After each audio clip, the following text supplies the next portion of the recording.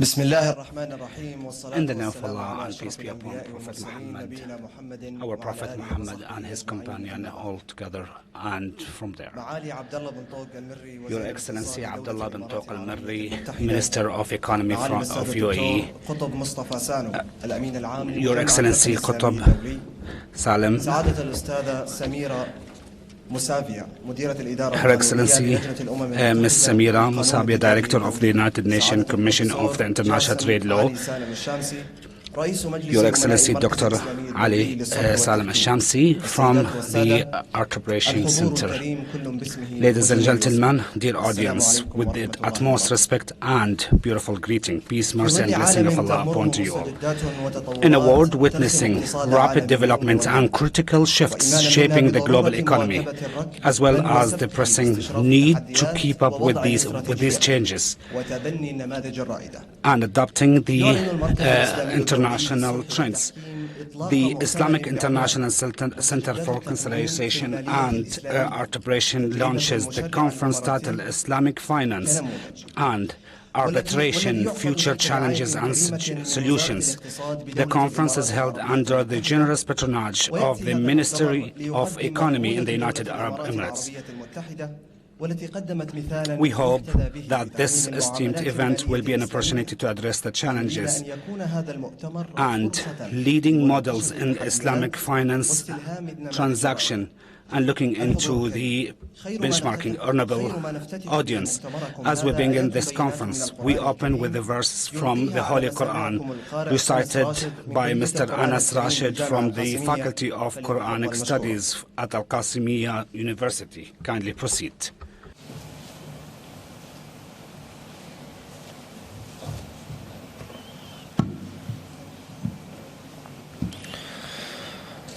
أعوذ بالله من الشيطان الرجيم.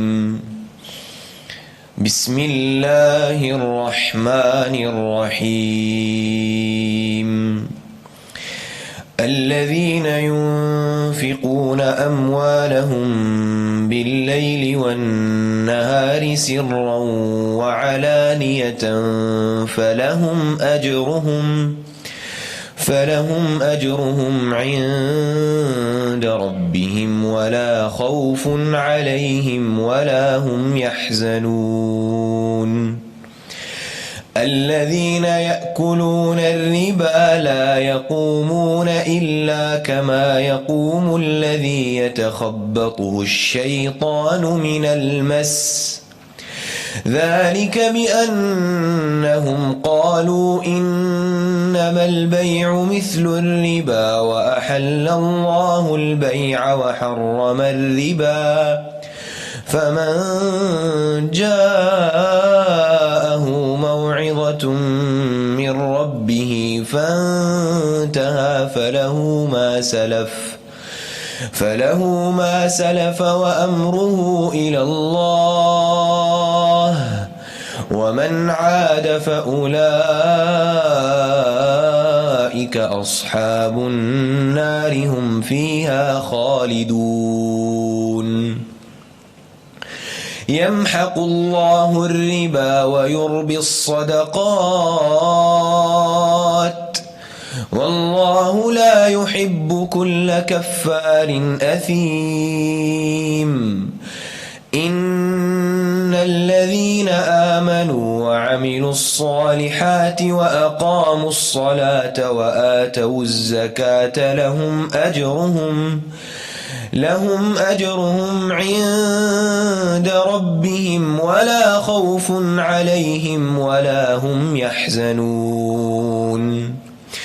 يا أيها الذين آمنوا اتقوا الله وذروا ما بقي من الربا إن كنتم مؤمنين. فإن لم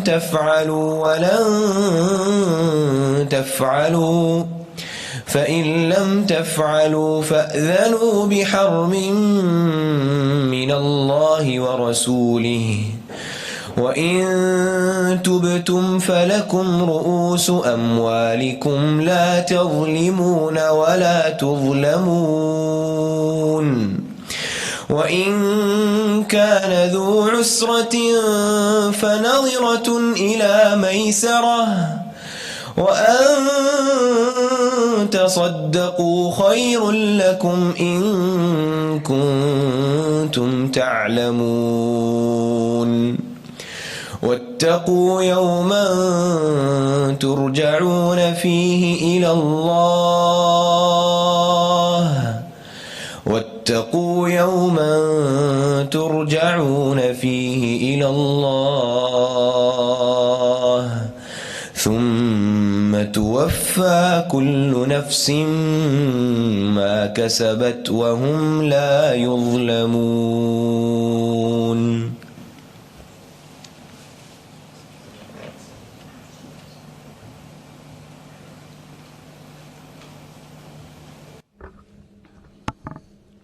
صدق الله العظيم. The great Allah has spoken the الحضور truth. الكريم. Ladies and gentlemen, we now invite the Secretary General of the Islamic International Center for Conciliation and Arbitration, Dr. Rami Suleiman, to deliver a welcoming speech to the distinguished guests. Please proceed. In the name of Allah, and peace be upon Prophet Muhammad, our Prophet Muhammad and his companions all together. And at the beginning, I am glad to welcome you all as the Secretary General of the International Center to provide you with the UAE legislative experience as a model, and allow me to start my welcoming and opening words with the most valuables to our hearts, the words of His Highness Sheikh Zayed bin Sultan Al Nahyan, the founder of UAE. All what I want from this people is to praise and thank Allah and to increase the love of the country and to increase the work and efforts till they reach to the goodness for themselves and the country and to their people. This is what I expect from my people. May Allah bless us all to the best. May Allah bless us all as it's been directed to us by our father, the founder of the country, is to do the work and starting from the work to the work. And this is the main pillar from the Islamic culture, where that's the essential with the Islamic investment. Distinguished guests, we start our conference by welcoming His Excellency Abdullah bin Tawq Al-Marri, Minister of Economy, who will provide his keynote speech. Welcome to the speech. Welcome to the stage.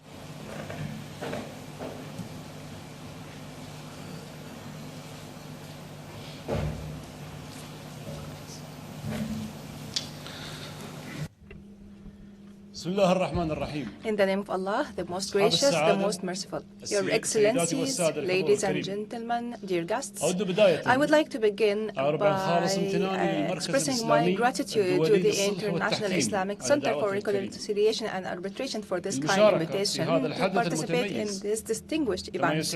I would also like to welcome you all in Dubai, in the United Arab Emirates. This conference is an important platform to highlight the legislative updates and technical developments related to the Islamic finance ecosystem, while reiterating the effective role in improving economic competitiveness and its important contribution to the growth of the regional and international economies. We are confident that the sessions and seminars of this conference will largely contribute to improve awareness of the regulatory and political frameworks that govern the Islamic financial and banking transactions, with Islamic financing continuing its growth thanks to the increasing global awareness. The United Arab Emirates was ranked among the best 3 Islamic economies according to the International Islamic Financing Index for the 3rd consecutive year, and it also ranked 4th among the largest international Islamic markets in terms of assets according to the 2023 index. The UAE Central Bank data indicates that the Islamic finance sector grew by 11% in 2023 with the volume of assets reaching 16.5 billion dirhams. This is a 69% growth over the past 5 years. As for creating a flexible and competitive legislative environment in the UAE, the Ministry of Economy, in cooperation with its partners, has prepared and developed the Federal Law 50 for the year 2022 for transactions, for commercial transactions, which improved the framework for financial and banking transactions, Islamic transactions in the UAE economy by considering this law as the legal pillar for banking institutions and supporting Islamic banking institutions and entities, and emphasizing and incentivizing the flow of Islamic investments. The law imposes that banks provide sufficient guarantees against loans, which is a pioneering step to enhance financial stability. It also regulates contractual transactions and protects customers and provides legislative control instead of just relying on fatwas and regulations by the Sharia boards. It also supports commercial transactions such as deposits and takaful insurance and other transactions that are being done through Islamic financial institutions in accordance with the rules of Islamic Sharia. Finally, the law provides special regulations for specific types of contracts with Islamic financial institutions, including promise of contracting, murabaha, and ijara, and other transactions. And this law is a key transformation as it provides a great and advanced framework for Islamic economy in the UAE and increases the competitiveness of Islamic financing services provided by Islamic institutions.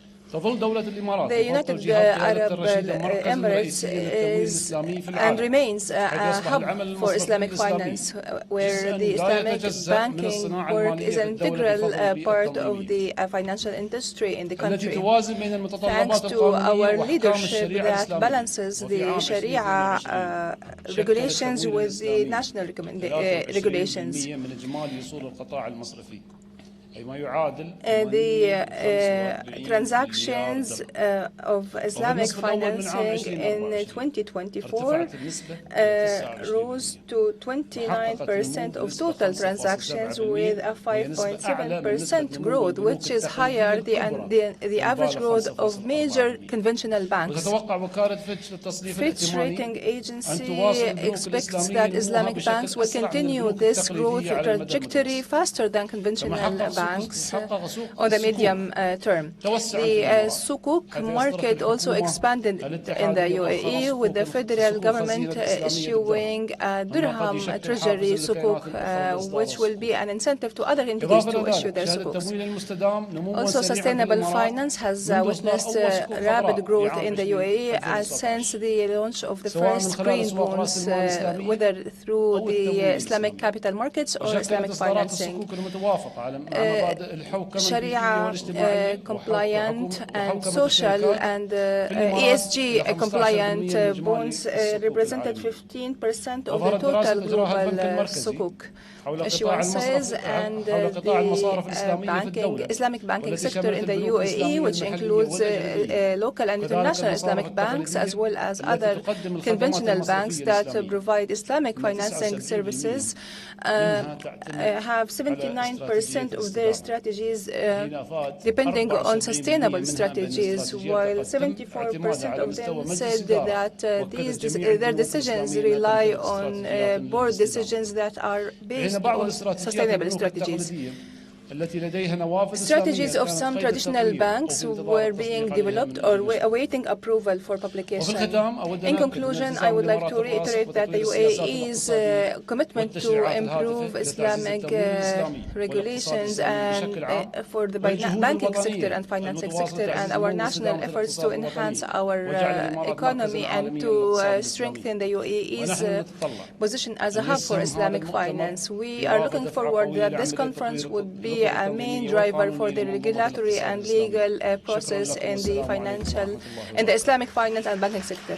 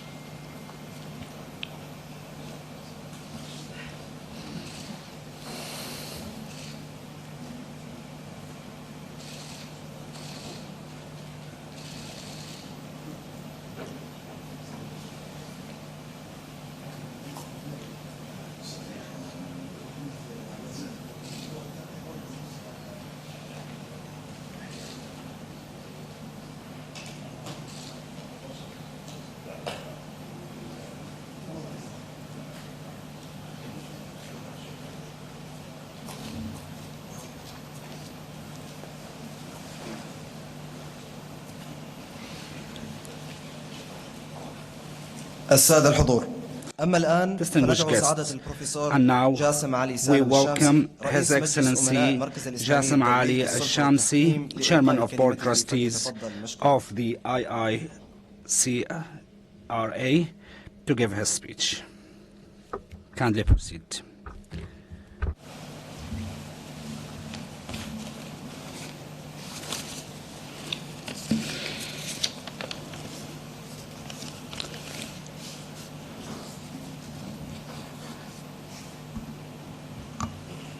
Assalamu alaikum wa rahmatullahi wa barakatuh. Peace be upon to you all.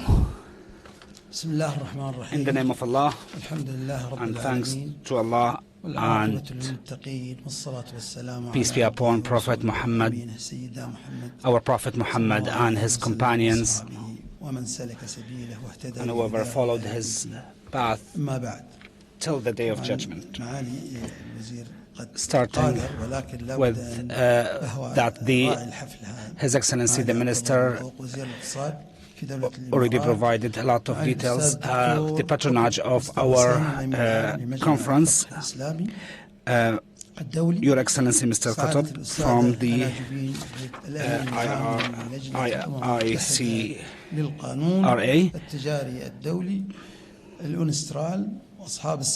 Your Excellencies, Board of Trustees and Senior Management and Board of Directors from the financial institutes, Your Excellency, the representatives from all of the partners and sponsors from the center.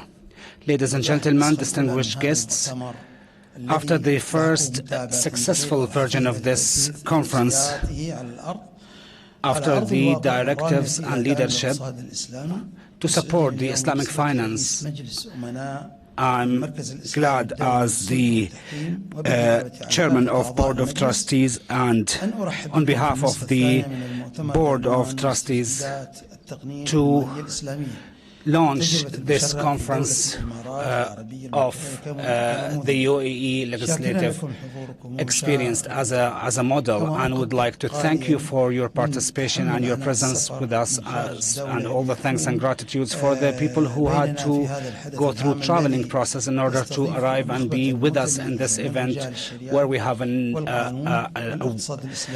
expertise from the law and Islamic financing.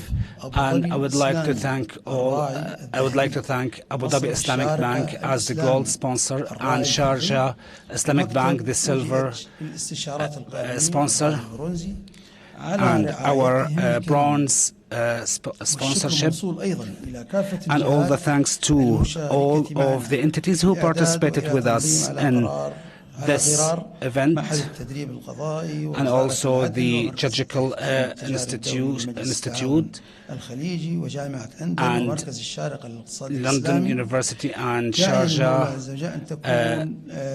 Islamic Center, hoping all the success to all of us, Your Excellencies, ladies and gentlemen, distinguished guests. Our conference here is aligned with the 20th anniversary of founding the center. 20 years already passed, with lots of challenges which been transformed into successes and opportunities, and that with blessing of Allah, then the support from the members of the center and the generous hosting from the United Arab Emirates for the main hub of the center in UAE, and the center succeed to achieve its mission in resolving conflicts with the Islamic Sharia law, as many conflicts was resolved in all types and values, and also the services being expanded as considering as the arm for the Islamic financing in order to support the Islamic economy and its Sharia aspects and legal aspects in all of the projects that we launched today. In this aspect, the launching of this conference will highlight many of the ways to proceed with the legalization locally, regionally, and globally, to fill the gaps in the legislative aspect which the Islamic financing suffered from earlier. And we will also welcome specialized speakers who are witnessed to be with experience and competency in all of the technical, financial, and Sharia and Islamic industries, and we are very confident that the discussions will have a very great, valuable output. And in conclusion, we hope to achieve the aims of this conference, where the benefits will come to the Islamic financial industries. And also I would like to thank and express my gratitude to all of the entities participated in this conference, and we are always continuing to aim for the fulfillment of the missions of the center to increase and enhance the infrastructure for the Islamic financial industries. And peace, mercy, and blessing to all of you.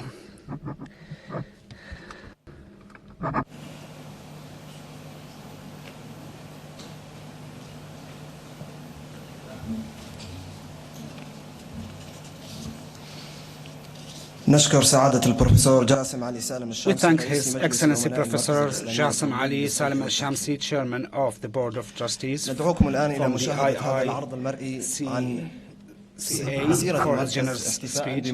We invite you to watch this featured presentation about the Center's journey in celebration of its 20 years anniversary since its establishment. المركز الإسلامي الدولي للصلح والتحكيم المركز ذلك الصرح المؤسسي الدولي المختص في تسوية نزاعات الصناعة المالية الإسلامية والذراع القانوني لها، الذي أسس على هامش اجتماعات منظمة التعاون الإسلامي في سنة 2004 لتلبية حاجة الاقتصاد الإسلامي للدعم الحقوقي والقانوني. فبمرور 20 عاما على تأسيس المركز، نستذكر بهذه المناسبة سنوات التأسيس الأولى التي كون فيها المركز هيئاته ولجانه الإدارية المشكلة أساسا من الجمعية العمومية ومجلس الأمناء واللجنة التنفيذية شأنه شأن المنظمات الدولية المرموقة. كما أعد المركز قواعد التحكيم والصلح المؤسسي واستمر في تطويرها وفق أحدث الممارسات المتبعة دوليا ليطلق النسخة المحدثة لتلك القواعد في سنة 2025. بالتوازي مع ذلك أقرت الهيئات الإدارية للمركز نظم الحوكمة الداخلية بما يضمن استقلالية ونزاهة ومهنية الخدمات التي يقدمها المركز لخدمة الصناعة المالية الإسلامية، وعلى رأسها الصلح والتحكيم المؤسسي. 20 عاما مضت تخللها الكثير من الصعوبات والتحديات التي تحولت إلى نجاحات وإنجازات بفضل الله عز وجل، ثم بدعم ومساندة المؤسسين والداعمين من أعضاء المركز ومؤسسيه وداعميه. فعلى قصر هذه المدة مقارنة بسنوات تأسيس مراكز التحكيم العالمية، فقد باشر المركز تحقيق رسالته وأهدافه من خلال خدماته في تسوية النزاعات بما لا يخالف أحكام الشريعة الإسلامية الغراء، حيث عمل المركز على فض العديد من المنازعات بمختلف أنواعها وقيمها، ونفذت الأحكام الصادرة لدى المركز في العديد من دول العالم.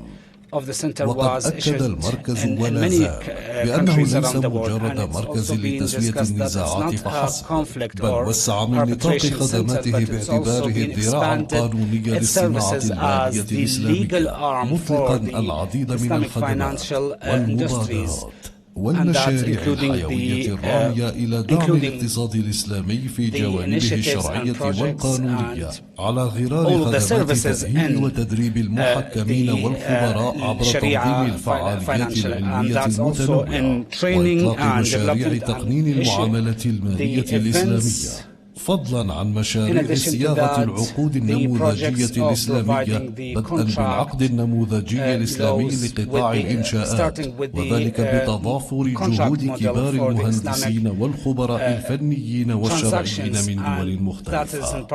كافة تلك المبادرات والمشاريع وغيرها الكثير الذي من شأنها أن تحقق رسالة وأهداف المركز باعتباره أحد أهم مؤسسات البنية التحتية للصناعة المالية الإسلامية، ما كانت لتتم دون دعم جميع المؤسسات المالية الإسلامية الأعضاء في المركز التي نوجه لها خالص الشكر وعظيم الامتنان.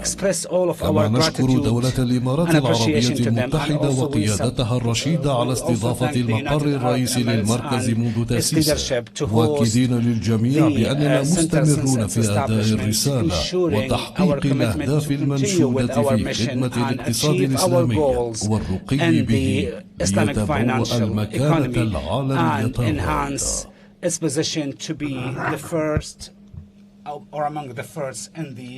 الحضور الكريم، نرحب الآن بسعادة الأستاذة سميرة مسايبة، مديرة الإدارة القانونية بلجنة الأمم المتحدة للقانون التجاري الدولي، نيابة عن الأمين العام Nations Commission on the International Trade Law, representing the Secretary General to deliver her speech.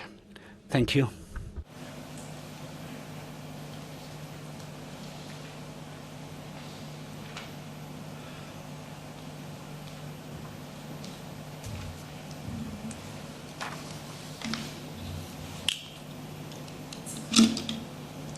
Excellencies, distinguished delegates, good morning. On behalf of the Secretariat of the United Nations Commission on International Trade Law, known by its acronym UNCITRAL, and its head, the Secretary of UNCITRAL, Madame Anna Joubin-Brett, I would like to welcome you to this important conference and express gratitude to the organizers for the invitation and hospitality. The conference is relevant to UNCITRAL in several respects. UNCITRAL was established in 1966 as a United Nations General Assembly subsidiary body under Article 13(1)(a) of the United Nations Charter. That provisions of the United Nations Charter mandates the General Assembly to initiate studies and make recommendations inter alia for the purpose of encouraging the progressive development of international law and its codification. A specific object of UNCITRAL is the promotion of the progressive harmonization and unification, where possible, of the law of international trade, which includes modernization aspects. During almost 60 years of its work, UNCITRAL have touched upon issues of cross-border finance, one way or the other. For example, in the areas of secure transactions, insolvency law, privately financed infrastructure projects, public-private partnerships or PPPs, access by micro, small and medium enterprises to credit, and most recently, calculation of damages in the context of investor-state dispute settlement. Islamic finance aspects have arisen in all those contexts. Nevertheless, with the mandate to prepare internationally accepted texts, UNCITRAL rises above differences among legal regimes and traditions. Operating on the basis of broad consensus, UNCITRAL removes barriers to cross-border business, trade and investment by offering pragmatic and proven solutions that can be accepted and implemented by all states, regardless of their legal or economic system and level of development. UNCITRAL texts that were successful in that respect have been used across the world by states, multilateral and bilateral donors, and other relevant institutions, as it has witnessed a wave of enactments of UNCITRAL texts, for example, in the areas of alternative dispute resolution, contracts for international sale of goods, electronic commerce, and cross-border insolvency. A more active engagement of the Gulf states in the legislative work of UNCITRAL in recent years is also notable, both in the plenary sessions and across working groups of UNCITRAL. Some Gulf states initiated legislative actions in UNCITRAL. For example, the host of this conference, the United Arab Emirates, most recently in UNCITRAL Working Group 4 on electronic commerce, about which you will hear from Councillor Hassan Al-Kilani in the first panel. I should stress that UNCITRAL's work doesn't stop with rulemaking activities. It extends to technical assistance, judicial and other capacity building, promotion of uniform interpretation and application of UNCITRAL texts, and various other dissemination and outreach activities, including by modern means, such as online courses and social media. Those activities also target specifically academia and youth. For example, UNCITRAL days in various regions, including Arab states, and I'm happy to announce that soon there will be such UNCITRAL date also in Abu Dhabi University. Being multilingual, UNCITRAL makes products of its work freely and easily available to all in the 6 languages of the United Nations, that includes Arabic. An increased active engagement by Arab states, as well as international organizations from the region, in the legislative and non-legislative work by UNCITRAL is very much welcome, because this will be mutually beneficial. It will help UNCITRAL to expand, enrich, and diversify its deliberations and outreach, and prepare texts that are truly global and internationally accepted. At the same time, it will allow participating states and institutions to build expertise and capacities in commercial law reform on the basis of internationally accepted best practices. Will also allow them to acquire experience and knowledge about United Nations legislative processes, which is very relevant to the topic of this conference. It will also allow them to benefit from strong networks and partnerships with stakeholders engaged in UNCITRAL and other institutions active in international commercial law. This all improves chances of support and success of international commercial law reforms at national, regional, and international levels. The next opportunity for engagement with UNCITRAL will come in December this year in Vienna, Austria, in Working Group 6, that's preparing now a convention on negotiable cargo document, and in Working Group 5, that I'm secretary of, that tackles issues of asset tracing and recovery in insolvency proceedings and applicable law in insolvency proceedings. In January and February, there will be sessions of Working Groups 2 and 3 in Vienna and also in New York that deal with legal issues arising from dispute resolution in digital economy, in particular recognition and enforcement of electronic arbitral awards. And there is, of course, ongoing investor-state dispute settlement reform. As relevant to the topic of this conference, a UNCITRAL colloquium, Navigating the New Era of Digital Finance, the UNCITRAL model on secured transactions on the use of new types of assets for secured financing, will take place in person on 20th and 21st February 2025 at the United Nations headquarters in New York. Islamic finance perspective could and should be featured in that colloquium. And I use this opportunity to extend an invitation to all interested persons to join that colloquium. Unlike UNCITRAL sessions that are open only to states and invited organizations, UNCITRAL colloquiums, including the one in February that I mentioned, are open to all interested experts. Those who wish to present Islamic finance perspectives as a speaker are welcome to approach me or send an email to the UNCITRAL Secretariat and ucitral@un.org. And further information about that colloquium is found on the UNCITRAL website. Thank you for your attention. I look forward to panel discussions and learning from you. Thank you.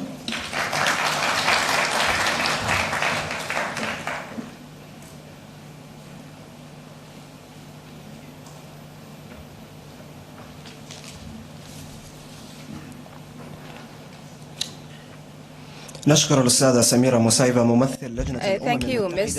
Samira Musaiba, a representative of UNCITRAL, for her speech. وختام كلمات الافتتاح In conclusion of our opening, we present His Excellency Professor Qutb Mustafa Sano, Secretary General of the International Islamic Fiqh Academy.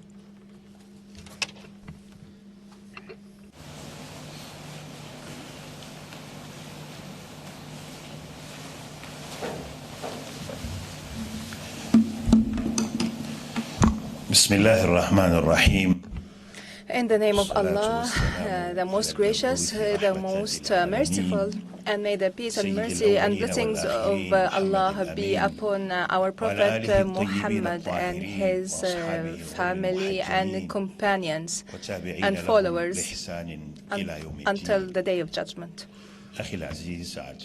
My brother Jassim Ali Al-Shamsi, your Dr. Ziad Abu Daqa,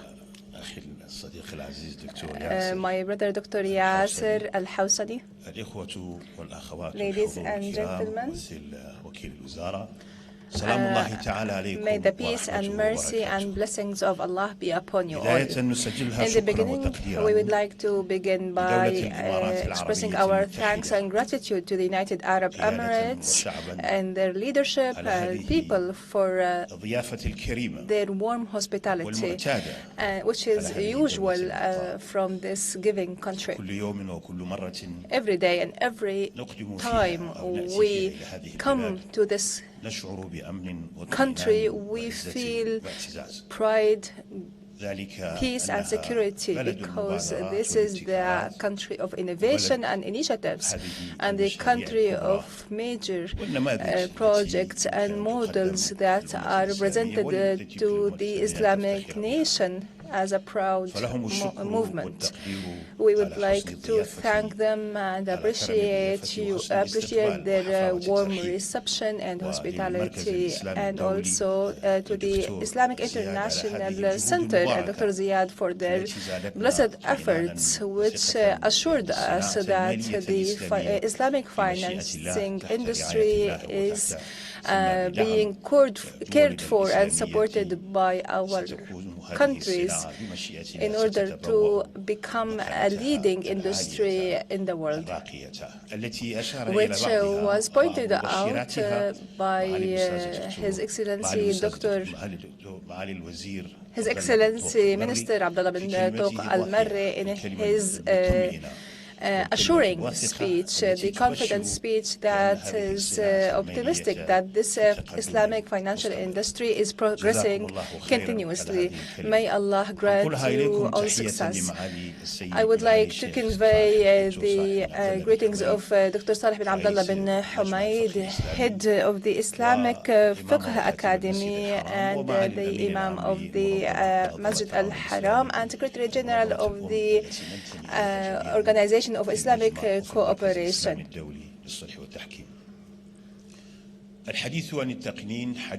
Talking about codification takes us to go back along with my friend Dr. Jassim when he was the Dean of the Sharia and Law faculty at that time, 30 years ago. Of course, we are still young people. But at that time, and in Dubai, this faculty used to hold an annual conference where people are invited, and at that time I was in the International Islamic University in Malaysia. We came to this conference, and I was glad that it was talking about the codification of Islamic jurisprudence and Islamic finance, and it's not surprising to see him today talking about the updates of this codifications, almost 25 years on after this seminar and this conference. However, the change is in the quality shift, because the Emirati legislation is not only theoretically or not only theorizing about codification, because it was moved to a tangible reality that we can see in the laws and regulations described by His Excellency the Minister. Since the legislator is adopting the codification, we are optimistic in the Islamic Fiqh Academy. We are pleased to see this happening. The Academy has major scientists and experts and fiqh experts, including Dr. Jassim and a large number of UAE scholars. All these scholars work collaboratively in order to study issues and aspects that are specifically related to Islamic finance. We have more than 260 resolutions half of those are Islamic finance. These resolutions are raw materials, and they will be the basis and foundation for formulating law articles or to be converted into law and legal texts that makes it easier for muftis and judges and anyone in the Islamic finance industry to refer to, because it's not easy for everyone to go back and refer to jurisprudence references and read about these scattered cases and issues explained in the books. However, the brief and precise legal texts are easy to refer to by judges and lawyers and muftis, as well as scholars and students. This is exactly like the science of hadith. People who know the sequence of narrators and companions would identify the correctness of the hadith. However, we don't need to discuss all these aspects when we want to check a certain hadith. The same applies to legal texts when they convert this rich and heavy material to legal texts and articles that enable us to find the ruling. Therefore, this codification, which is being adopted by the UAE legislators and we hope will be adopted by other Islamic countries, mainly the Kingdom of Saudi Arabia and other countries working in this sector and defending the Islamic finance, it will make Islamic finance a successful and easy sector, because we don't expect everyone to do this kind of research. So codification in its reality is a process to reformulate all these jurisprudence materials in the shape and the form of legal texts that are indexed and precise and easy to refer. Or it is also a process of balancing and weighing opinions on several aspects, where the legislator selects one of the opinion that would be adopted as the opinion and the decision to be applied. We have an Islamic jurisprudence rule. The ruler will have the final word when there is a disagreement, and the legislator has the right to select a certain opinion in case of disagreement and to make it a binding selection. So if it was binding through making this opinion binding opinion, everyone will have to comply with that opinion as a ruling, and otherwise they cannot take another opinion as a ruling. This doesn't mean that we are preventing any individual thinking, because sometimes individual, but it is not secure to discuss and study a public issue by an individual. This is an issue for scholars to work with under the supervision of the rulers, who would advise on the best solutions and decisions. Therefore, we welcome this initiative by the International Islamic Center for Reconciliation and Arbitration, and we will be helping this center and the Sharjah Center for Islamic Economies and support them.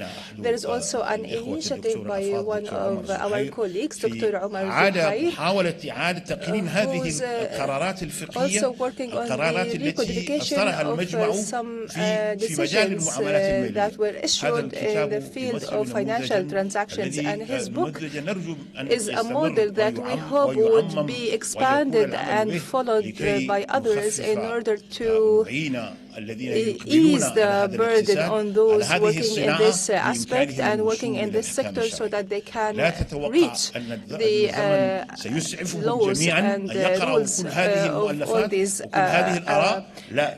procedures. We don't want them to read all the books. We don't want them to read all research. You don't have to go back to the sequence of narrators in order to identify how correct is a certain hadith by the Prophet. However, this simple result you find when you Google the issue is the result of long process and exhaustive research by people who are experts in this field. We welcome this idea and these updates, and again we'd like to thank the center and invite them to ensure that the example of the UAE legislators becomes a model to be replicated in Islamic countries, because we believe believers have always to follow wisdom and search for wisdom, and as Muslims we have to be united in our rituals and in our emotions and in all our procedures. Our unity is a duty by our Islam, because we are one nation, we have to be one united nation, and this unity is exemplified in our rituals and procedures and our emotions. And this industry, the Islamic industry, is one of our practices that distinguishes us from other people, that provides a model that's not known by others. We want others to get to know this model because it's for the benefit of the whole world. Thank you all again for this invitation, and we wish that Allah leads you to success and grants you all support. And we hope these recommendations and results of this meeting will be taken to implementation and to be adopted in the next session in our academy. Thank you, and may the peace of Allah be upon you.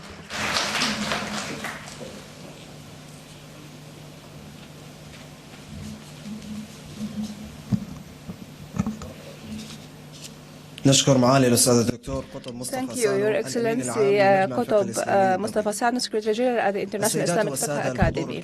Ladies and gentlemen, we will now begin the launch ceremony of initiatives supporting the Islamic finance industry, beginning with the launch of the JAIZ service for Sharia and legal review of financing documents, which will be presented by the Secretary General of the Center, Dr. Rami Sulaiman.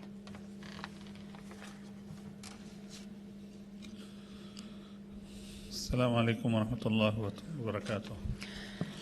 May the peace and mercy of Allah be upon you.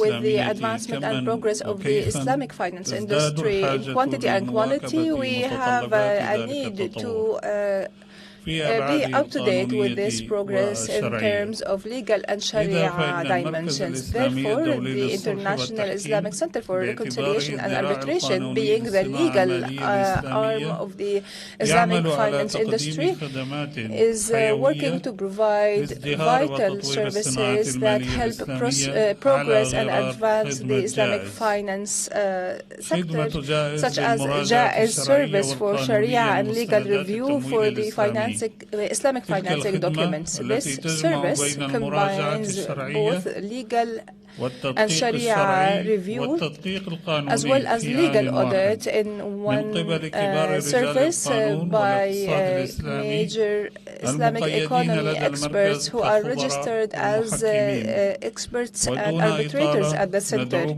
Without further ado, we would like to invite you to see this video on the service. As part of its commitment to supporting the legal and Sharia aspects of the Islamic economy, the International Islamic Center for Reconciliation and Arbitration, IICRA, proudly introduces the JAIZ service. This groundbreaking service focuses on auditing and reviewing Islamic finance documents from Sharia, legal and technical perspectives.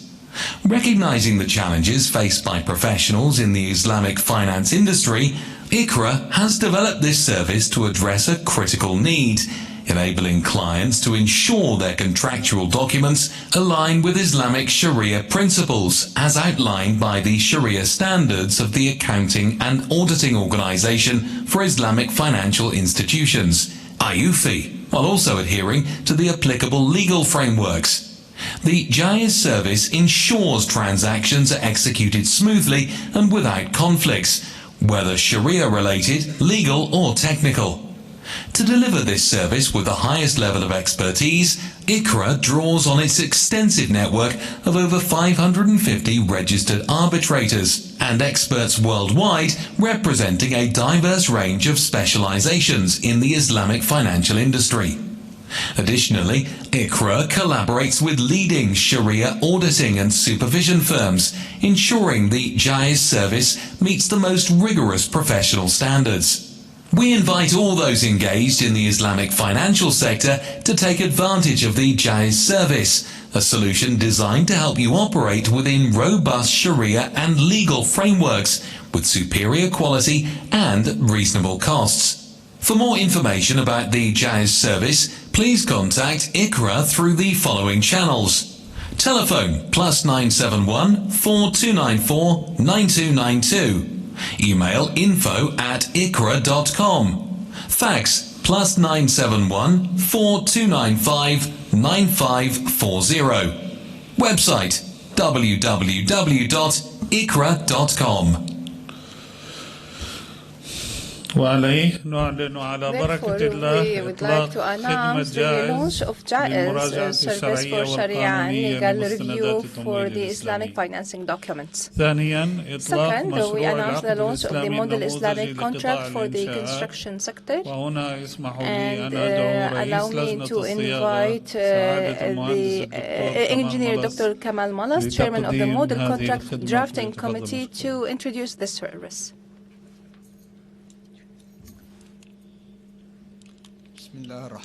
In the name of Allah, the most gracious, the most merciful, and may the peace and mercy and blessings of Allah be upon our Prophet Muhammad. Dear guests, I would like to thank you all for your attendance, and also I would like to thank IICRA for honoring me with this invitation by being a member of this committee. As for this committee, it comprises 20 members who have various disciplines and international expertise from various countries, and the committee was carefully formed according to an initiative by IICRA. The construction sector, with a massive volume and over $3 trillion of spending annually, requires model contracts. There are model contracts around the world. However, the need we are discussing now is the Islamic sector's need for a model contract. Would these contracts be identical with or compliant with the Sharia rulings and also compliant with international standards and applicable in several countries around the world? It should be issued in both Arabic and English languages, and this is also a key challenge to standardize the engineering terminology in contracts. There are several terms used for a certain meaning in a different country. Sometimes they are contradicting or unfamiliar terminologies for other countries. I would like to invite you to watch this explanatory video about the project.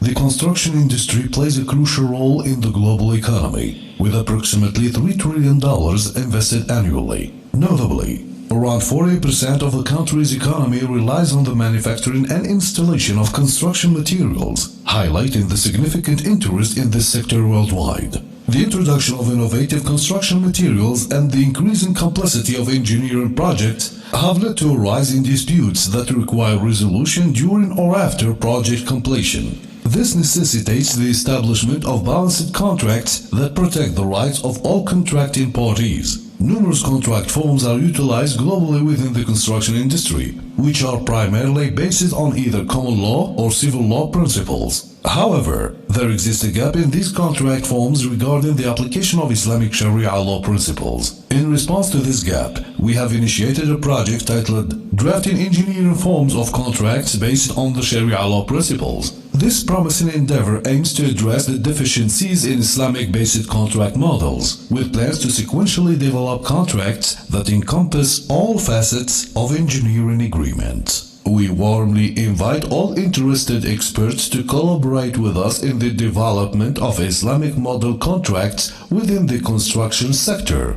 Those wishing to contribute can reach out to us through the following contract details. Thank you.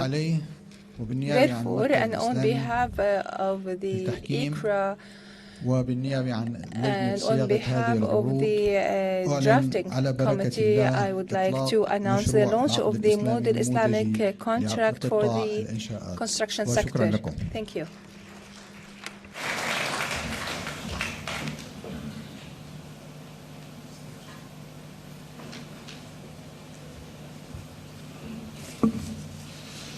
الحضور الكريم والآن مع حفل Dear توقيع attendees, اتفاقيات now التعاون. we begin the ceremony of signing of cooperation agreements.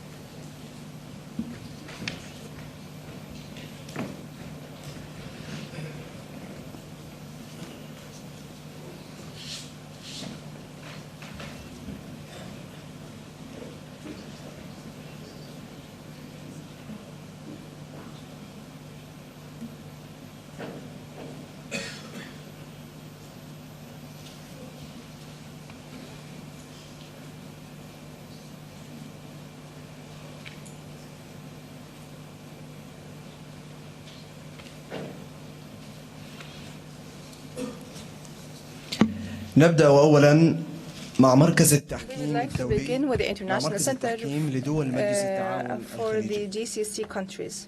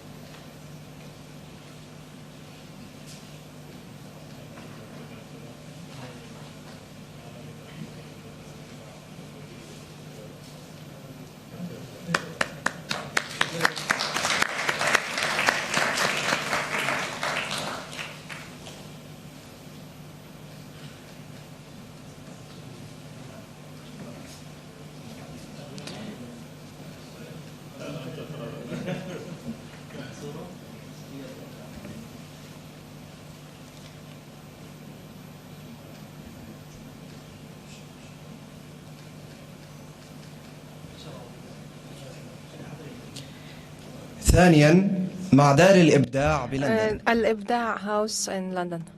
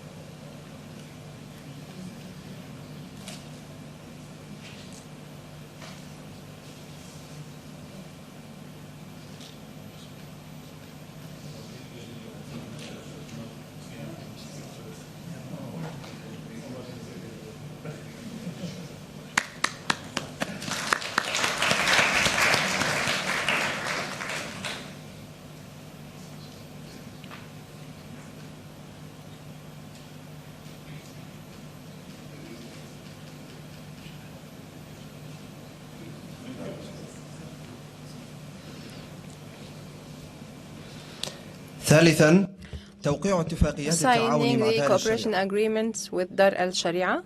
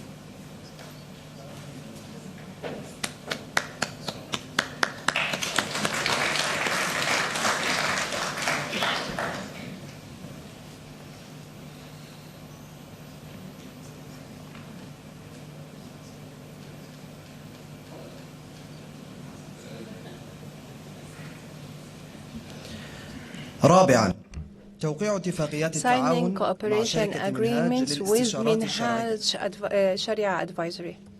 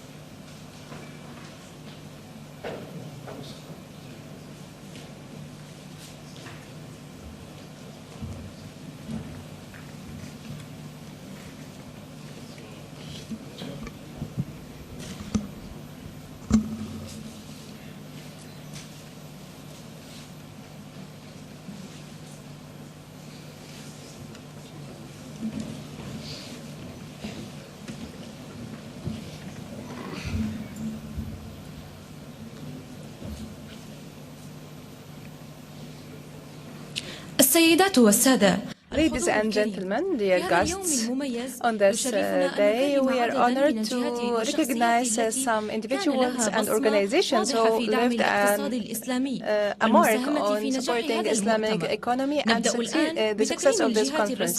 We will begin by recognizing the Ministry of Economy, Your Excellency Abdurrahman Al-Maini, Under Secretary of the Finance Ministry.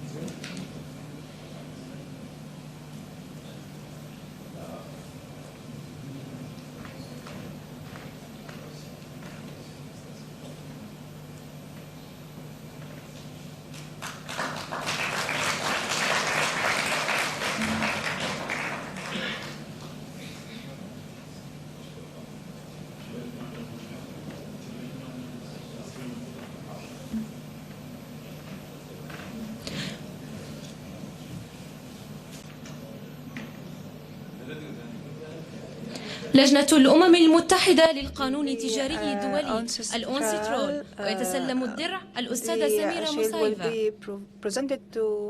سميرة مزيفة.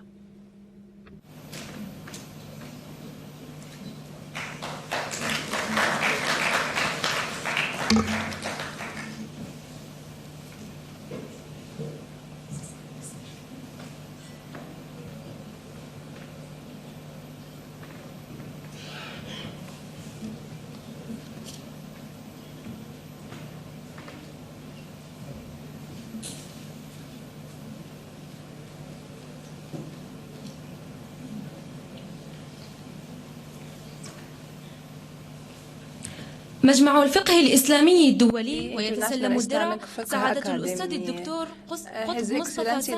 قطب مصطفى سانو.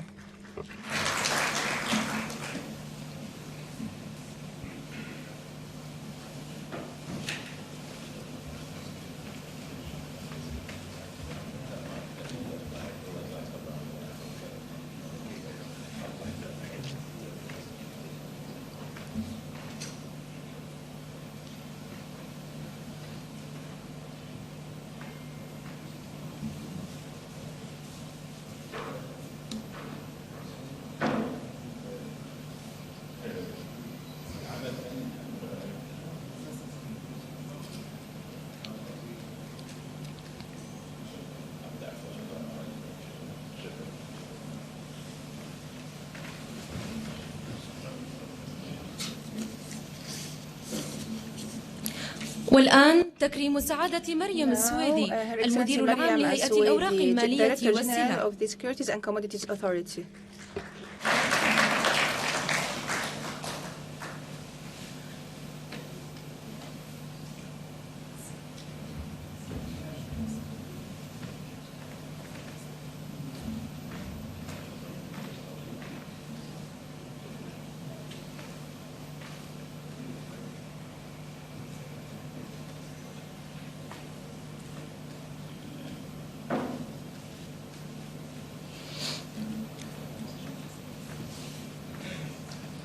تاليا تكريم الجهات الراعية للمؤتمر، ممثل مصر في أبو ظبي الإسلامي الراعي الذهبي، فليتفضل لاستلام الدرع التكريمي مشكورا.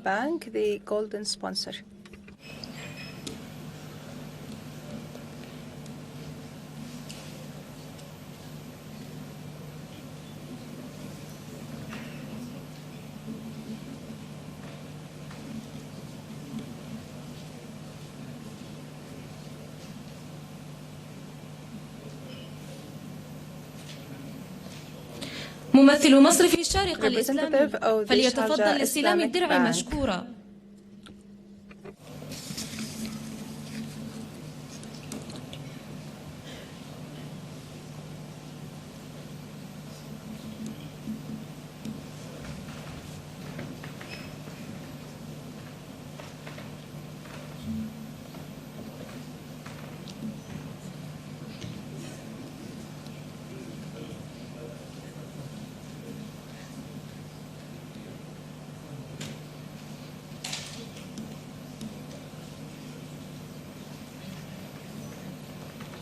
مكتب OGH للاستشارات القانونية، ويتسلم الدرع سعادة المحامي محمد الصباح. Represented to a lawyer محمد الصباح.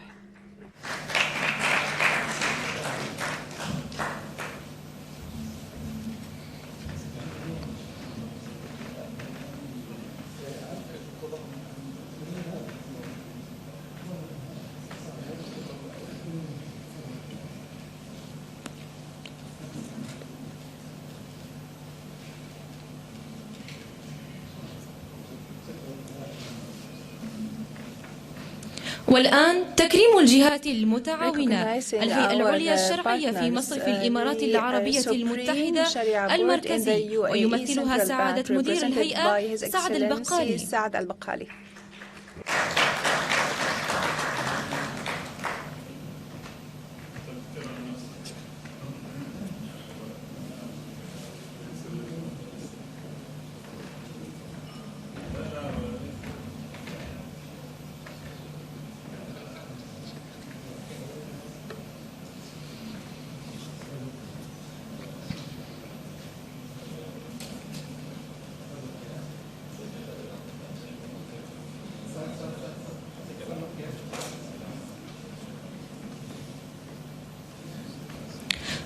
مركز التحكيم لدول مجلس التعاون الخليجي، ويمثله مديره العام سعادة الدكتور كمال عبد الله الحمد.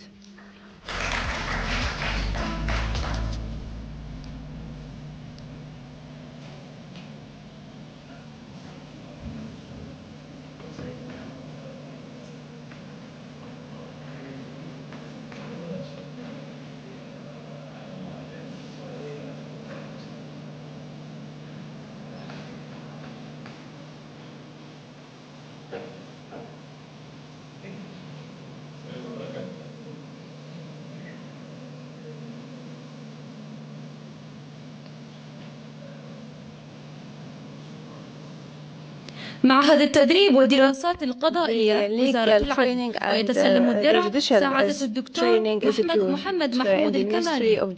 Represented to Dr. محمد محمود الكمالي.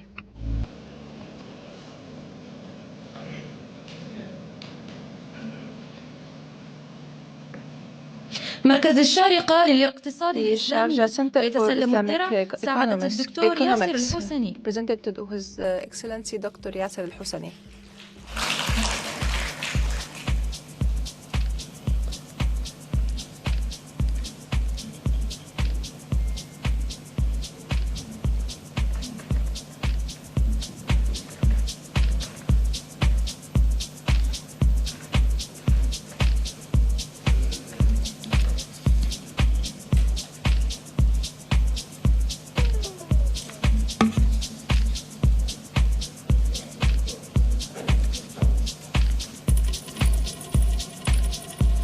جامعة لندن، ويتسلم الدرع سعادة الدكتور ممدوح شبيطة. دكتور ممدوح شبيطة.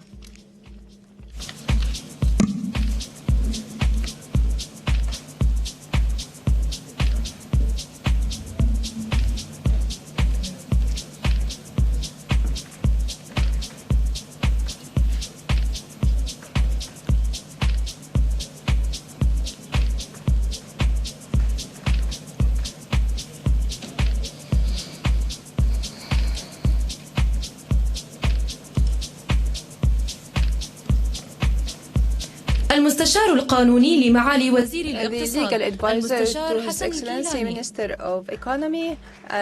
حسن الكيلاني.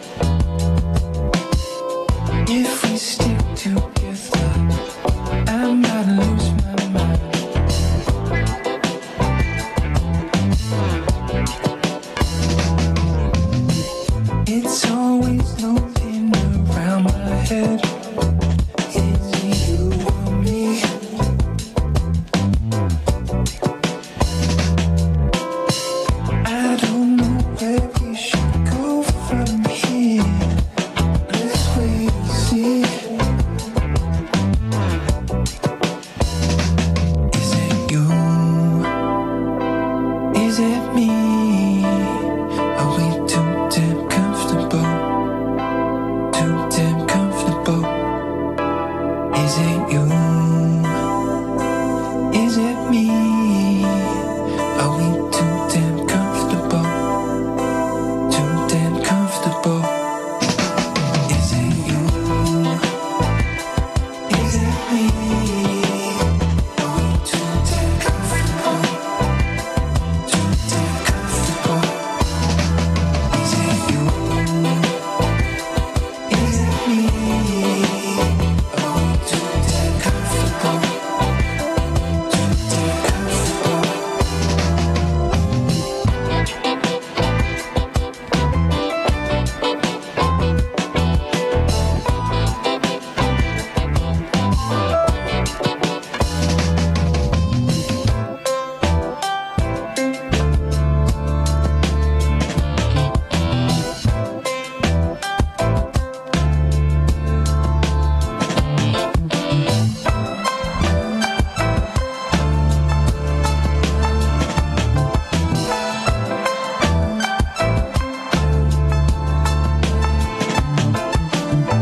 Did you ever think we'd last forever? Did you ever think I'd let you down? Down, down, down, down, down, down. Whatever it is, you know, we gotta fix it. Whatever it is, you know, I'm still here listening. Is it you? It's a mystery to me why we need to each other. It's a mystery to me why we do it. Why don't we do it? It's a mystery to me why we do it to each other. Too damn comfortable. Too damn comfortable. Is it you? Is it me? Are we too damn comfortable? Too damn comfortable. Is it you? Is it me? Are we too damn comfortable? Too damn comfortable.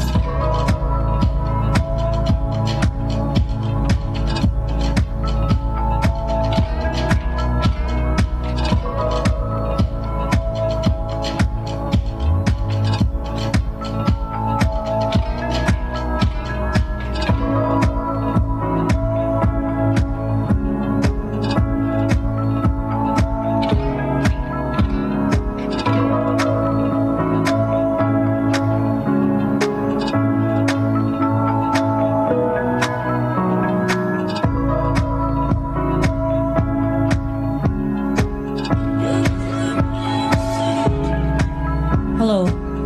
Test, mic 1, test, okay.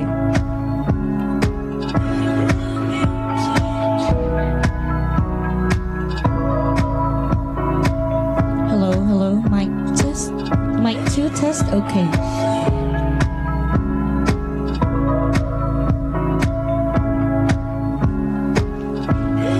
Hello, mic test, 3, okay, mic 3, okay.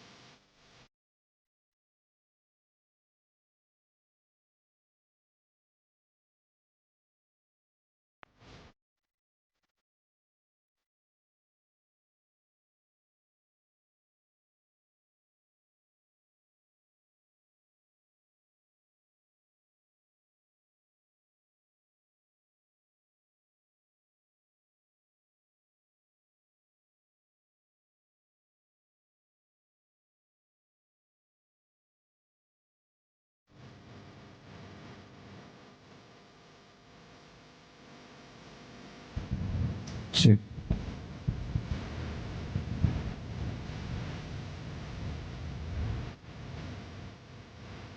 Hello, mic test, mic 4, test, okay, thank you.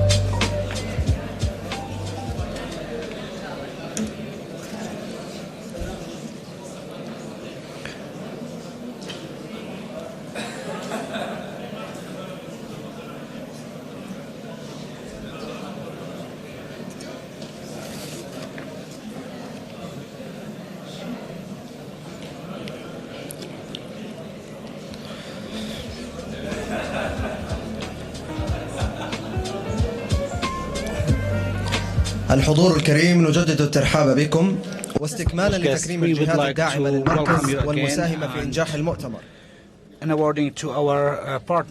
نبدأ بتكريم وزارة المالية بدولة الإمارات العربية المتحدة، ويتسلمها يمثلها سعادة الأستاذ يونس الخوري وكيل الوزارة، ويتسلم الدرع عنه بالنيابة الأستاذ يوسف بن حجر.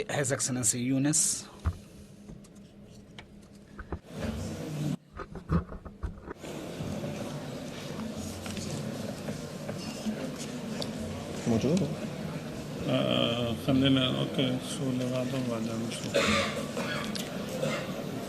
مصرف ابو ظبي الاسلامي، ويتسلم الدرع الاستاذ ابراهيم الشقفة. by Mr. Ibrahim Al-Shaqfa. يلا استاذ هحط معكم. خليك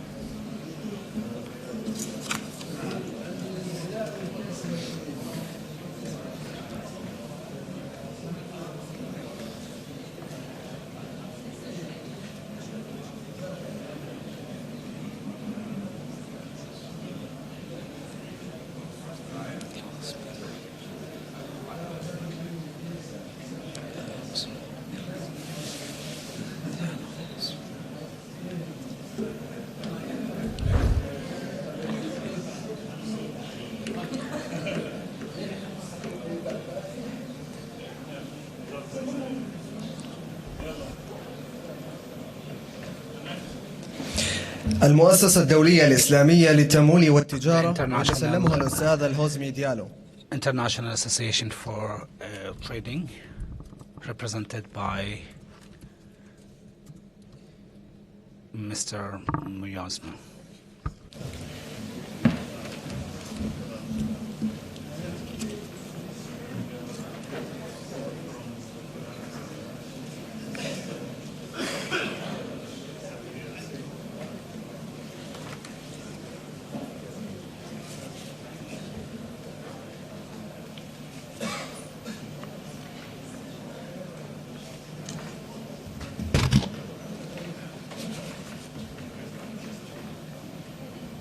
عيد وزارة المالية.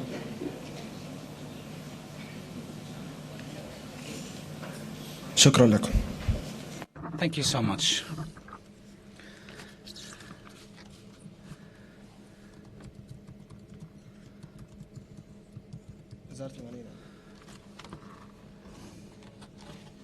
وزارة المالية بدولة الإمارات العربية المتحدة، يمثلها سعادة الأستاذ يونس خوري وكيل الوزارة، ويتسلم الدرع عنه بالنيابة الأستاذ يوسف بن حجر. will be received by Mr. Yusuf bin Hajar on his behalf.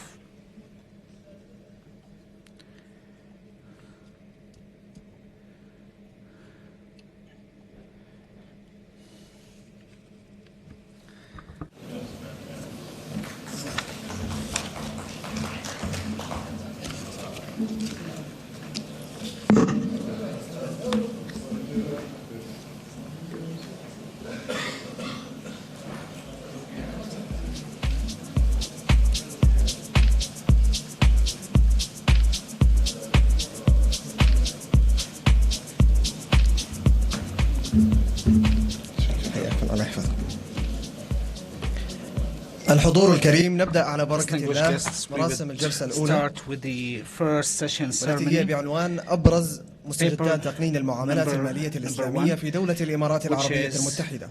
يرأسها الدكتور رامي سليمان أبو دقة، الأمين العام للمركز الإسلامي الدولي للصلح والتحكيم.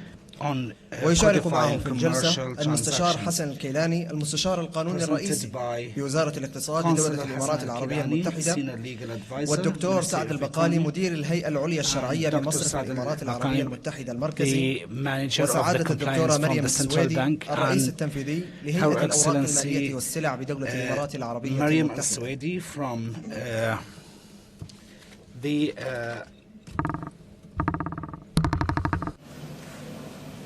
Securities and Commodities entity.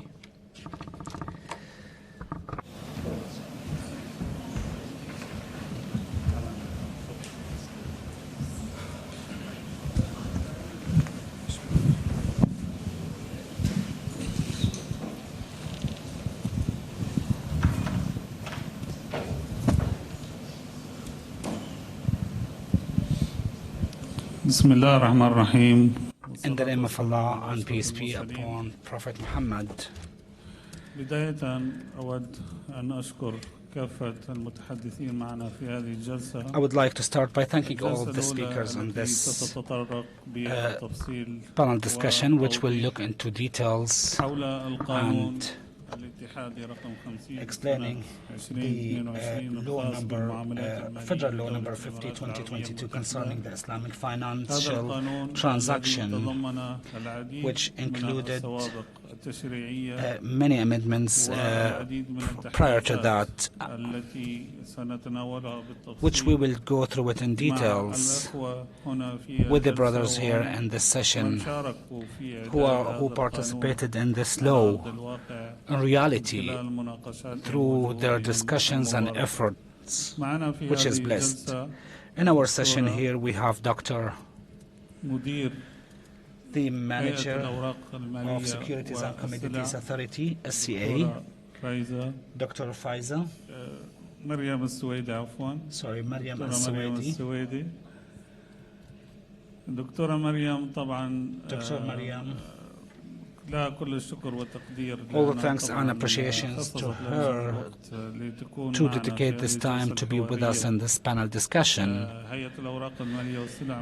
The Securities and Commodities Authority is one of the pioneering entities in the Islamic financial industry, especially with the securities and the bond sector. We have also Dr. Saad al-Baqqali, who is the who is the manager of the Compliance Department of Sharia and the Central Bank, who will discuss with us the initiatives and efforts of the UAE Central Bank in codifying the commercial Islamic transactions. And we know that the regulator in Law 50 for the year 2022 gave the supervision task to the Supreme Committee. Also, we have Dr. Hassan Al-Kilani, the Senior Legal Advisor, Ministry of Economy. I'm well aware and in connection with Mr. Hassan, His Excellency Mr. Hassan, for many years, and in the process of formatting the laws in order to enhance the regional economy. Welcome to this panel discussion. Maybe we start with the first question to Dr. Hassan Al-Kilani, Councillor Hassan Al-Kilani. We would like to initially to give us a brief general overview about Law number 50 for the year 2022 concerning Islamic financial transactions in the United Arab Emirates. And in your opinion, what are the impacts on the local and international level in terms of its being adopted by other regulators within the region or globally?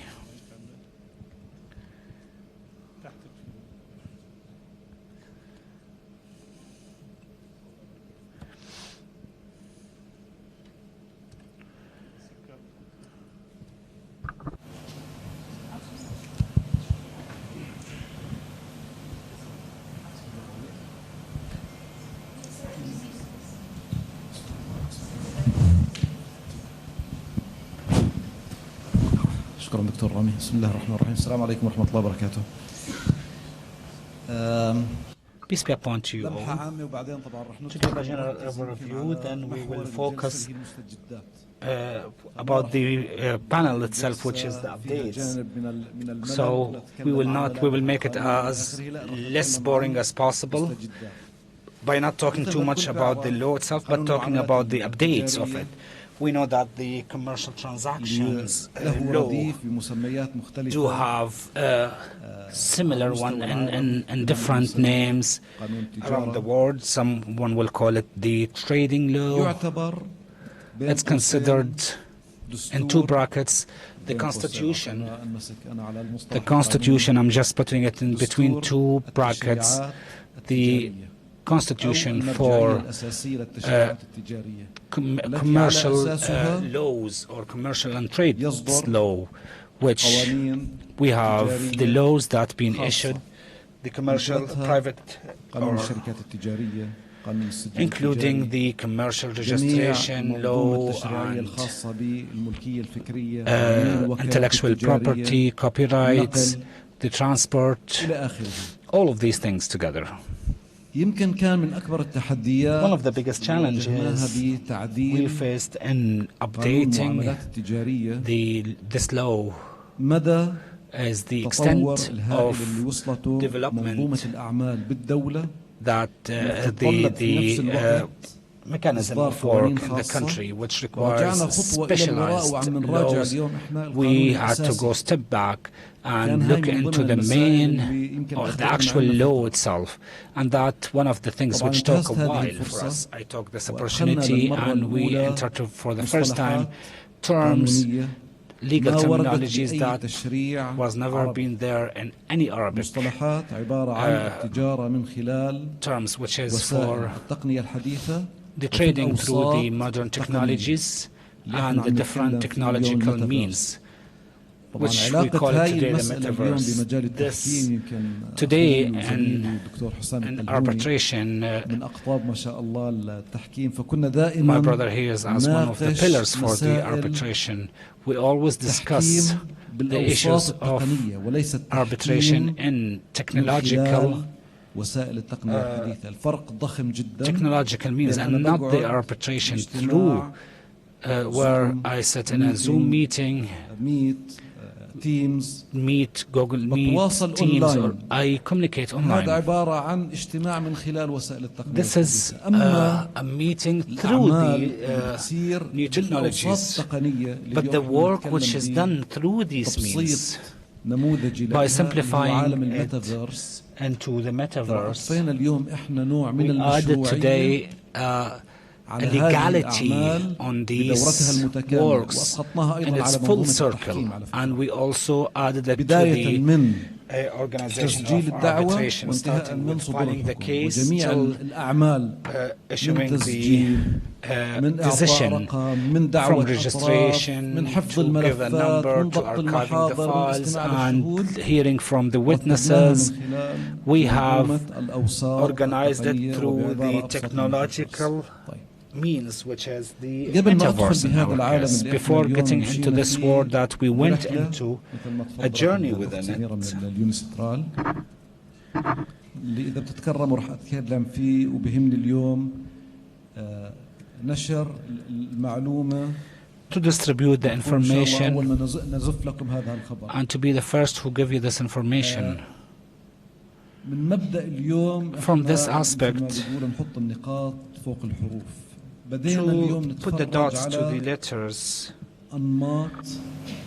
تجارية للمرة الأولى العالم عم بيشهدها بفئات عمرية بسيطة. in a very simple example, which considered as wealth. Previously, the commercial law would look into the legality for the age category above 21. Today we have younger ages who are not even 18 years old. We notice that today they are reaching into revolutions and making wealth which is tremendous. On this basis, we started look into reducing the qualification legality or the legal age from 21 to 18. And this is one of the things which was done in the transactions law, and that will be reflected in the practices when the economic departments authorities. We know that the UAE is following a federal law, and the constitution issued legalities and specified what are the laws that followed on the level of the federal entities and what is applied in the different emirates and departments. And from there, the regulator used from the constitution the mega regulations, which is including this law and financial transaction. Also in the law, we have updated, and this we will leave it to Dr. Saad, new principles in the transactions, banking and transactions. We looked into many reasons into introducing new principles to the law, and that's including confirming the identity of the private laws. Why do we focus on that? Because this today, as we said previously, and between brackets, it's the constitution for the commercial laws. It will be based on the laws of the companies and their laws. So any law can complete and supplement the other. So we look for the general principle which be the point of debate. So we always have to have the effort in the context and look into the legal reference for the private laws. And the announcement that I like to share with you, one of the last regulations I worked on is the new phase of the electronic transaction and trading. Starting with this law, the assignment was, Hassan, that we want to work on a new law for electronic trading. I said it's became an ancient history. Today we're talking about digital trading, and we gave the notions and the explanations. And once the project was completed and we submitted, I used the term trading through the new technological means. Trading is trading, whether we issue to it the trading and transaction law, if it's done traditionally or untraditionally through the new means. But the main reason that we have three pillars that have been confirmed by IICRA for this type of laws. Number one, which they always call for it, the technological non-bias, which is part of the name of the law, as we have two categories for the B2B or B2C, which is business to business or supplier to supplier, or business to customer, or business to or supplier to customer. So both of them are consumers, whether it's a business or a company or a consumer. So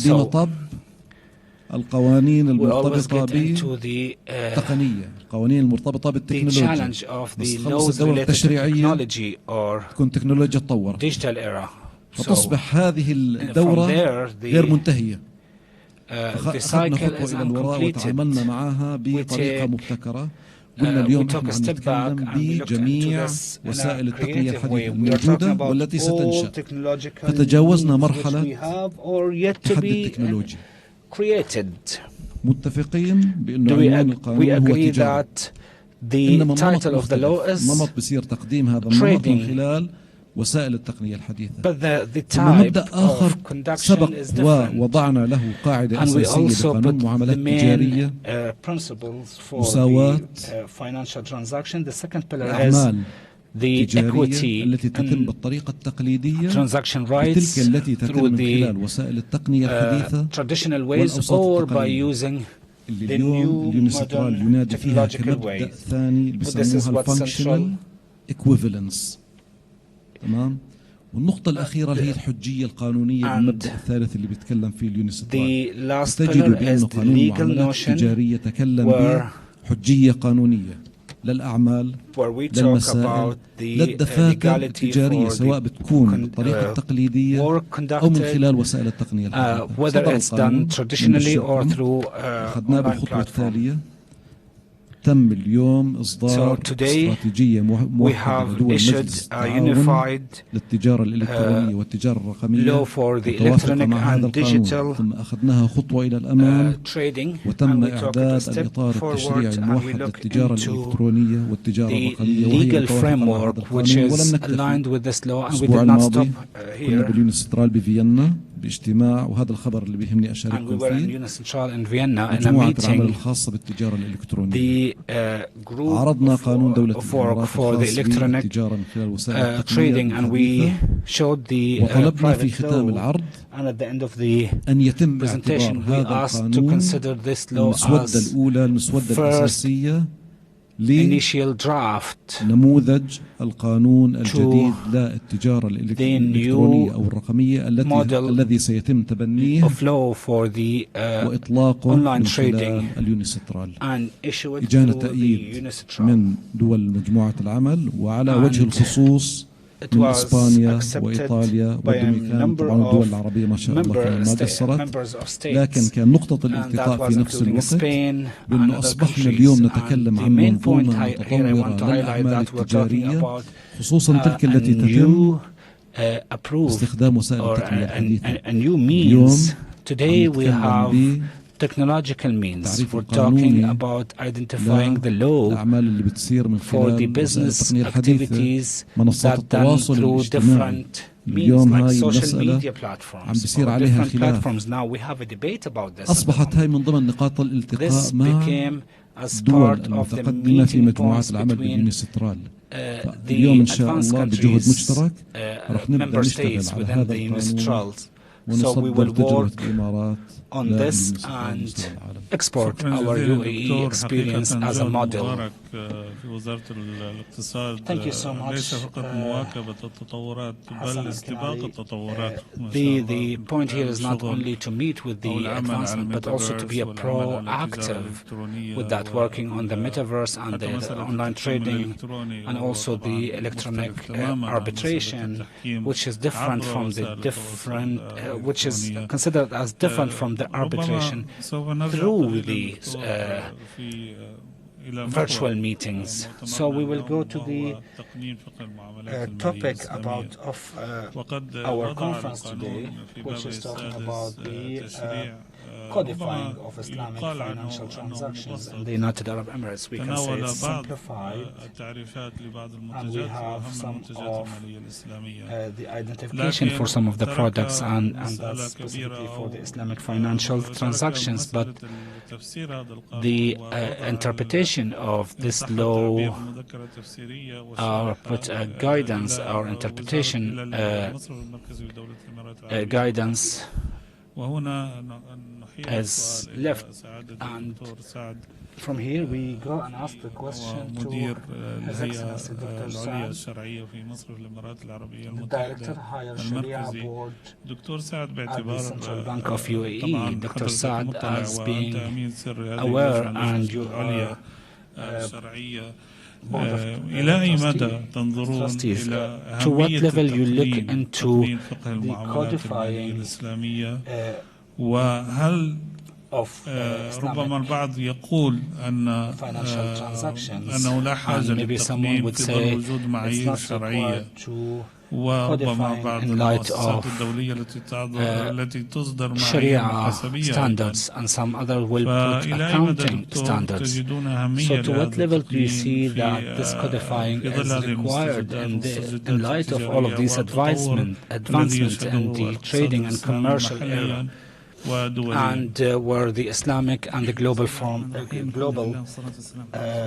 regions are witnessing? In the name of Allah, at the beginning, I would like to thank the Center and the Board of Trustees for this generous invitation and this amazing organization. To come back to your question with regard to your question, which is two parts. Number one, how the central bank and the Higher Sharia Board will look into the need for the codifying. And the second question, do we need the codifying in light with the Sharia standards? When we pass the limit or the limit of 5% within the country, there will be an importance based on the Islamic Services Committee. So this limit of 5% has been exceeded long time ago, and we reached to a level percentage of 24.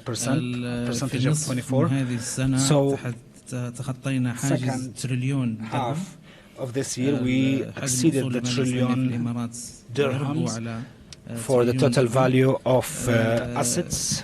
The availability of entities and complexity in this made it also important for the UAE. This by itself makes a great focus from any supervisory and regulator when it gets to this level of complexity and development. So the question, how should we focus on this sector and regulate it? This is something, or organize it, this is something we already passed. But there is another problem, that the Islamic financial transactions is not local, but it's also regional and international, where it's counting on it and on international markets as well. So the way of codifying it must consider this international and regional dimension. And therefore, the central bank would not interfere in the legal part of the commercial aspect, but the lack of codifying in the Islamic financial entities became about the need for the financial stability, and that's the legislative gap, which used to put the financial entities on risk and makes it, with this high volume of 23%, at risk of the financial stability. So the need for codifying is for sure a necessity, and the UAE regulator responded, and we have issued the commercial transaction law in 2022. So when we started within the board, the Higher Sharia Board, the first decision was to approve the standards and to give the time to adapt and to be able to comply with these standards and to ensure the stability of the Islamic financial institutes. Despite all of this, the Sharia standards, the role of it is not the role of the law. It's about ensuring the compliance with Sharia, and there are compliance and regulations and regulatory aspect. So it does not give the dimension and the assurance from legal aspect. So if any of these Sharia aspects or Sharia laws if it does not meet with the regulation or with the law. The law will not look into it even if it was approved by the Sharia board. So this codifying was a necessity and it was really required. And this will continue, and this is as being interpreted by the law. So we cannot leave the law, but also the standardization. The Sharia standardization is also important from other side. شكرا دكتور سعد. حقيقة هو دور متكامل بين المعايير الشرعية سواء الصادر عبر الأيوفي أو الجهات الدولية الأخرى والتشريع أو القانون، لأنه نحن بطبيعة الحال كقانونيين عاملين في الصناعة المالية الإسلامية بحاجة ماسة إلى تقنين يطبق أمام المحاكم، لأن القاضي أو المحامي بحاجة إلى نصوص قانونية لا إلى بنود في معايير شرعية. ربما المشرع الإماراتي أخذ خطوة كبيرة في اعتماد المعايير الشرعية الصادرة عن الأيوفي كما تفضل الدكتور سعد، لكن هناك دول كثيرة لم تعتمد هذه المعايير حتى الآن، فضلا على أن هذه المعايير في تلك الدول هي غير ملزمة، وبالتالي لكي تكون ملزمة يجب على المشرع أن يصدرها the legislator has to specify that they are binding. دكتورة مريم Dr. Mariam Al-Suwaidi, you are working at the Securities and Commodities Authority and you are doing excellent work in the field of sukuk. ربما يدفعنا أن نسألك الكثير من الأسئلة حقيقة هذا موضوع نظر لأهميته وحجم السقوط في الإمارات العربية المتحدة وفي دول مجلس التعاون الخليجي بالمجمل. دكتورة مريم، في ظل القرارات الست الخاصة بالسقوق التي أصدرتها هيئة الأوراق البنية والسلع بشأن السقوق برأيك ما هي أبرز المزايا التي تضمنتها تلك القرارات لتهيئة بيئة مثالية لنمو سوق السقوق في دولة الإمارات العربية المتحدة؟ وأيضا إذا ممكن تذكري لنا ما هي أهم مزايا الخاصة بشركة أو مميزات شركة الغرض الخاص الSPV في ضوء قراراتكم الست التي ربما حضرتك ممكن تطلعين عليها من خلال العرض التقديمي الذي تم إعداده من قبلكم. تفضلي. هذا لا وراء لو يرجع. شكرا دكتورة.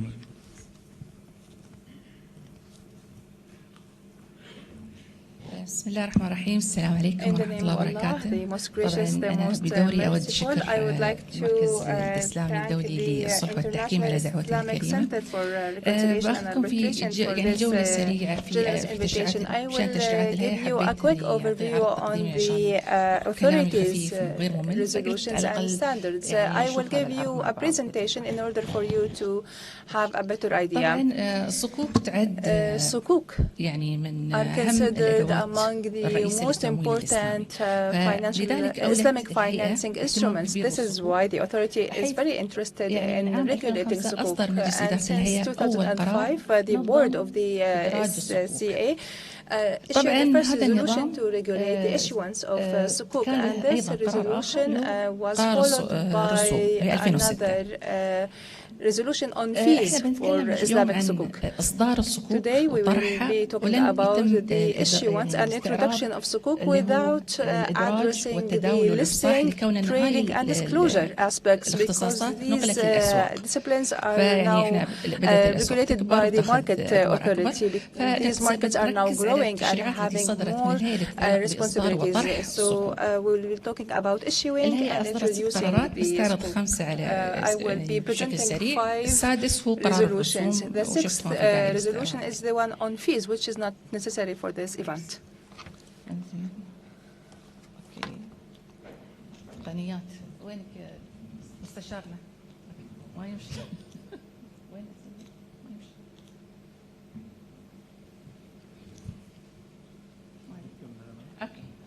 بعرف انه سواه بس شكرا. اوكي اسوي نصه. اوكي اولا نظام الصكوك اللي هو في عام 2014 هذا طبعا النظام حل محلي صدر في 2005 نظام قديم في 2005 استجدت امور فتم تطويره لينسجم مع الممارسات العالميه. الصكوك تعريفها طبعا ادوات ماليه متساويه في القيمه وقابله للتداول تمثل حصصا في ملكيه اصل. السند عباره عن دين قرض لكن الصك عبارة عن ملكية.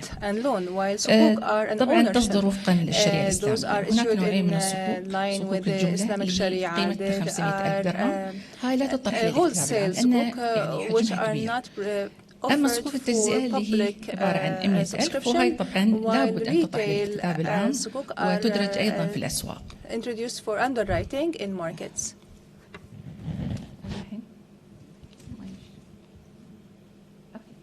يسوي يا ريت يعني يختموا وياي. طبعا هذا يسري مثل ما قلنا اصدار صكوك داخل الدوله. هذا النظام ينظم الطرح العام.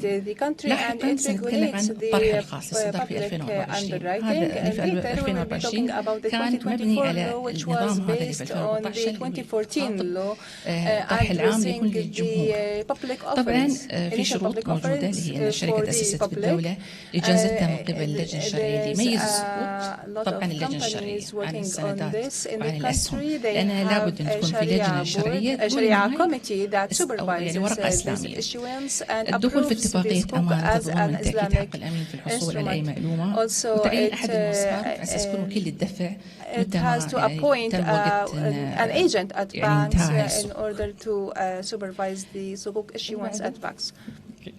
في معلومات ومستندات. أنا طبعا بتكلم بسرعة على أساس ناخذ من الجلسة. في أكيد مسودة نشرة الكتاب اللي كل يطلع عليها الجمهور وتكون فيها شروط الكتاب، قرار الجمعية العمومية أو مجلس الإدارة بخصوص هذا الطرح، وأحدث قائمة مالية على أساس تبين الديون اللي على الشركة. وهذا جدا مهم على أساس أن الواحد اللي بيكتتب يعرف موقف المركز المالي للشركة. وبعدين تصدر الهيئة قرار. النظام الثاني طبعا هذا نظام الصكوك الخضراء والصكوك المرتبطة بالاستدامة اللي طلع في 23. هذا جاء تزامنا طبعا مع أن الأسواق كبرت وبدأت تهتم بالبيئة وبدأت الشركات أيضا تهتم بالبيئة. أصبح هذا الموضوع جدا أيضا تزامنا مع استضافة الدولة لمؤتمر الأطراف كان في 23. يعني قمنا احنا كهيئة أيضا أصدرنا نظام الصكوك. هذا الصكوك الخضراء عبارة عن صكوك تستخدم حصيلة الاكتتاب فيها في تمويل مشاريع صديقة للبيئة وما فيها أي تلوث. الصكوك المرتبطة بالاستدامة هي نفس الصكوك يعني السابقة، لكن هي تستخدم للأجيال القادمة، يعني فيها موضوع الاستدامة. فهذا هو الفرق بينهم. طبعا في حال استيفائهم للشروط يتم تصنيفها بين خضراء أو مستدامة. يلتزم المصدر باستيفاء مبادئ رابطة أسواق المال الدولية. هاي منظمة دولية هي طلعت مثل مبادئ عامة دولية. فطبعا منها تكون تخصيص حصيلة الاكتتاب للمشاريع من صديقة للبيئة مع التغير المناخي، التحول إلى اقتصاد دائري أو مشاريع إزالة الكربون. ولا بد من التحقق من استيفاء هاي الصكوك لهذا يعني تكون صديقة للبيئة، لأن في مكتتبين ما يكتتبون إلا يبون يتأكدون أن فعلا هذه الاكتتاب تروح للمشاريع.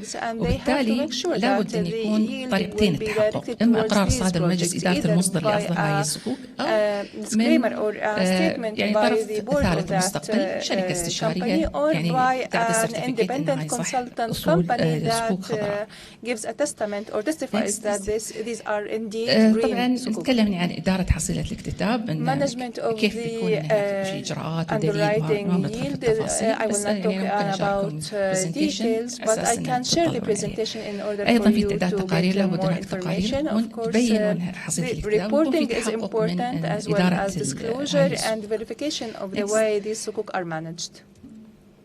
نأتي الآن على نظام الطرح الخاص بالصكوك. هذا الطرح الخاص تكلمنا سابقا قبل special offering. We talked about a public offering, and this one is a special offering which targets a specific category عن طريق دعوة مستثمر محترف.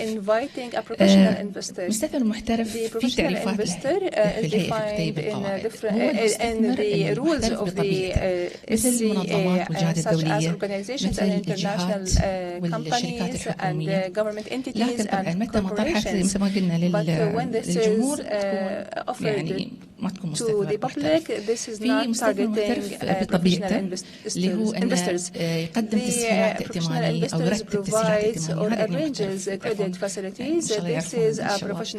أيضا في مستثمر اللي هو يعني الشخص الطبيعي، ممكن يكون شخص اعتباري. الشخص الطبيعي عندنا تعريفه أنه يكون يعني عنده قيمة أصول بخلاف مسكن الرئيسي مو بيته الرئيسي. Other than their main house, their assets owned by this professional investors need to be at least 4 million of value, and then in this case they can be considered فيها طبعا طلب للهيئة وموافقة من الجمعية an application, approval by the General Assembly, and a copy of الآن نأتي على طرح وإصدار الأوراق المالية الإسلامية. هذا القرار is the introduction and publication of Islamic securities صادف في 2018 which was issued in 2018. It's considered a bit old, and this resolution is talking in general about Islamic securities, not only sukuk. Any other instrument that's described as Islamic will be subject to this law. It could be Islamic shares, and we are witnessing rapid developments where a lot of other instruments may be subject to the or under the umbrella of Islamic تطبيق الشركة المساهمة العامة وصناديق الاستثمار المؤسسة The scope of application is public shareholding companies or investment funds, etc. There are some obligations against this law. We will not talk about these details. في طبعا لابد أن يلتزمون المصدرين بالمبادئ والمعايير التالية. عندنا مبادئ مجلس الخدمات المالية الإسلامية، including the Islamic Financial Services Board guidelines, also the standards of IOFI, and also the standards of the International Islamic Financial Market Association, which all aim to standardize and regulate the Islamic finance sector. Of course, there are some disclosures that are required, just like any other financial instrument or securities, such as an annual Sharia report, a notification of any change on this these securities or the issuer.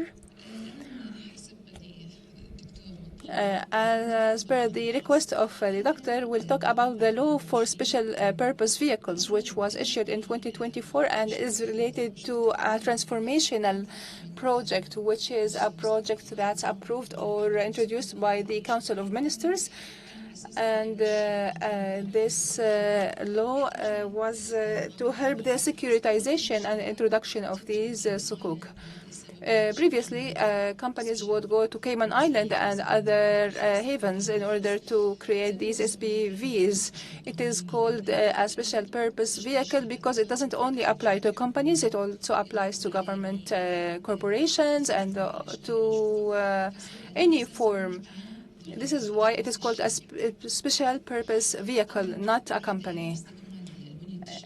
This complements the legislative infrastructure, and we are expecting this law to be implemented in the country because we need such vehicles, and the purpose is to detail the obligations.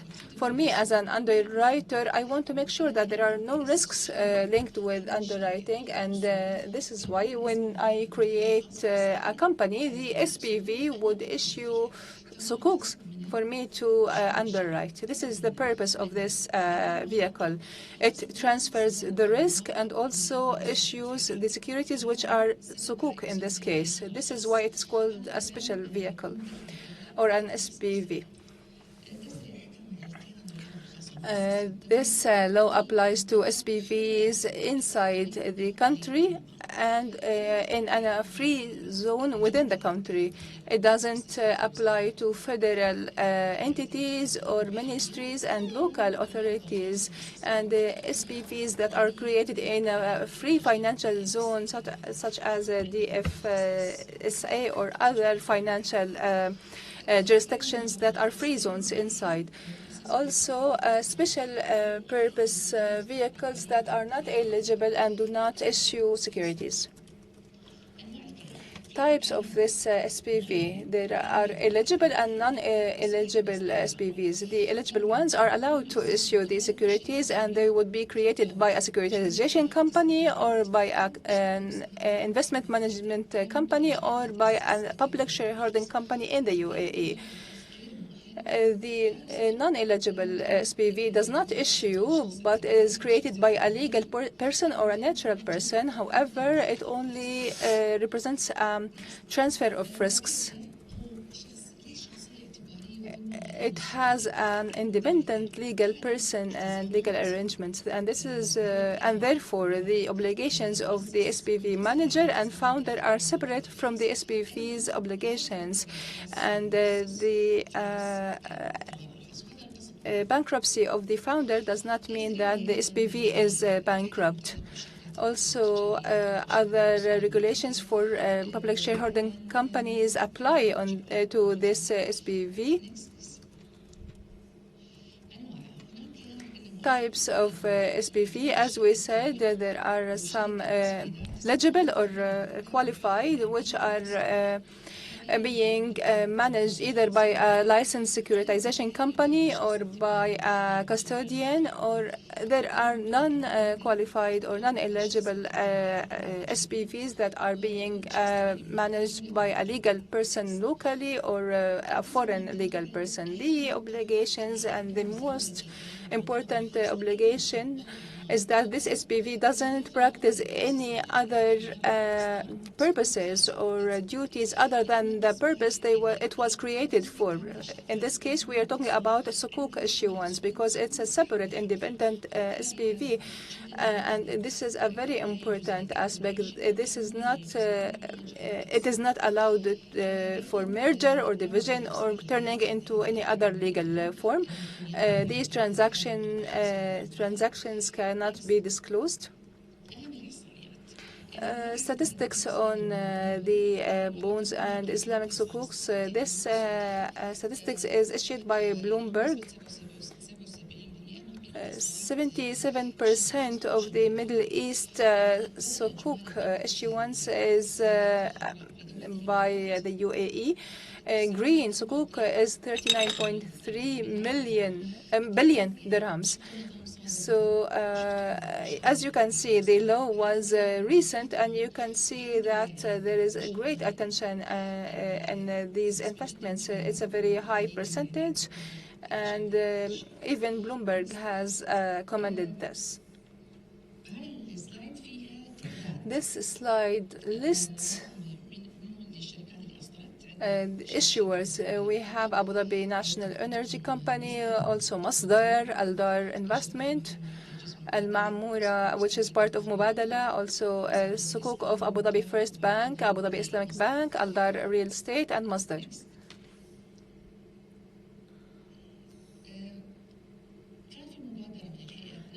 The authority, during the year of sustainability launched by His Highness Sheikh Mohammed bin Zayed, President of the UAE, we wanted also to have an initiative, and in that year we exempted companies from fees, and this was very influential, although it's a simple amount, and we also extended the exemption when the year of sustainability was also extended to the year 2024. These are key statistics by US dollar value. You will be able to see it later.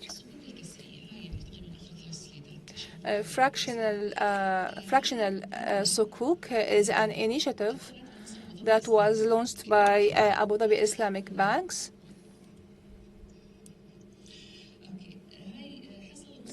the Abu Dhabi Islamic Bank obtained a pilot license. So we have the legislation sandbox or lab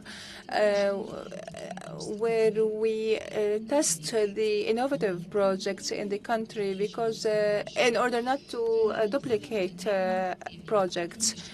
So the company filed an application for fractional sukuk. In international markets, the issuance of bonds and sukuk are usually very large amounts. That's up to $200,000, and for regular investors, this is not affordable. So banks thought they can underwrite on behalf of their clients. They would buy the sukuk as an investment, and then they will divide it into fractions and segments where the bank clients can underwrite. This was an innovative project, and we welcomed this suggestion, and it was submitted to the legislatory sandbox in order to test it. This led to several advantages. Increased liquidity because it enabled retail investors to invest in sukuk. Also, it improved financial inclusion because all individuals were able to invest in this financial instrument, and also the distribution of risks because it will diversify investment in the portfolio, and this will help diversify risk as well.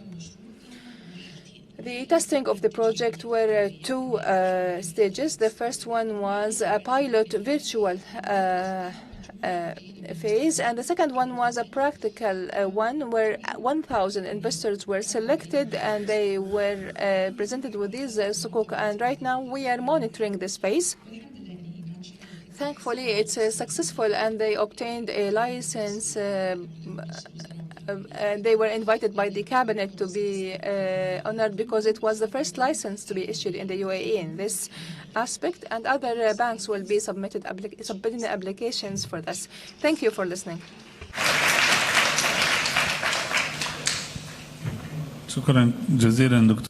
Thank you, Dr. Mariam. She told me that she will not talk a lot about the topic, but she took the whole time for the session. It was a very rich presentation, and this explains and highlights the great importance and the readiness of foreign investors to invest in sukuk in the UAE. And I'm sure these figures and statistics are the result of great efforts by regulatory authorities and integrated systems, despite the efforts also to modernize this ecosystem and the procedures. A final question to all my speakers here before we open the floor for discussions and for questions. There is a form for interventions and questions for those who want to ask questions to the speakers. There is a question to Mr. Hassan Al-Kilani. Dr. Hassan, in the Ministry of Economy, we are used that you create new legislations and you work with all entities, whether local or regional or international entities. And as Dr. Mariam presented, the sukuk issued by the Securities and Commodities Authority needed to also consider the IUFI standards and the IFSBs and also other international organizations. To what extent there is coordination with these entities, whether local or international, in order to update and to issue new laws and regulations, and what is expected in the near future in this regard in the Ministry of Economy and by entities and stakeholders working in coordination with the ministry, whether the SCA or the Central Bank of the UAE or even the insurance, Takaful Insurance Authority. The Ministry of Economy is playing a pivotal role. Can you give us a more or further description of the efforts you are doing? Yes, thank you.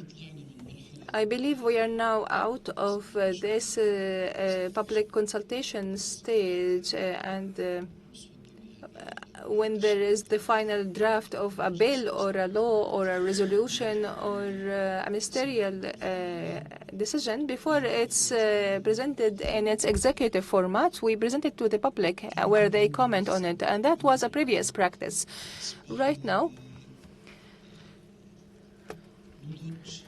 we are mature enough or more mature in our legislative thought, and some legislations today have become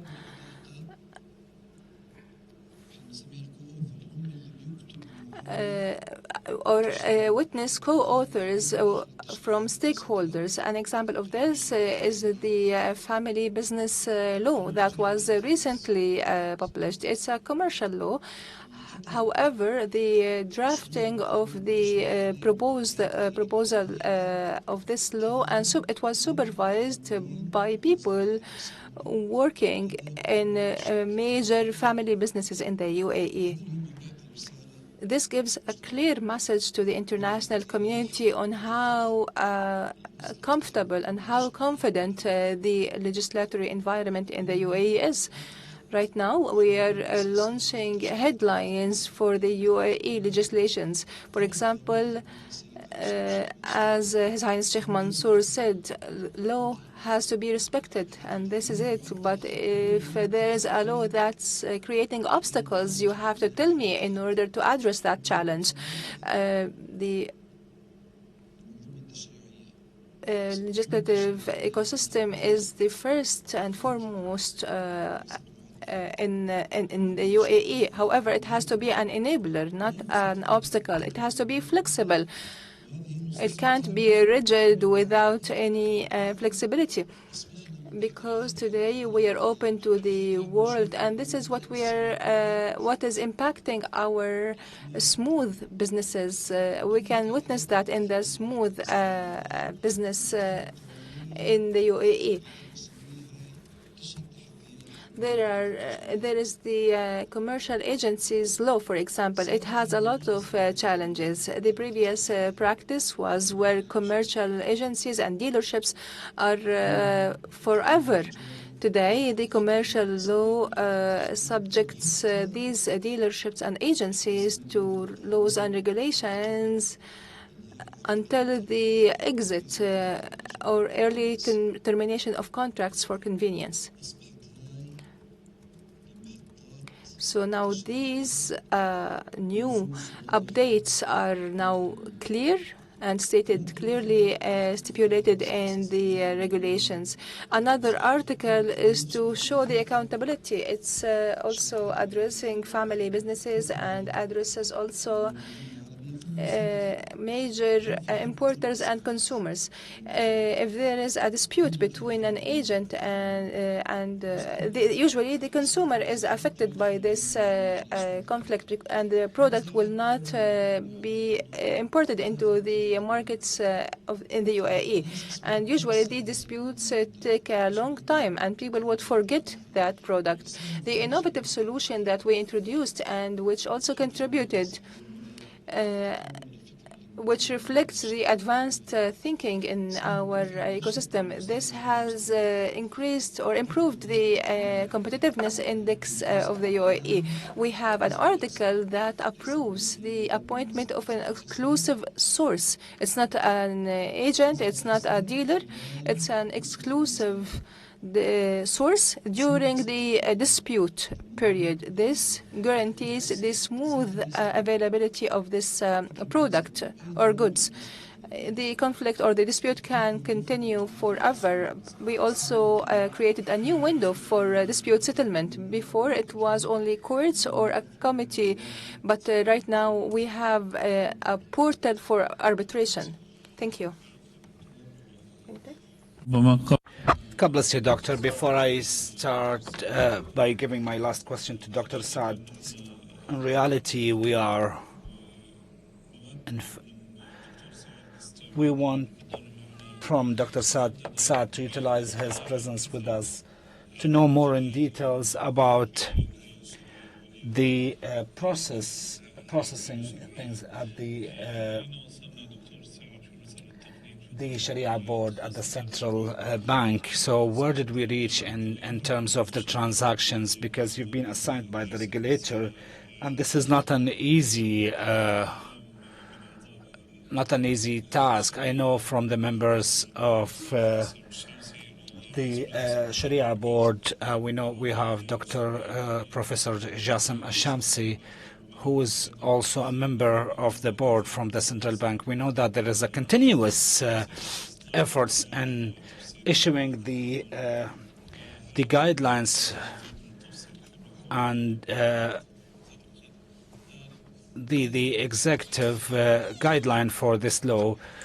Thank you so much for your question. To start with what was finished by my colleague, Mr. Hassan, the point is the integration with the international laws. We know that the Islamic financial sector is not a local sector. It's a sector that connected massively locally and internationally. It's been influenced and influencing other sectors with the regional and international transformations, and sometimes it gets impacted and it impacts other areas. So today at the board, Sharia board, since the start of the work, we issued a number of standards and resolutions, which is more than 980 resolution, which is mainly specialized for the entities. We worked with the international entities closely. We worked with the government entities as well. And in the formation of this law, especially with the Ministry of Economy. Today we reach a stage where we think in a level that we are in a solid ground in a strategy and full development, and we look into more role for the Islamic financials in order to promote the position of the country at this stage or at this level. We know from the Sharia board that we are in a very good position, way much better than before. With regards to the regulations, we worked on a draft. So we stopped to re-review the list again.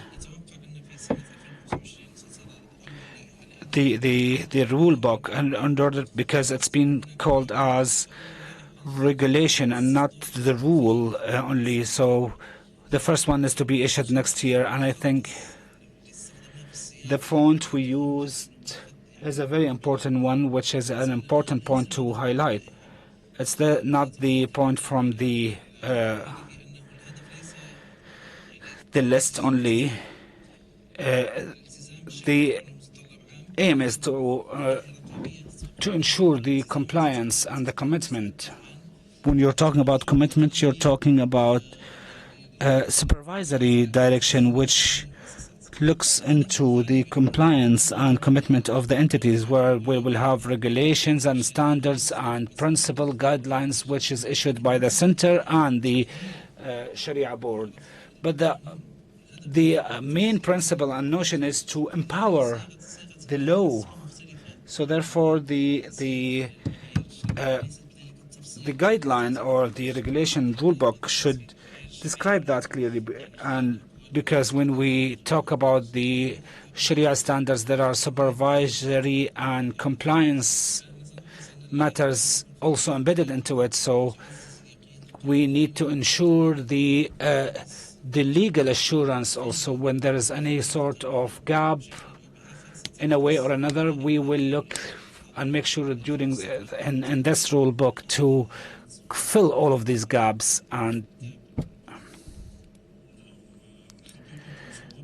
in fact, we became excited to see this guideline which something we need in the Islamic banking sector. Maybe also this guideline can be the atom that we start from it, our project to codifying the Islamic finance. We start with the most important part of it, and then we go further to cover this full industry, which requires massively the legal support from the legal personnel and Sharia. Now allow us to open the floor for questions with Dr. Muhammad Abdul Hamid Al-Faqih. Welcome, Dr. Muhammad.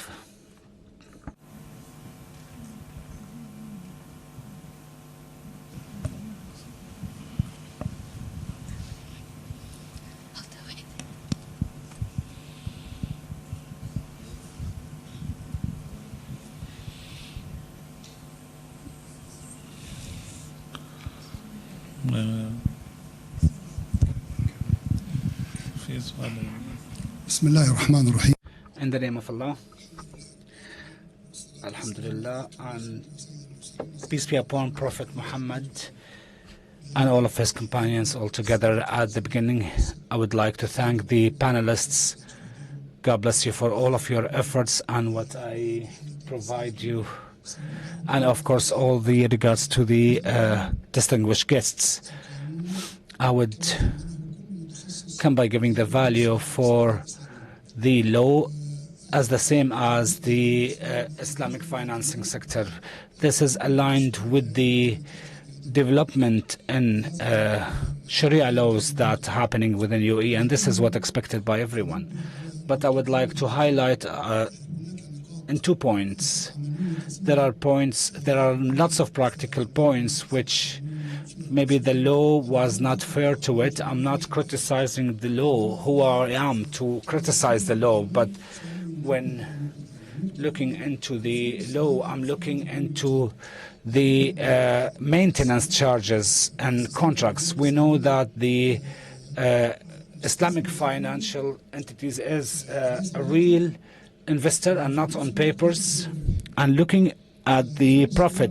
So the fees for maintenance, when the funding entity is obliged to pay it, then this is not fair, because it's a burden. So the interest of the customer or the consumer became more advanced than the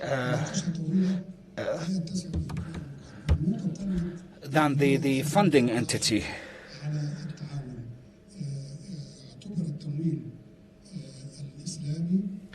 The Islamic funding is considered as a traditional funding in this case, as it's been taking into account the original amount is to be paid first, and then after that the profit is to be paid. This is not fair to the Islamic financial entities, because in this case the loan is being transferred to Qard al-Hasan.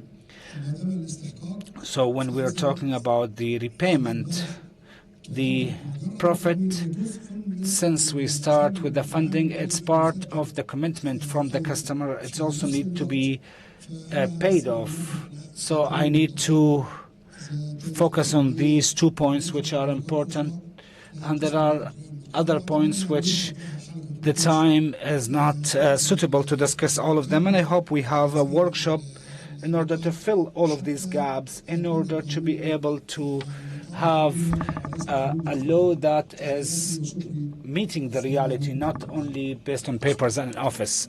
Thank you, Dr. Muhammad. In fact, you suggested 2 points.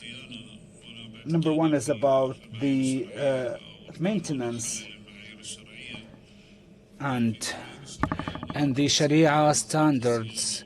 There is a specification and there is a detailed content about the maintenance, if it's general or preventive or routine. So this is what's being regulated by the Sharia standards, and the guideline will look into it.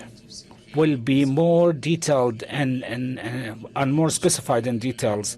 As we mentioned, the UAE regulator granted this to the Sharia board, the higher Sharia board, in order to put an explanatory guideline. Would you like to explain or comment on this, Dr. Saad?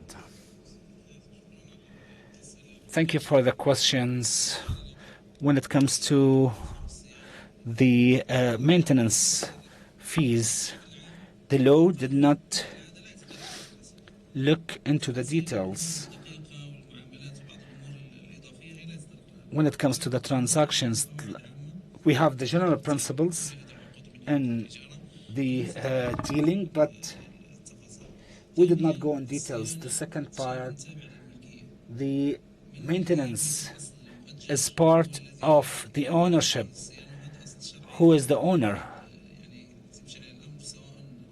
So whether you would see it, maybe you see it unfair to the funding entity or the entity, but this maintenance is about the ownership risks, and that's what's being discussed from the Sharia law.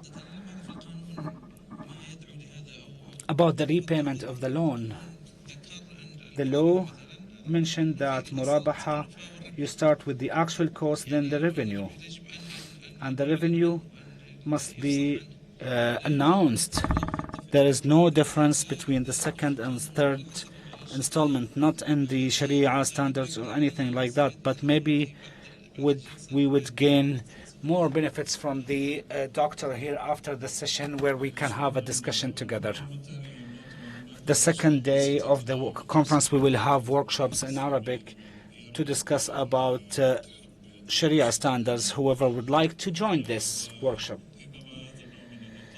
But this sort of discussion ensures the importance about the guideline, which explains the law in deep details, where many of the resolutions will be discussed in a way that maybe was not the case in the law, or not discussed or described. Thank you, Doctor, and thank you, Dr. Saad.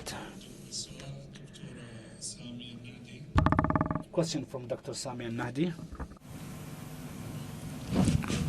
Dr. Sami Al-Nahdi. Dr. Sami Al-Nahdi, the question is for you. Peace be upon you.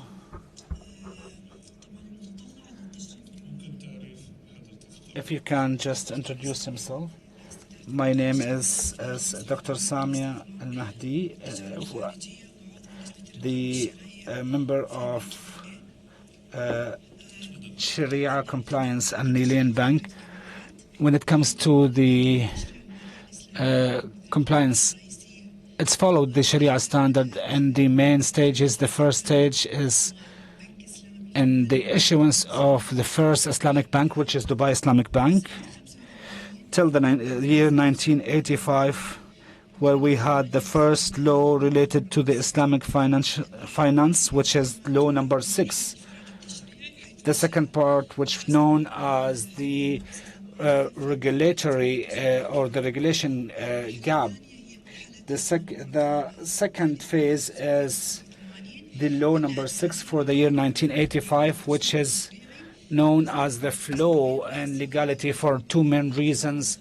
First, that this law did not cover most of the important aspects for the Islamic financing, and the second, and also many of the articles did not been activated, including the issuance or the establishment of the higher Sharia board. And till the resolution number 14 for the year 2018 for the central bank. And then this phase called as the regulatory or the legislative momentum, where we have a big number of packages, legal packages, being issued together, in addition to regulatory and legislative packages from the central bank and from the board, and dealing the law of the companies and the commercial law, as well as the commercial trades transactions. Despite all of this and the momentum we have here, but we still have few flaws in some of the areas. I will choose some of them. I will choose one of them, which is the securities for the Sharia committees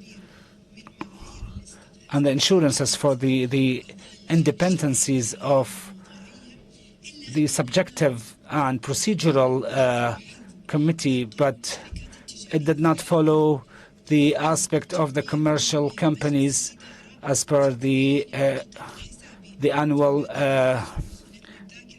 meeting in the Article 243, if I'm not mistaken. This ban, we did not see it in the law of the central bank and not even in the government compliance and governance or the Sharia governance in choosing the board, the Sharia board and all the entities. Dr. Sami started with the history background of the Islamic financing in UAE. Starting from the year 1985, it was the first law which really looked into directing and issuing the Sharia board, and that was not done. This committee was not done till many years later, until recently, where this committee was formatted. Maybe Dr. Saad, you can comment on this point.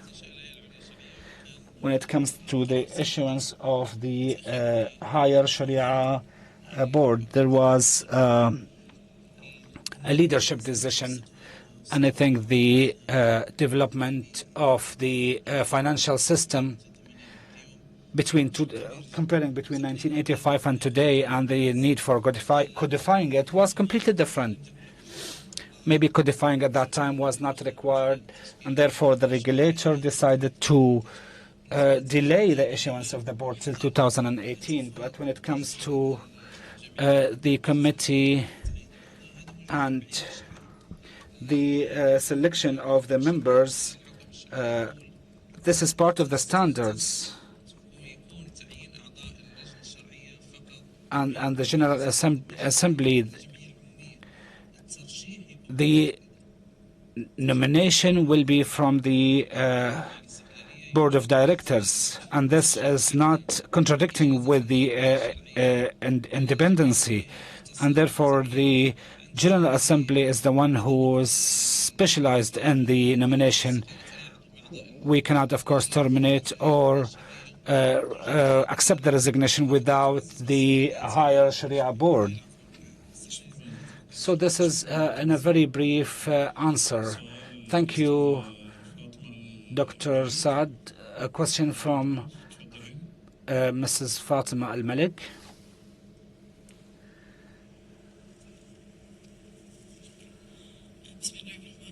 In the name of Allah, in a very brief, please. If you can introduce yourself. I'm Fatima Al-Malik, a lawyer and the manager of the legal compliance from Al-Bank Al-Ahli in Egypt, from Al-Khartoum. So the codifying or codification is something really required, and we thank the UAE regulatory who looked into this and the need for codification in the Islamic finance. My question, does this legislative adapt with the entities and aligned with different legal entities from judges and lawyers and even the customers who are dealing with Islamic banking and Islamic financial institutes to be aware of these laws? So the question is about the awareness for all of the stakeholders or interested parties. The questions are all directed to you, and it's all about the Sharia. in reality, we did a lot of workshops and meetings. We had awareness and introductory workshops, and with the union, the banking union, and we had also a training in collaboration with these judicial institute to train the technical experts, and we did 2 workshops or 2 training courses. We also had workshops. Yesterday we had a course. Last week we had a course also with the IFTA. In the training we have many efforts, and I know we have many entities and the forums, and which was done by the Ministry of Economy. We have a lot of efforts that we did from our side as the central bank. But the last forum we had from the Center of Arbitration, it was all about the law and introducing this law. So we still have a need for more knowledge distribution and have more discussion, but this is what we have done so far. دكتور ربما دكتور عبد الحنان العيسى. دكتور عبد الحنان العيسى. عليكم. Peace be upon to you. Abdul Hanan Al-Isa, a PhD in Fiqh and Law. My question to Dr. Maryam and Dr. Saad. Dr. Maryam, my question is about Sukuk in the SPV company. The way of owning the assets by SPV based on the risk if the establisher became bankrupt. Will these assets or Sukuk will be taken out of the list from the establisher, or someone who's, because you mentioned we are the owners, we have a share, so in case of the establisher get bankrupt, can we implement based on our ownership, or we go with the other funders? The second question to Dr. Saad, you know that the regulator, when he gave the central bank the authority to issue the laws or the regulations, this can be considered as regulatory authority.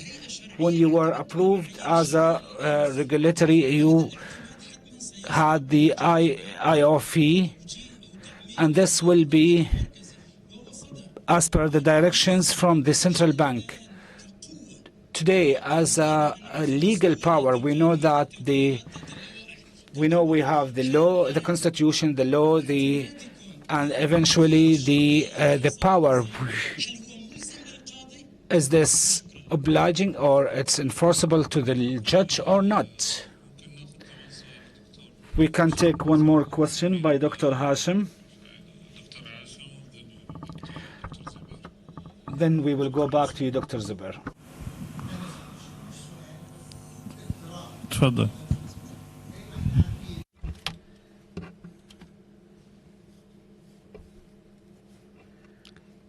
Sorry, he's not using the microphone to listen and translate.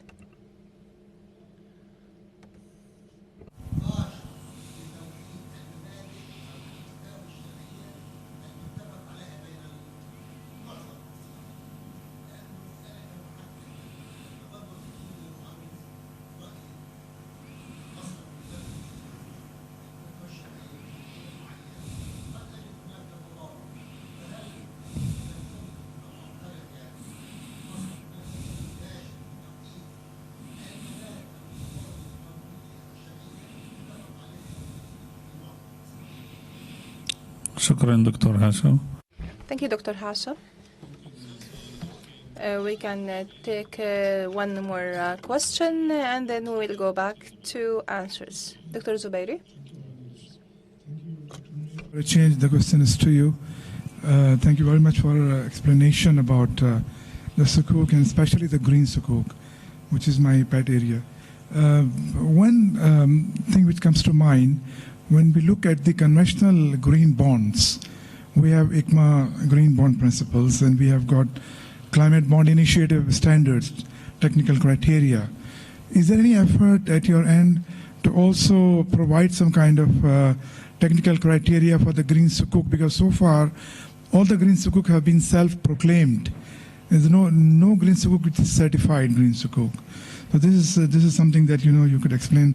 About the doctor's question about the SPV, because of my own practical experience, actually at the moment, there are two types of sukuk. One is asset-based and the other one is asset-backed.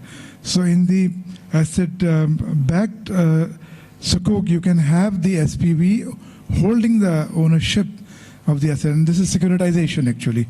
But in case of asset-based sukuk, SPV is simply holding the asset as a notional asset. It doesn't hold the ownership of the asset in the true legal sense. There's no legal registered title to be transferred. So in that case, it is considered as a pari passu. It means that the claim of the sukuk holders in the asset-based sukuk will be at par with the other creditors. So it will not be any different. But in securitization, which is asset-backed, then you will have this kind of facility that you talked about. Thank you so much. Thank you, Dr. Zubairi. حقيقة there is a lot of data we need to discuss, but with the lawyers and with the legal background, we cannot discuss here with the higher management, because at the end of the time, we need to discuss this issue with the proper legal department, and maybe in our workshop we can take more time to discuss the legal position of the SPV and the liabilities and etc. All of these issues. Let us come back to the question to Dr. Saad. السؤال اللي وجهه الدكتور عبد. The question by Dr. Abdul Hannan to Dr. Saad, could you please answer, Dr. Saad? I believe the question was on the legal power of the Sharia standards that were adopted by the UAE Central Bank and by the Supreme Sharia Board. There is an important point here, and this is why I said it was inevitable to issue this commercial transaction law. Before issuing the law or regulation, the standards are binding to institutions and they are not binding to third parties. As a customer, am I bound or concerned with the standards issued by the Sharia board? Usually, these standards are not published in the official gazette because they are not regulations that regulate third parties. We don't have any direct supervisory responsibility on any other party. Our binding is only Islamic financial institutions, and this is why these Islamic financial institutions could say that they only can transact in this manner that's defined by the Central Bank and the Supreme Sharia Board, but third parties cannot be governed by these regulations. However, after the issuance of the 2022 regulation, that was a public law binding for all transactional parties. It is now binding to all parties and even subcontracts and sub-agreements. So they can only transact in accordance with this legal form identified by the regulation, and also the regulation refers the issue also to Sharia boards and Sharia courts. So now they have even more interpretational power because they are now approved as a regulation, not because they are issued by the Central Bank of the UAE. Maybe my colleague here can comment from a legal perspective. There is nothing to add to the valuable comment you said, but I want to talk about a different aspect. I am seeing the participations and interventions by you. I believe there are other aspects that were discussed in this session. And I hope there is someone from the Islamic jurisprudence park are here. We hope that this academy would discuss and research this aspect so that they become Islamic financial instruments. I'm talking about this because there are some innovative ideas and legislations in the UAE. And now we have an index that measures the impact of this legislation. And now we can see if our laws and regulations impacting the business, do they have a limited or a wide impact? Is it a negative or a positive impact, etc. Dr. Mariam provided us with valuable information, and I was also talking to Ms. Samira from IICRA about digital assets. And with all due respect, we are still talking about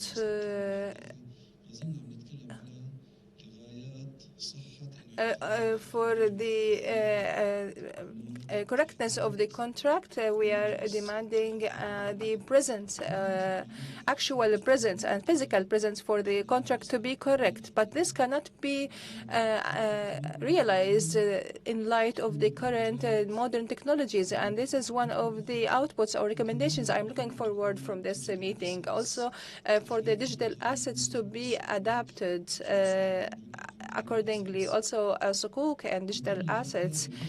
Among the ideas that are presented to the Islamic Jurisprudence Academy for research, and if they were adopted, there will be a lot of work for financial Islamic financial institutions. We will go back to Mr. Saad, the central bank, for research. We are gathering the key pillars of the Islamic finance industry in an idea that's presented by the central bank, by the Ministry of Economy, and the Securities Authority. If these ideas can be translated into outputs or recommendations of this conference, I wish they would be discussed.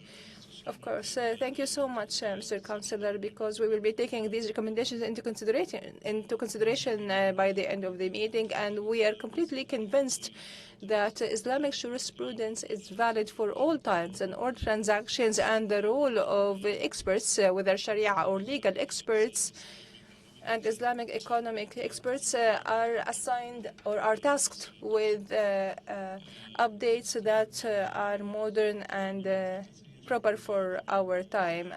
There is no time for the remaining sessions in this time. I would like to thank all the speakers who joined me in this panel, and I would like to invite the chairman of the trustees committee to a board of trustees to recognize the speakers.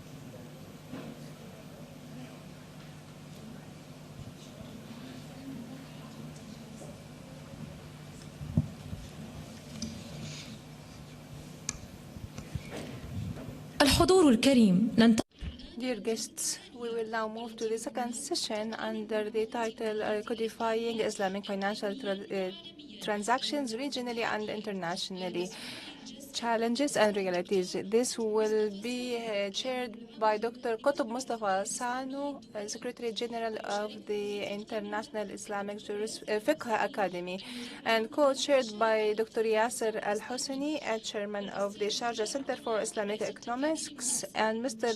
Mukhtar Abdullah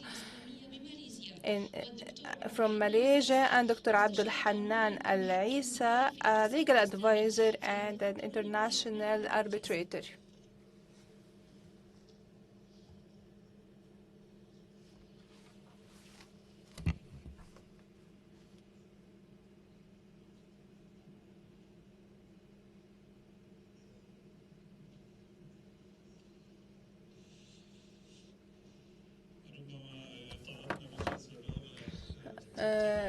The lengthy time in the first panel means that we have to dedicate 10 minutes or 15 minutes for prayers and then break, and then we'll come back to the second panel. Let's take a break for now. Thank you. It will be 15 minutes, and we will come back for the second session. أنا آسف ما طولنا جدا أنا متابعكم في توصيات جدا مهمة لك سمعته قبل قليل. ممتاز.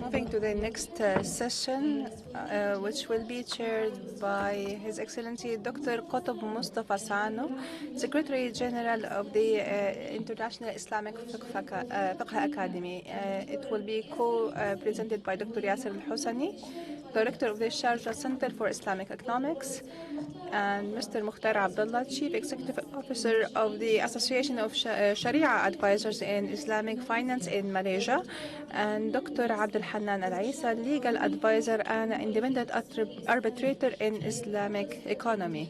Please attend to the stage.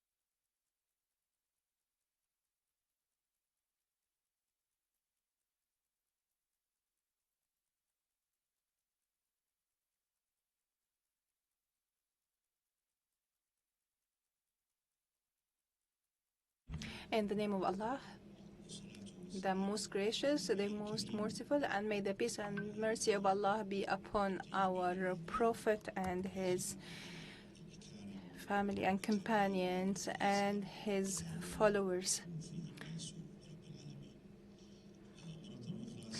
Again, I would like to greet you all. May the peace and mercy of Allah be upon you. And I believe this session comes at a difficult time, so to speak, because it comes after a very good lunch. And usually it is difficult to find people who are concentrating and listening attentively after such a long culinary journey. So I wish that speakers would be precise instead of I'm sure it will be interesting and attractive in order for the guests to be all attentive and concentrating in this event. The topic, I was following the previous panel, and I listened to the speakers, one of whom said that the International Islamic Fiqh Academy did not discuss the issue of using modern technology for contracts. I wanted to guide this colleague and all our attendees that the International Islamic Fiqh Academy has issued a resolution on this, which is 34 years old. This is the physical payment, which is a stable ruling since these days, where the Academy issued a resolution in 1990 in relation to these transactions, using modern technologies in making contracts. Where at that time there was telex and fax and phones, and the computer was still in early days. So the ruling or the standards were not changed.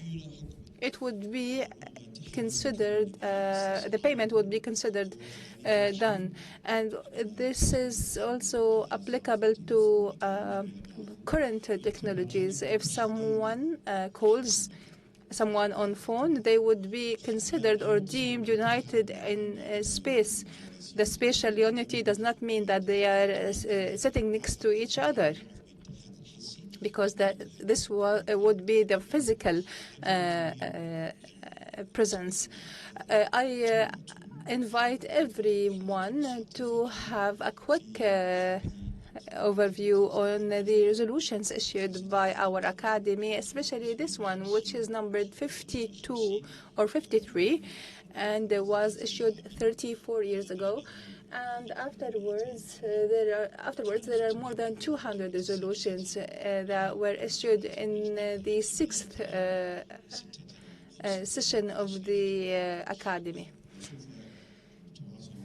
We will be communicating with everyone, and we'll send you a soft copy of our resolutions in more than 9 languages, because these resolutions were translated into they're in Arabic, English, and French, as well as Russian, Turkish, Urdu, and Hausa, and Swahili, as well as Malayan. Which is available on the Academy's website, but we will send you the soft copy anyway, because we wanted to clarify this, because our experts are always up to date with all developments in the Islamic finance industry, and I'm sure you would be happy to take a view to have an overview of these resolutions. We have been always following and updating our resolutions in line with the developments. And our discussion of codification is part of modernization and update. Our religion imposes modernization, and also it's also a modern necessity, because religion, as our Prophet, may peace and mercy of Allah be upon him, said that every 100 years someone will come to renew the religion. And this applies to an individual, a man or a woman, or 2 people, 3, 4, or a group of people, institutions, or even countries. So there will be an entity or someone that's not actually one person. It could be one country or a group of countries. It could be a group of people, could be one man or woman. And this is the entity that will renew the religion, which means updating the religious regulations in a manner that removes all the additions, the incorrect interpretations that were added by some wrongful practices, or due to some violations that were conducted at that time, such as extremism or otherwise. So the religion will be renewed, and this development and update is a form of renewal. And right now we are in dire need to reformulate these aspects and these jurisprudence aspects which have to be formulated in easy technical and legal texts that can be used as a reference. This generation is always in a hurry. They don't have the patience to read the lengthy, extensive books. They don't have time even to read educational textbooks. They're always referring to social media, even the Holy Quran, which we used to carry with us in our trips and journeys, it is now enclosed in the phone, and no one is now carrying an actual physical Quran. So this requires us to reconsider these diligent resolutions and rulings in a manner that enables judges and non-specialized lawyers and even muftis to refer to these rulings smoothly and easily without any cost or time to be consumed. The reality of this codification, which I mentioned in the beginning, where the UAE is a leader in innovation and initiatives, as it translated this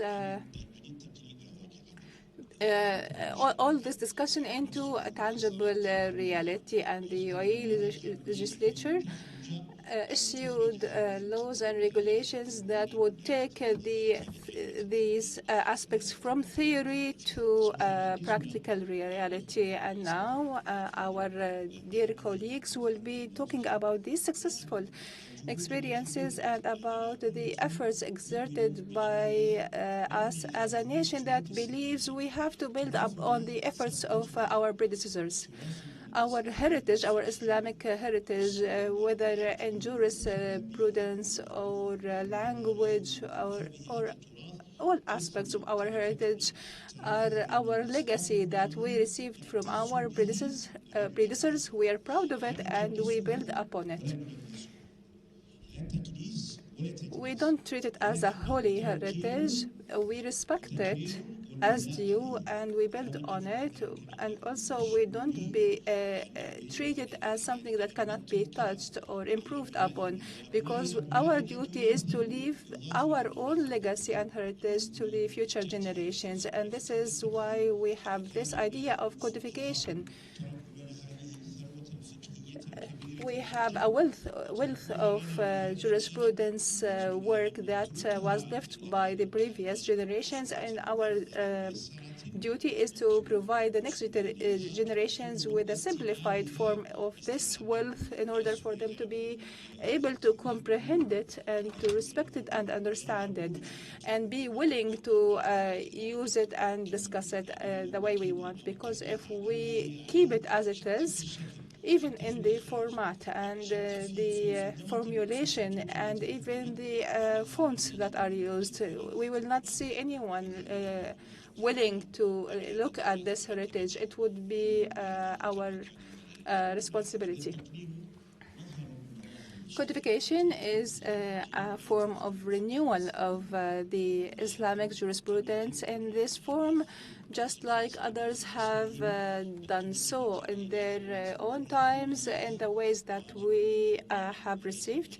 It is our duty now is to convey through codification reformulated methodology for the financial transactions in the form of legal texts that are easy to understand and comprehend and to implement without preventing individual diligence, because some people believe this would put an end to diligence. However, people who are doing this are all diligent, who have been discussing and researching.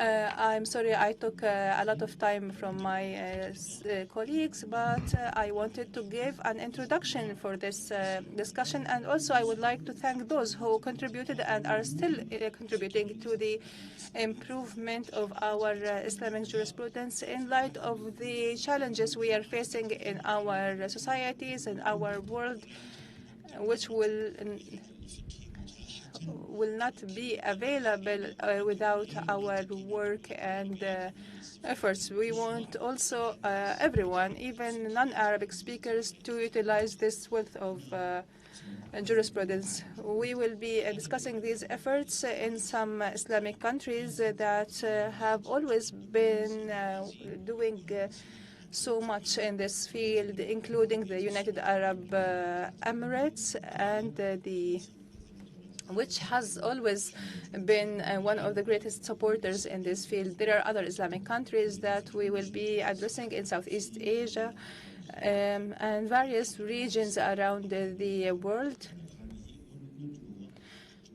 And we also invite other countries to follow their footsteps and to continue this renewal journey that represents an urgent need for our modern time in order to facilitate things for our judges, lawyers, and our children to be able to utilize this great wealth of intellectual and jurisprudence studies. Our first speaker will be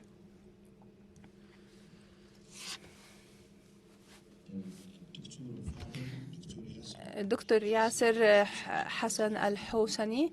You will know he's the director of the Sharjah Center for Islamic Economics, and he is also, this is one of the important scholarly centers in the UAE. I was honored to participate in some of its conferences and seminars, which are very practical and close to reality after we spent 50 years in the theoretical field. Now we have to move to the applicable field. Dr. Al-Hosani will tell us about the codification of financial transactions in the GCC countries and in the UAE legislative measures, as well as other countries that managed he managed to study their efforts. We agreed that each speaker will have 10 minutes, after which we will be giving 5 minutes to complete what they couldn't present in their original presentation. In the name of Allah, the most gracious, the most merciful, and may the peace and blessings of Allah be upon the Prophet Muhammad.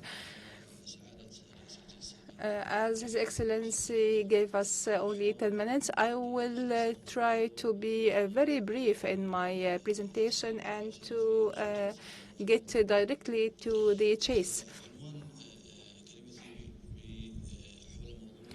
I will be talking about the efforts of the GCC countries in codifying Islamic financial transactions.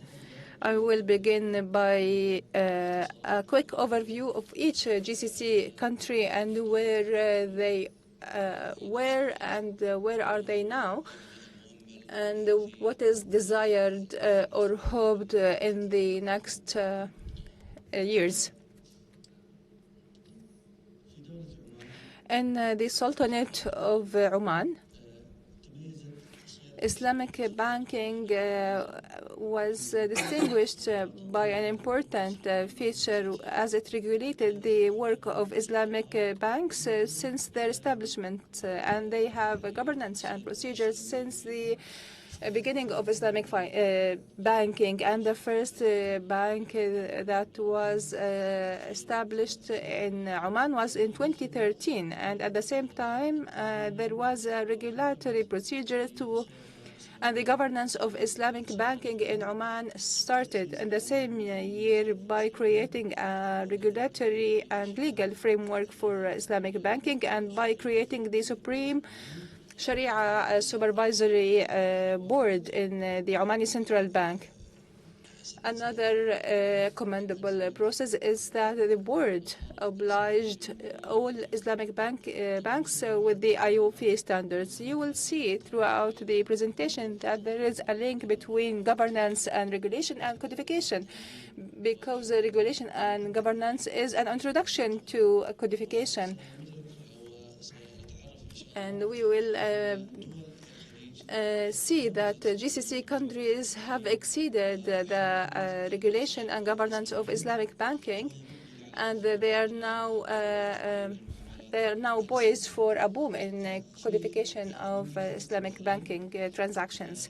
In the Kingdom of Bahrain, regulation started by creating a central Sharia supervisory board in 2015, and in 2018, the 9th principle of the company governance charter was issued by the Ministry of Trade and Tourism and Commerce, which obliges Islamic financial companies with standards in their operations and also in litigation at courts. In Saudi Arabia, in 1966, the Saudi Central Bank issued a general law to supervise banks for administrative governance of banks, and in 2020, the Central Bank of Saudi Arabia published the Sharia governance framework for banks working in the kingdom. In the benchmarking, you will see that the kingdom does not provide binding standards. They're not obligatory, but in case of disputes, the dispute resolution committees in the banks are referred to. In Qatar, in 1993, the decree number 15 for 1993 was issued to establish Qatar Central Bank, and it stipulated some procedures for Islamic banks. It was updated in 2009, and in 2012 there was a decree to regulate financial institutions and included the regulatory articles for Islamic banks. In Qatar, there is no Supreme Sharia board, committee in the central bank, and there is also no obligation to follow certain standards for Islamic banking. Now to Kuwait. In 2003, the law number 30 was issued on Islamic banks, and it was the first law in Kuwait to regulate Islamic banking operations, although Kuwait's experience has started in 1970s. In 2016, the company law was published, and it stipulates that companies are obliged to companies that practice according to the Sharia rules are obliged to create a Sharia supervisory committee. In the United Arab Emirates,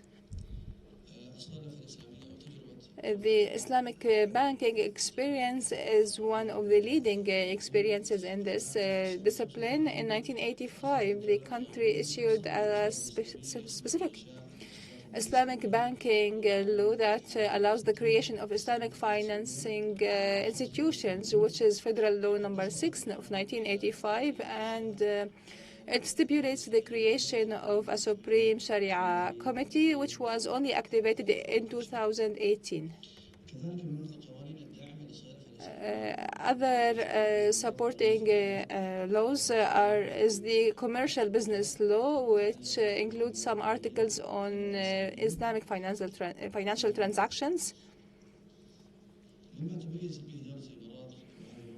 And there is another key feature for the United Arab Emirates, which is related to the business transactions law number 50 for 2020, which was a comprehensive law, and it separated the Islamic financial transactions from commercial transactions. There were 29 articles in this section, which is 4% of the articles of the law. This law is in alignment and compliance with the IOFI standards, which is considered mandatory for Islamic banks in the UAE. The law also expanded the scope of these standards and added Islamic windows, and also it was distinguished with a punitive measure as it considers any violation of these articles is deemed as a reason for the contract to be terminated, or sorry, to be void. The UAE experience in terms of Islamic financial transactions. In 2010, a law was published for the Takaful insurance sector, which is one of the oldest laws in the Arab countries in this field, and included several articles that are compliant with the Sharia rules on Takaful insurance. Here I have conducted some interviews with experts from the GCC countries in order to benchmark and compare the previous position and the current as well as the future outlooks. The questions that were introduced to the surveyed experts were related to the beginning of Islamic banking and the beginning of regulating Islamic banking. And we noticed that Oman was distinguished by starting both at the same time. I'm not sure this is an advantage or not, because do we have the procedure or then the regulation or the other way around? But Oman did the regulation and the establishment in 1 year. They both started in 2013.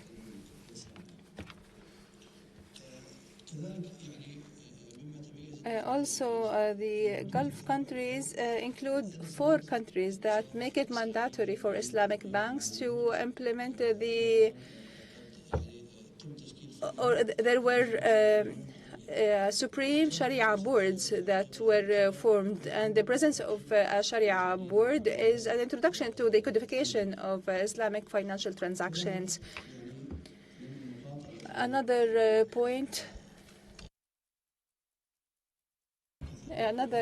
is related to 3 countries that makes it mandatory for Islamic banks to implement the IOFI standards. There are 3 other countries that did not make it mandatory to implement the standards, and there are some various perspectives on this aspect of paves the way to the codification of Islamic financial transactions. Another issue that we discussed with experts in interviews was the entity that settles disputes with the Islamic banks. In the UAE since 2022, the national courts are using the business transactions law, which includes a section for Islamic banking. In Oman, the national courts are the reference, and they use the usual conventional or traditional laws, and this is an issue in many countries. In Bahrain, the national courts look into these cases, and they use the Sharia standards of IOFI.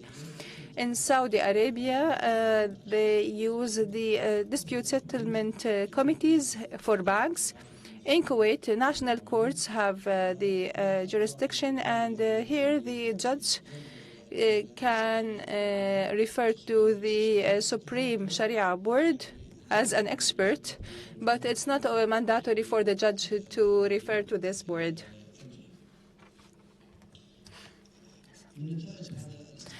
Conclusions of this survey and this quick study, there were some highlights. All GCC countries have issued laws and regulations that regulate the work of Islamic banks and their governance.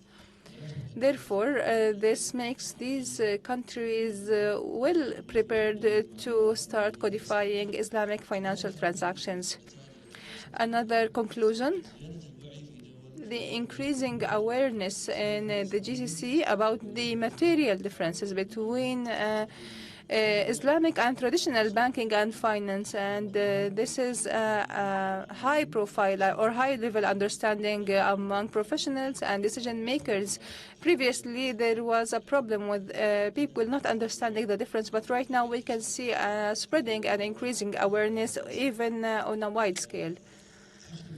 Another conclusion is that the United Arab Emirates is pioneering in its experience in the codification of financial transactions, because it was proactive by issuing legal laws and regulations that codify and regulate financial transactions. Thank you.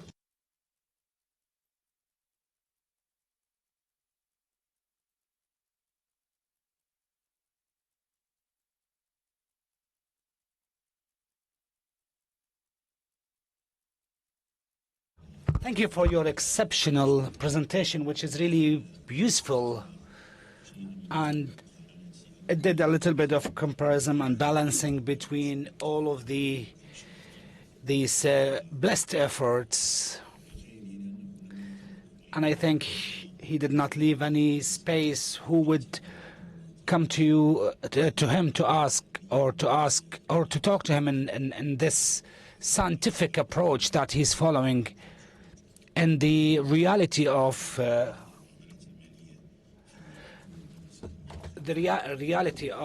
codification in our world. Our second speaker is Dr. Mr. Mukhtar Abdullah. He would speak to us in English. He is the CEO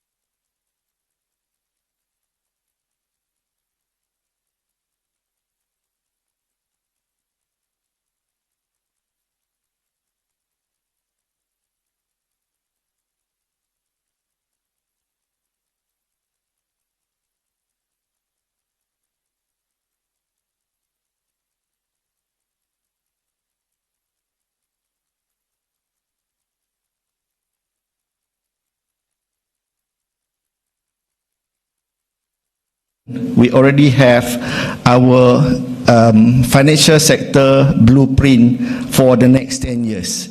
This is where also when we focus more on the talent development, the research capabilities, the ecosystem that covers banking, takaful, and also the capital market. ASAS was established in 2011.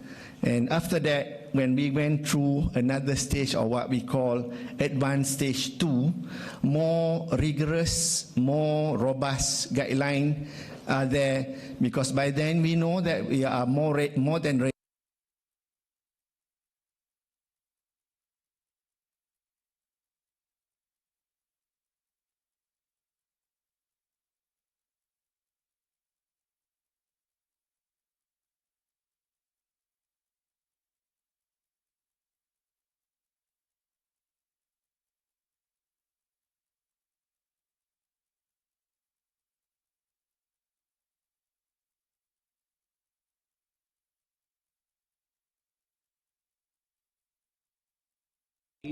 أو 22-23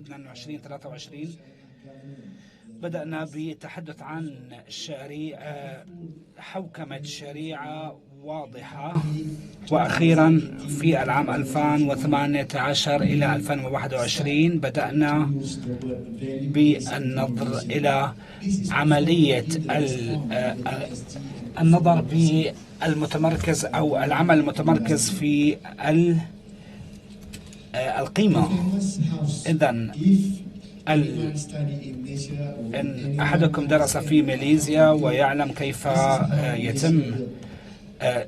تم بناءنا، إضافة إلى التقنين القانون المتواجد لدينا المنزل الأساسي، وهو الذي يتكون من مجلس الإدارة، المجلس الأعلى، مجلس الشريعة، ولدينا أيضا قمنا بتوزيع المهام للإدارة بشكل واضح.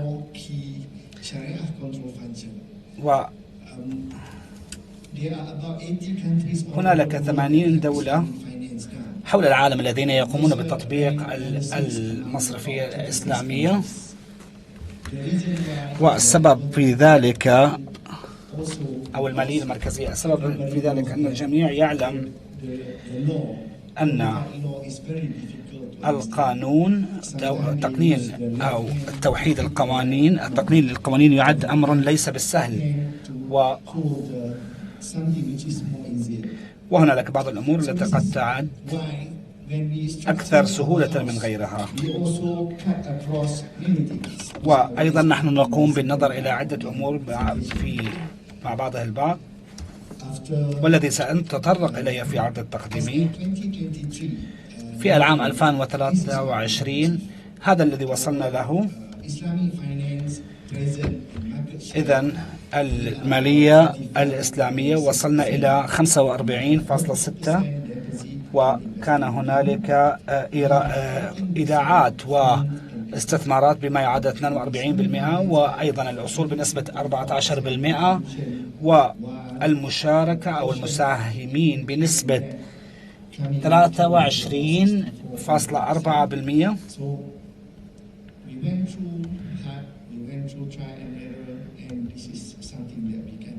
حاولنا أن نقوم بالعديد من المجهودات، وهذا ما وصلنا إليه. وبالمشاركة في الأهداف العالمية بالوصول إلى 4.5 تريليون عالميا في الأصول المالية الإسلامية، وكانت النسبة المتواجدة لدينا هي 1.2 أو 1.3%.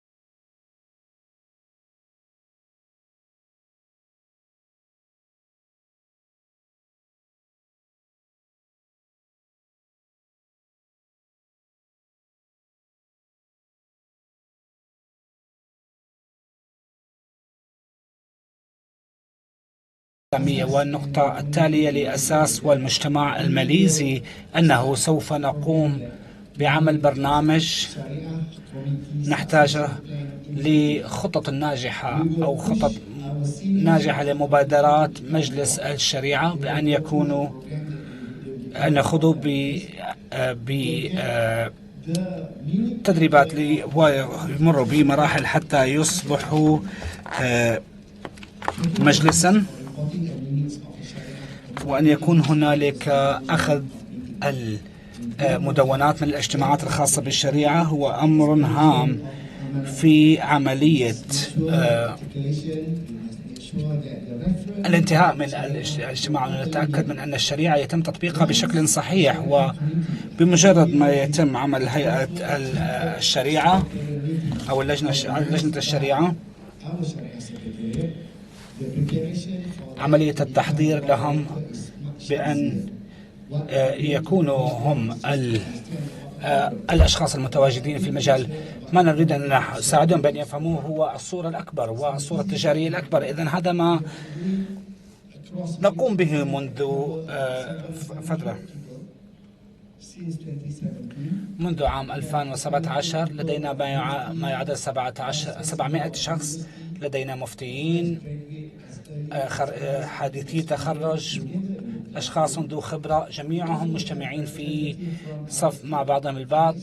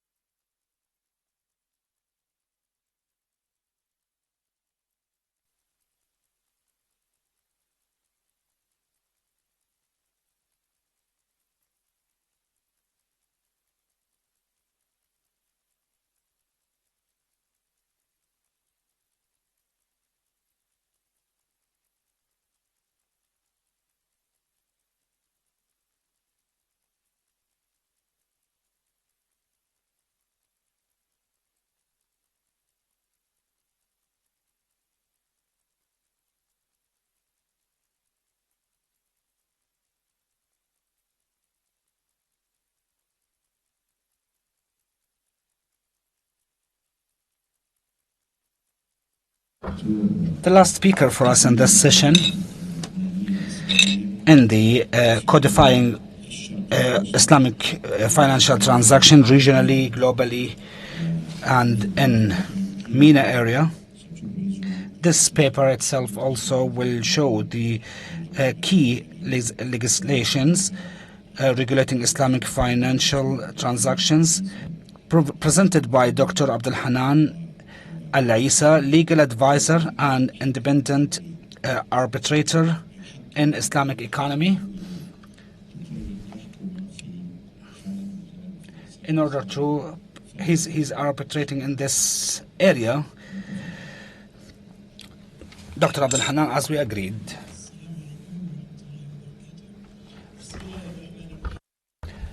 In the name of Allah.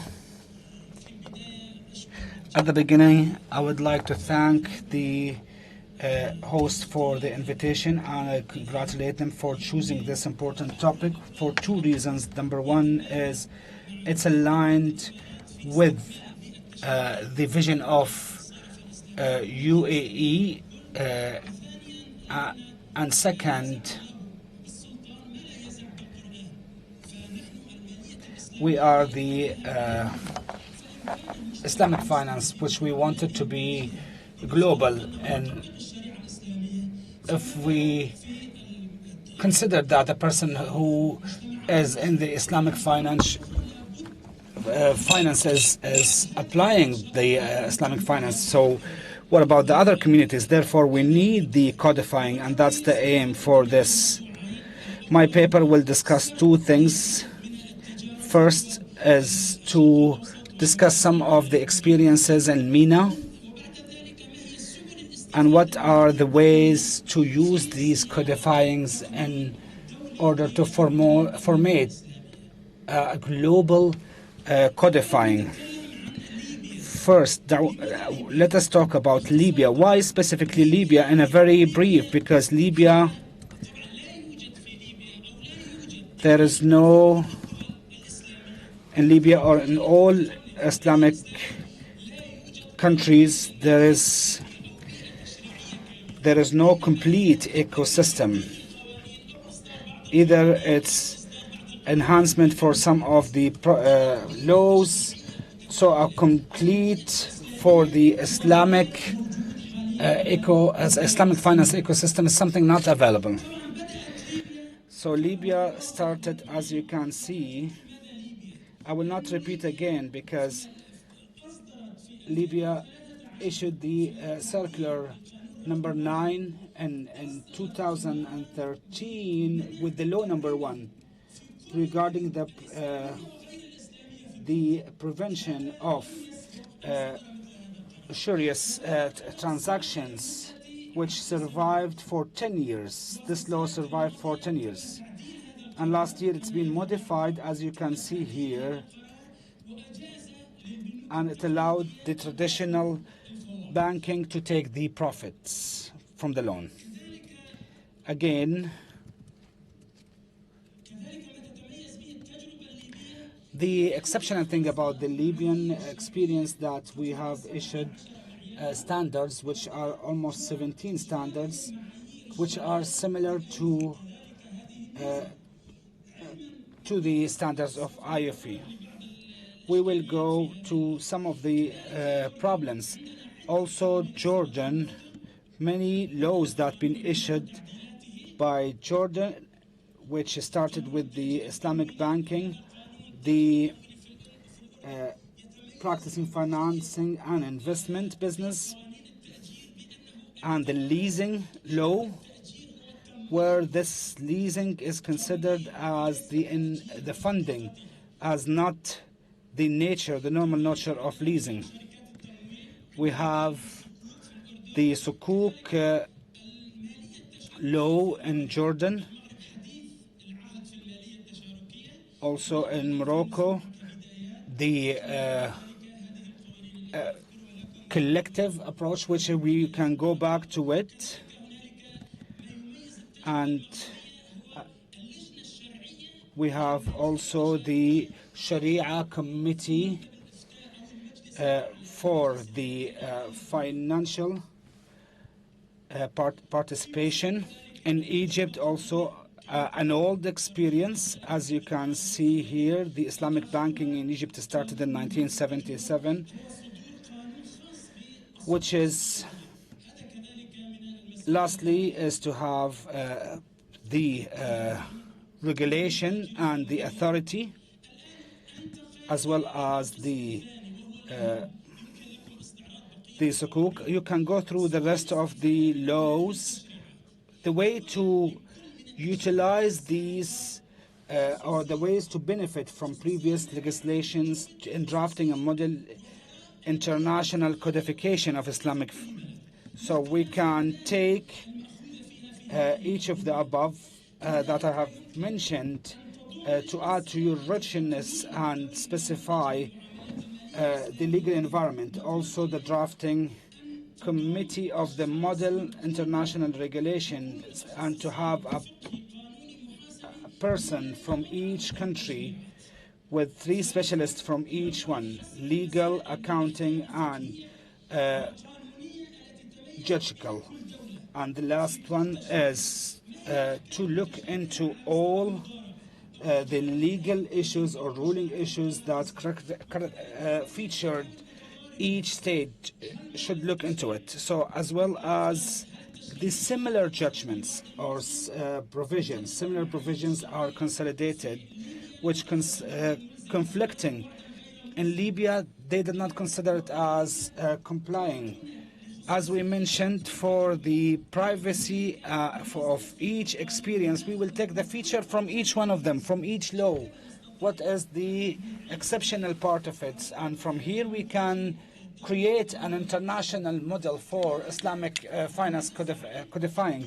From this aspect, we will unify the and consolidate conflicting provisions and add exceptional provisions for each of the laws. And this is also important. As a person specialized in law and Islamic banking, the Islamic financing is not about a specific law only, but it's related to many laws in the same countries, as it's in a way or another connected with the legal ecosystem.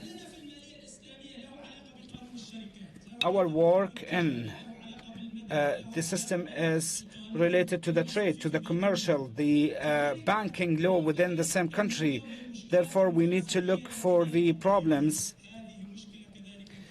This is a major problem. And also, we need to have the committee in order to look into the issue for the transfer of ownership. We know that the ownership transfer is a bit sensitive for each country, and it goes as per the law of that country itself. So how do I put an international model for the industry and related to the real estate and the movement of the ownership of real estate? And this is a challenge by itself. And thank you very much. شكرا جزيلا دكتور على هذا الإيجاز المفيد وعلى هذه الجولة الخاطفة لبعض الدول من دول الشرق الأوسط وشمال أفريقيا، وبخاصة ليبيا، وبالنسبة للجزائر وغيرها والسودان ودول This includes Syria, and I believe you can see all this in the research that he presented. In the remaining time we have, as I heard from organizers, will not be sufficient to open the floor for discussions or for interventions and comments. I will apologize to Dr. Abu Daqqa, and I will ask him to we started 10 minutes before 2, and we have a few minutes. I can see some colleagues willing to ask a few questions.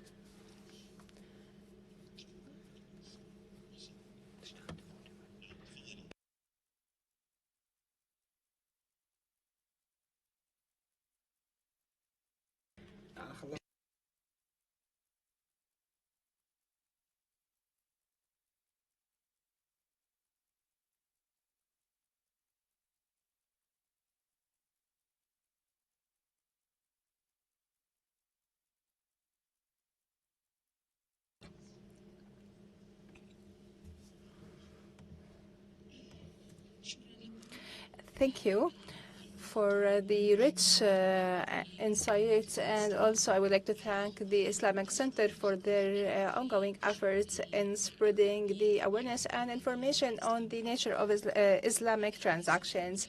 My question is directed to Dr. Yasser Al-Husni, who showcased the codification of Islamic banking in the GCC countries specifically.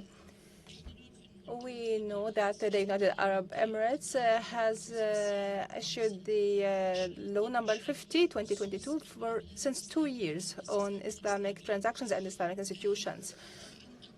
The law does not mandate judges to abide by the IOFI standards, and the disputes related to Islamic transactions and institutions can be referred to national courts. There are no special courts for this kind of disputes.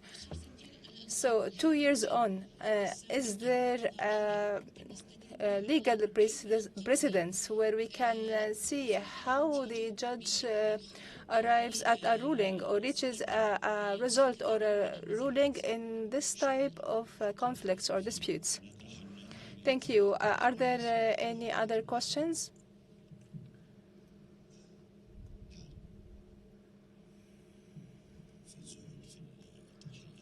We can see there are not many questions. So, yes, there are some cases where litigation included a Sharia issue in relation to debt collection or collecting the amounts due for Islamic banks. The judge in this case is not a Sharia specialist, so the ruling will be based on the law that does not distinguish or differentiate between a Sharia and non-Sharia transaction, and he adapts it to a case as it is a loan, and the ruling will be similar to traditional loans. There are several scholarly discussions and studies that discussed this issue extensively.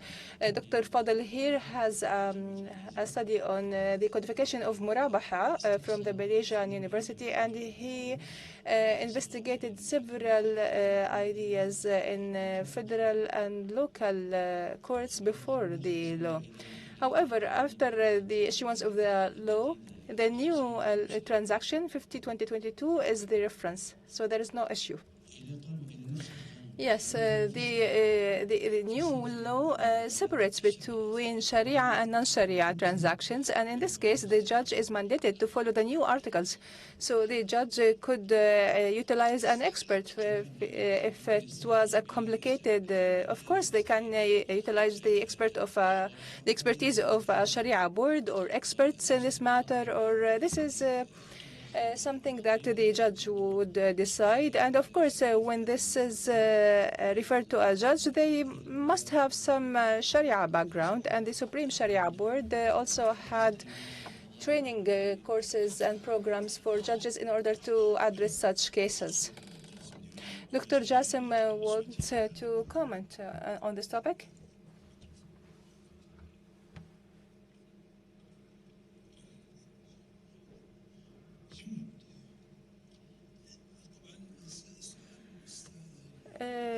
The question is really good on this topic, and the answer by Dr. Yasser was sufficient. But I have a simple addition. Dubai courts issue a documentary gazette including research, and in the last volume of the magazine, there is a research that talks about detailed aspects of this issue by pointing out judicial rulings in cases specifically by the Dubai court, the Federal Supreme Court, and also the Abu Dhabi court. There are detailed rulings. that address this aspect in detail, because these banks are part of the society, and even before the establishment of the Supreme Board and the implementation of criteria, they are mandated to comply with the Sharia compliant contracts. I remember that in 2000 something, I can't remember the year specifically, I had a research on a case that was by Dubai Islamic Bank on a Murabaha contract, and at that time, in the beginning of this century, and before the Supreme Board and before the law, the court ruling was for the bank to pay an interest to the complainant. In the appeal, they changed the ruling because even the bank would be embarrassed on how to pay an interest while it is a murabaha contract. So this is what I mean. These cases were raised many times before, and maybe tens of years, maybe 20 years now. And I had a research on this ruling specifically. There's also another ruling on other topics such as the ownership partnership.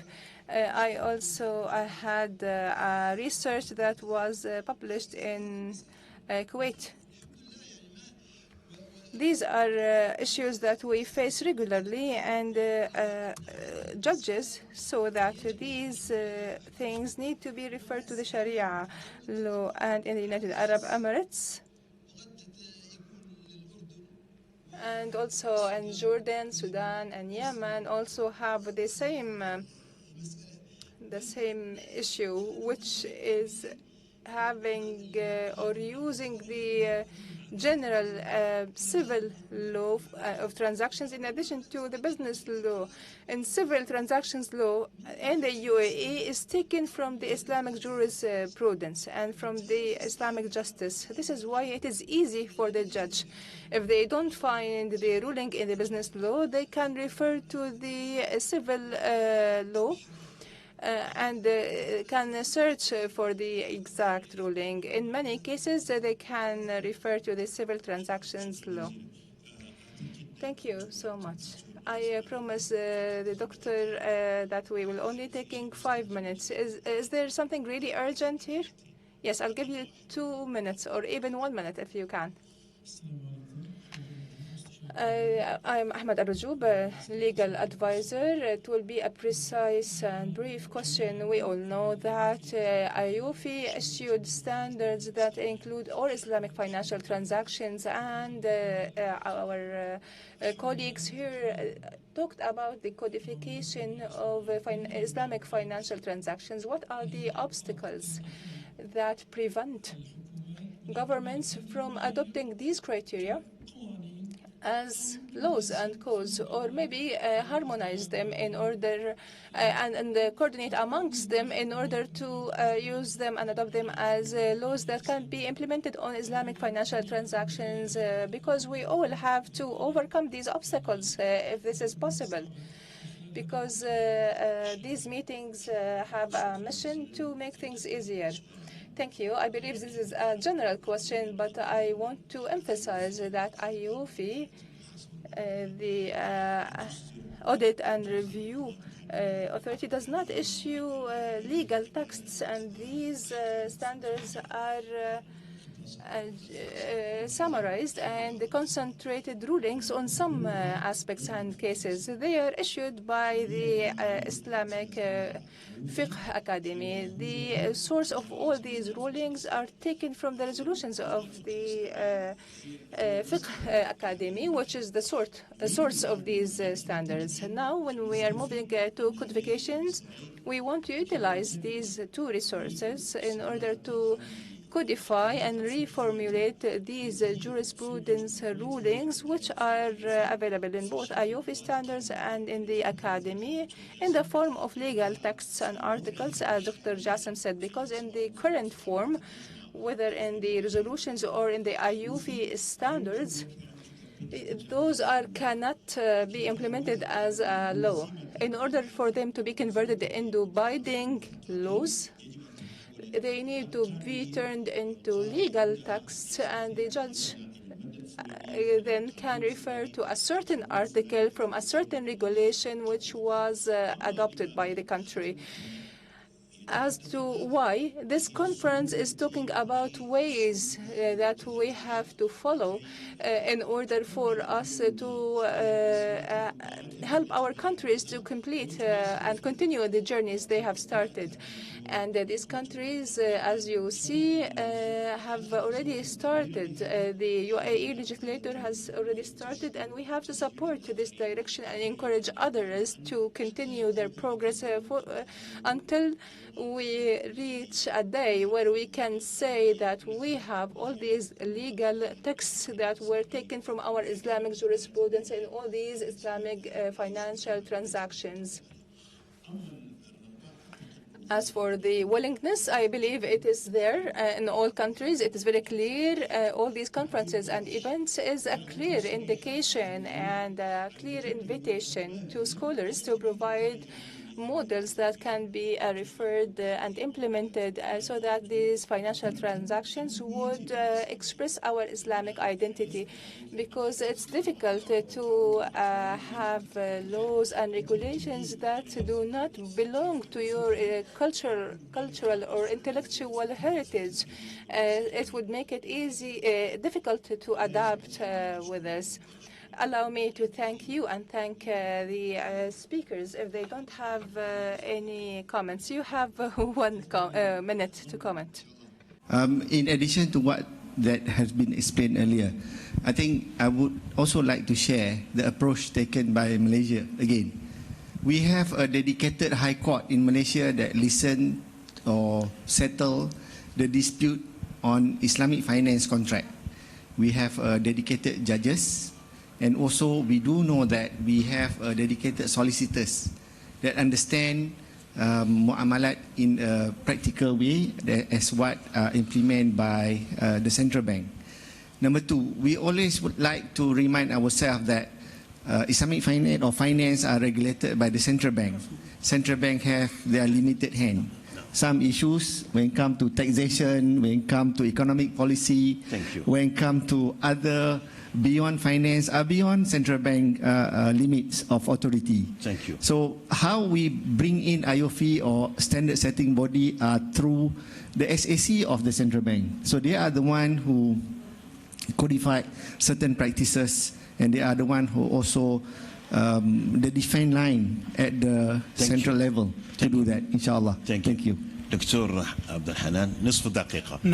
Dr. Abdul Hanan, in response to Dr. Ahmed's question, the reformulation of criteria as a regulation, this is not something that's difficult by governments if they have the willingness. Also, they can become laws as they are. For example, Bahrain, and in arbitration, for example, there is a model law about the United Nations called UNICITRAL. It's a model criteria that was taken as a model law, and they believe they took it as the Bahraini arbitration law.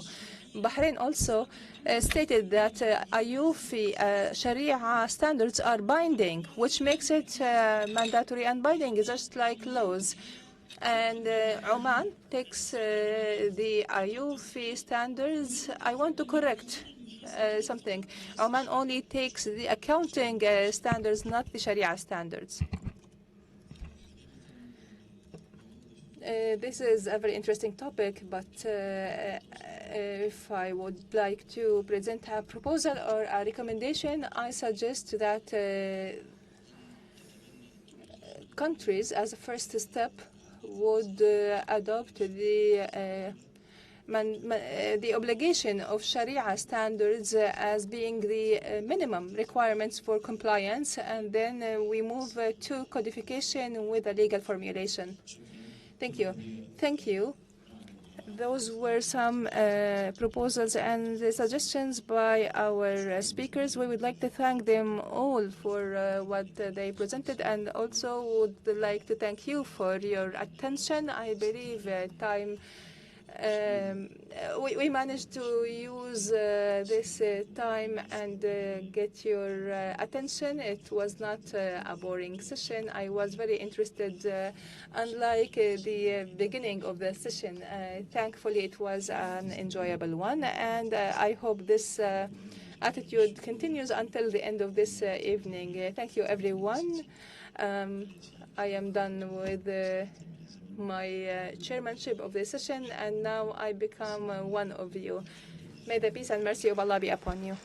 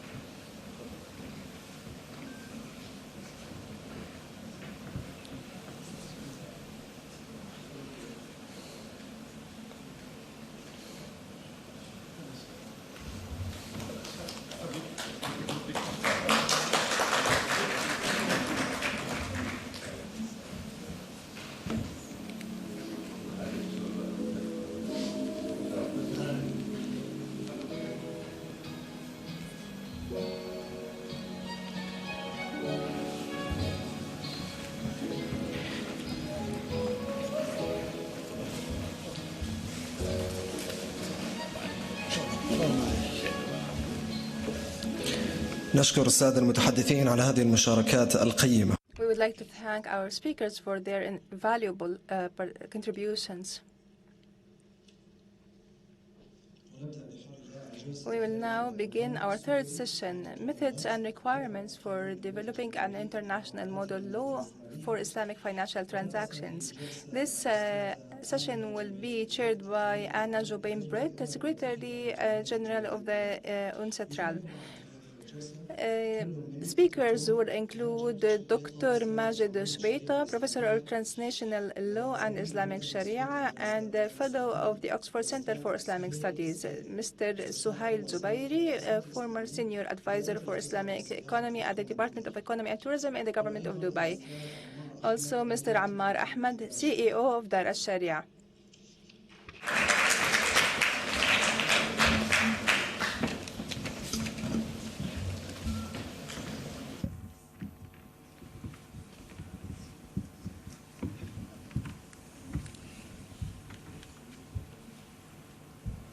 So without further, you can hear me? Okay. Yes. Yeah. So without further ado, I know that we are a little bit late, running out of time. So we will immediately start with discussion, just to make sure that I'm not Anna Jubanbret, as you already know in the program.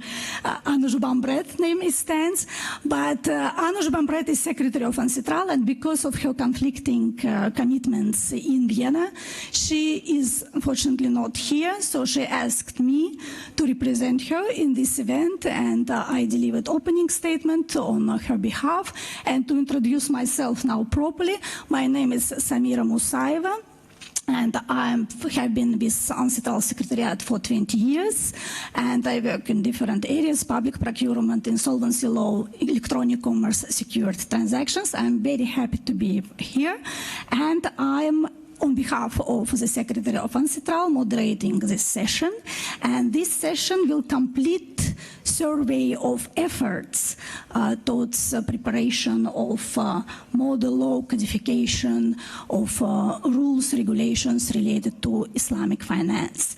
And our panel, after two other panels that focused on national efforts and regional efforts, our panel will focus on international efforts, what can be done at an international level. And I'm joined on this panel with very distinguished and able speakers who would address this aspect from different angles. And I would ask them to introduce themselves, perhaps adding some elements that haven't been announced in the program, and by the presenter of the panel, and also go straight please to your substantive statement, and please keep it short so that we would have sufficient time also for the last panel. Yeah? Thank you very much.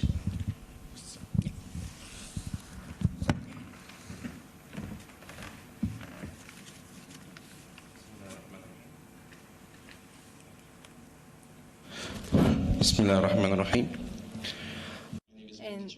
Professor of Islamic law and transnational law. I'm a fellow at Oxford Center for Islamic Studies and member of CIMAL Center of Islamic and Middle Eastern Law at SOAS University of London. Dear distinguished attendees, it is an honor to be here at this incredible event. At the beginning, I would like to thank the UAE government and IICRA for inviting me to be here among you. It is critically important to understand the position of Islamic law in the modern legal system. Islamic law basically formulates the legal system of about 57 countries, which are the countries of the OIC, the Organization of Islamic Cooperation, albeit it is well known that several courts and tribunals in the West reject the application of Islamic law for numerous reasons, as stated by the English courts in Shamil Bank and Dubai Islamic Bank 2013. These reasons are described as follows: because they believe that Islamic law is solely religious law, which means that secular forums are not able to apply it. Second is Islamic law is archaic. It lacks principles that can effectively address the issues of contemporary economic transactions. Islamic law is not a positive law, which means that it has not been issued by parliaments or legislative authorities. These court rulings significantly impacted the Islamic finance industry and its global recognition. They are a clear threat to the existence of Islamic finance and Islamic law as a whole, which certainly has implications for the Muslim community abroad. It would not be far to say that codification, or I know that Samira will disagree with me the term, so indexing. Because codification, according to ILC, the International Commission, means to be codified in the form of a treaty, but indexing is a loose term. The indexing of Islamic contract theory in general and Islamic finance in particular is the most pivotal Islamic project in the last 2 centuries. I don't believe that any country rather than the UAE is eligible to do it due to the fact that it recognizes both the diversity of Islamic schools, and its civil law refers to the Maliki and the Hanbali schools, and then to Shafi'i and the Hanafi schools. Besides its modern legal system that is compatible with the best practices of the Western countries. I have a bit broader idea than other colleagues that we need to codify Islamic finance rules. The main issue here is to codify the contract theory itself. So I believe that we need to formulate this indexing or codification to codify the contractual principles of Islamic law agreed by the old Islamic schools, to renew Islamic legal maxims or principles by adopting new maxims from the other legal systems that are consistent with Islamic law, to provide a clear interpretation and explanation of these maxims and simplify the legal language to facilitate their applications by international forum. In this regard, the UAE civil law has tried to do this, but in a small scale. We need to adopt the best Islamic practice of contract law by choosing the best practice of Islamic schools. We need to compare the Islamic best practice with modern laws such as unity law principles and other conventions like CISG, the Vienna Convention for Sales of Goods. This indexing or codification can have several forms. First one can be a treaty, but I believe that to codify or to publish a treaty, issuing a treaty is very difficult. It is very difficult also for acceptance by all the countries. So the easiest way, I believe, Samira may agree with me on that, a kind of a model law. The international arbitration rules, all of them refer to the application of rules of law. Personally, I have allocated some of the universal principles that agreed by all legal systems, and I found out that all of them are shared with Islamic law, to the extent that some of these principles are more deeper in Islamic law than other legal systems, like the principle of the good faith, which has not been recognized in deep manner in common law, but in Islamic law it is one of the most important elements. I believe that the participation of the UNCTAD in this project would be pivotal as a part of its endeavors to facilitate international trade between the East and the West. Fortunately, if I may speak on behalf of the Center of Islamic and Middle Eastern Law, presided by Professor Jonathan E. Cambrak at SOAS University of London, we will participate in this project. Likewise, Oxford Center for Islamic Studies is able to join in this codification or indexing, according to the term of Samira. I always watching your term, don't worry. Again, this project is the main future bridge between the East and West, and declare in a loud voice, we are friends, not foes. Thank you.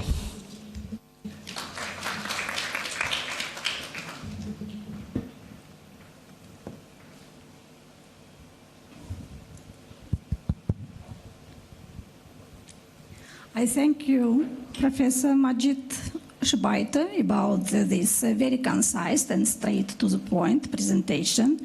You mentioned some concepts that indeed are found in the United Nations terminology, such as codification, and indeed you referred to very important work by the International Law Commission that deals with international law aspects. And in my opening statement, I mentioned that UNCTAD was established under the United Nations Charter, Article 13(1)(a), that refers to the mandate of United Nations General Assembly to progressively develop international law and also codify it. And International Law Commission was, in fact, the first body created by United Nations General Assembly to do so. And UNCITRAL became the second one, and its specialization is on commercial law matters, private law matters. So if we look at the statute of internet definition of codification, and we will find there also definition of progressive development of international law. And codification of international law is defined as a more precise formulation and systematization of rules of international law in fields where there already has been extensive state practice, precedent, and doctrine. Progressive development of international law, on the other hand, is used for convenience as meaning the preparation of draft conventions on subjects which haven't yet been regulated by international law, or in regard to which the law hasn't yet been sufficiently developed in the practice of states. Interestingly enough, in UNCITRAL mandate, those terms are not used. We are using, to describe UNCITRAL mandate, reference to unification where possible, and also harmonization. And this is not surprising that United Nations General Assembly, when establishing UNCITRAL, decided not to use the same terms that it used for International Law Commission. This is because UNCITRAL deals with private law matters, commercial law matters, which are very dynamic. Practices evolve, and therefore unification is not always possible. What do we mean by unification? Unification is the process by which conflicting rules of two or more systems of national laws applicable to the same international legal transaction is replaced by a single rule. Harmonization, on the other hand, doesn't mean replacement, but rather formulation of substantially similar rules. So this is just to respond to some mention of United Nations terms that are relevant to this discussion. And now, without further ado, I will give the floor to the next speaker in our program. And this is Mr. Suhail Zubairi, and former senior advisor, and I would welcome you to speaker's booth. Thank you.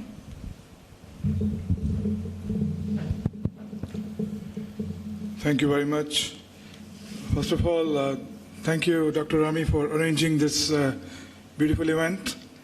And my appreciation to all the speakers, who have given new thoughts to be explored further. Now here, there is a little presentation. We have been hearing about codification since morning. What if I show you the light at the end of the tunnel? Would you appreciate it? There is a project which has done a lot, and there has been a substantive progress, and only a couple of people in this room are aware of that. And one is Dr. Omar Hafiz, and the other one is Dr. Sanu, and the third one is Dr. Rami.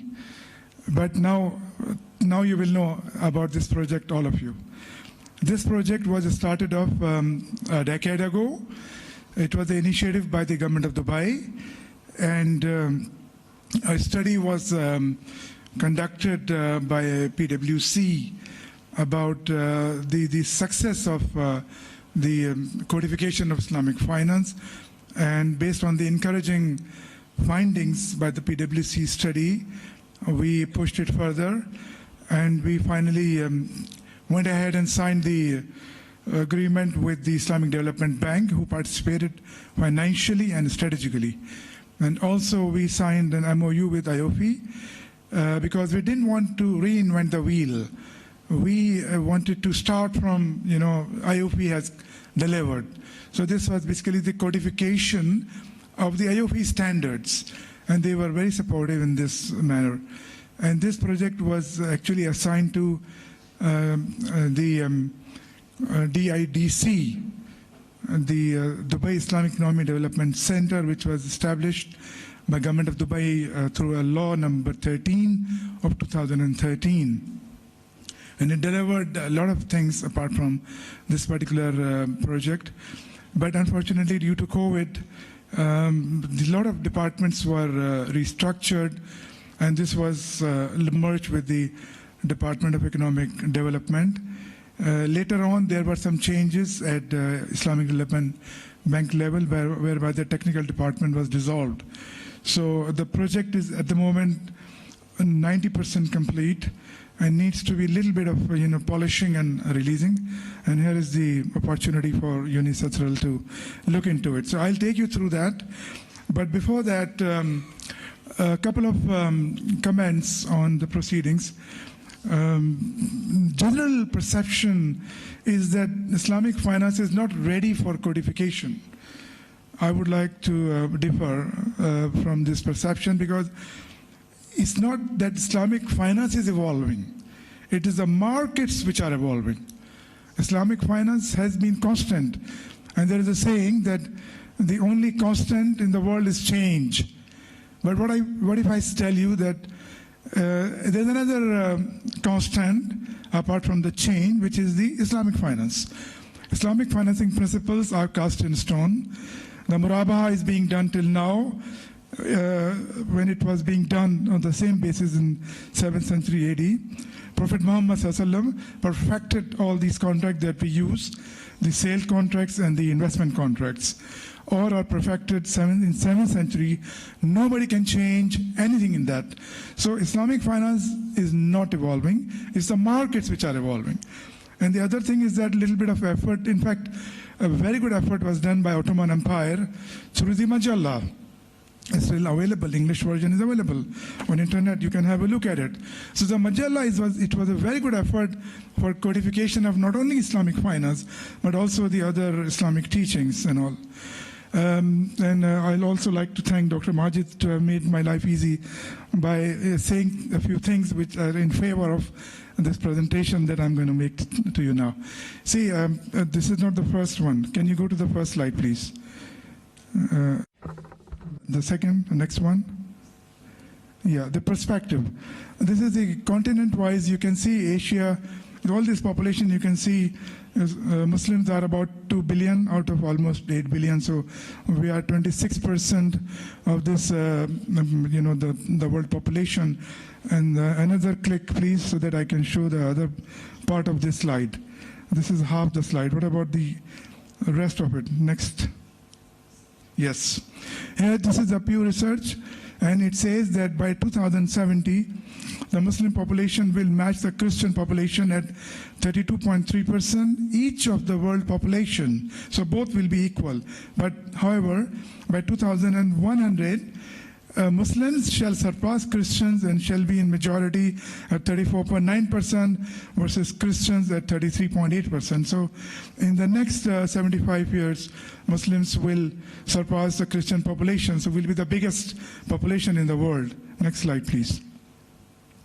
Yeah, now this is basically my research, continent-wise prospects for Islamic finance. So the green indicates Islamic finance regulation in part is available in 32 countries across 3 continents. Now these 3 continents I picked because 90% of the world population live in these 3 continents. And then you see the blue ones indicate in another 32 countries from Asia, Africa, and Europe, there have been no regulation but some Islamic finance activity. So maybe Sukuk has been issued through a special permission like Hong Kong, for example, South Africa, for example, but there is no regulation as such. And the remaining 85 countries from the 3 continents present a virgin market for Islamic finance with neither regulation nor transaction. So here it is. This very, very fertile. Next, please. Now here, as you see, the Islamic world comparative analysis. Global GDP size is about 105 trillion, Statistica. Islamic world GDP size is only 6.3 trillion, or 6% of this total global, although we are 25% in the population. Number of countries in the world, number 95. The number of Islamic countries is 57, 29%. Current world population is 8 billion. Muslim population is 2 billion, 25%. Projected world population by 2070, 9.4 billion. Projected Muslim population by 2070, 3 billion, 32%. Global size of financial assets, 486 trillion. And global size of Islamic financial assets, only 3.9 trillion, only 0.8%. What is the reason for that?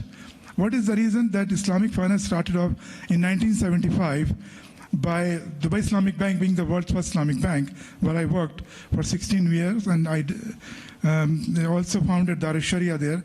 Islamic countries form 30% of the global nation, and Muslims are 26% of the world population. However, their total GDP contribution to global GDP is only almost 6%, and the size of the Islamic financial asset is even worse at less than 1%. So, next slide, please. All right, so the background of this codification project when we started off a decade ago. So the perception that normally people have is that Islamic jurisprudence depends a lot on intellectual opinion from scholars, same way as there are differences of opinion amongst medical and legal professionals. So if you go to one lawyer, he will give you one opinion. You go to another lawyer, he'll give you another opinion. Similarly, doctors, you go take different opinions. They will say you have cancer, Allah Samallah, and the other one will say no, you are healthy. So we don't know. So that it depends. But this is a perception about Islamic finance. Next. Believe the differences are necessary for innovation and growth of industry, and the codification may constrain it. This is another view of the industry players or practitioners. They say, please don't do any codification because it will constrain and strangulate the innovation. Next, please. Unification examples. But in this backdrop, we do have some very good examples. We have got IOP, IFSB, and IFM. They broke the myth, and then they have come up with the standards which are now gaining ground. Next, please. The future code is essential for the next generation growth expected to come from the non-traditional markets. Non-traditional markets. It means non-OIC countries. It means the non-Muslim countries. I have personally been to some of them, and when I was in Islamic Center, and I requested to look into rolling out Islamic finance. And some of them were very eager to do that. But two things. They said, which brand of Islamic finance you're talking about? Malaysian brand or the Gulf brand? And number two was that, well, what's the guarantee that if we go through the process of changing our laws and then go through the lengthy process of parliament, spend money, and then when we are ready, nobody comes. So what is the guarantee for that? So this is something, because a huge amount of money is needed to actually review the entire laws, and then to amend wherever, because you see, if you want to launch Islamic finance in a, for example, unfriendly jurisdiction, then murabaha is done, taxation will be applied on both ends. Similarly, the rent on ijara will be applied, whereas in home financing, in the conventional sense, you get rebate on your tax return. Here you will not get rebate. And similarly, a lot of taxation issues will come. So we need to actually address those issues by changing the laws. And this is a huge, long process. And in one country, I'll give you the example, Malta. Small country, 400,000 people, but they're not doing it for themselves. They're doing it for the North African nations, because they would like to attract them. But Labour Party put it into the election manifesto, will bring Islamic finance.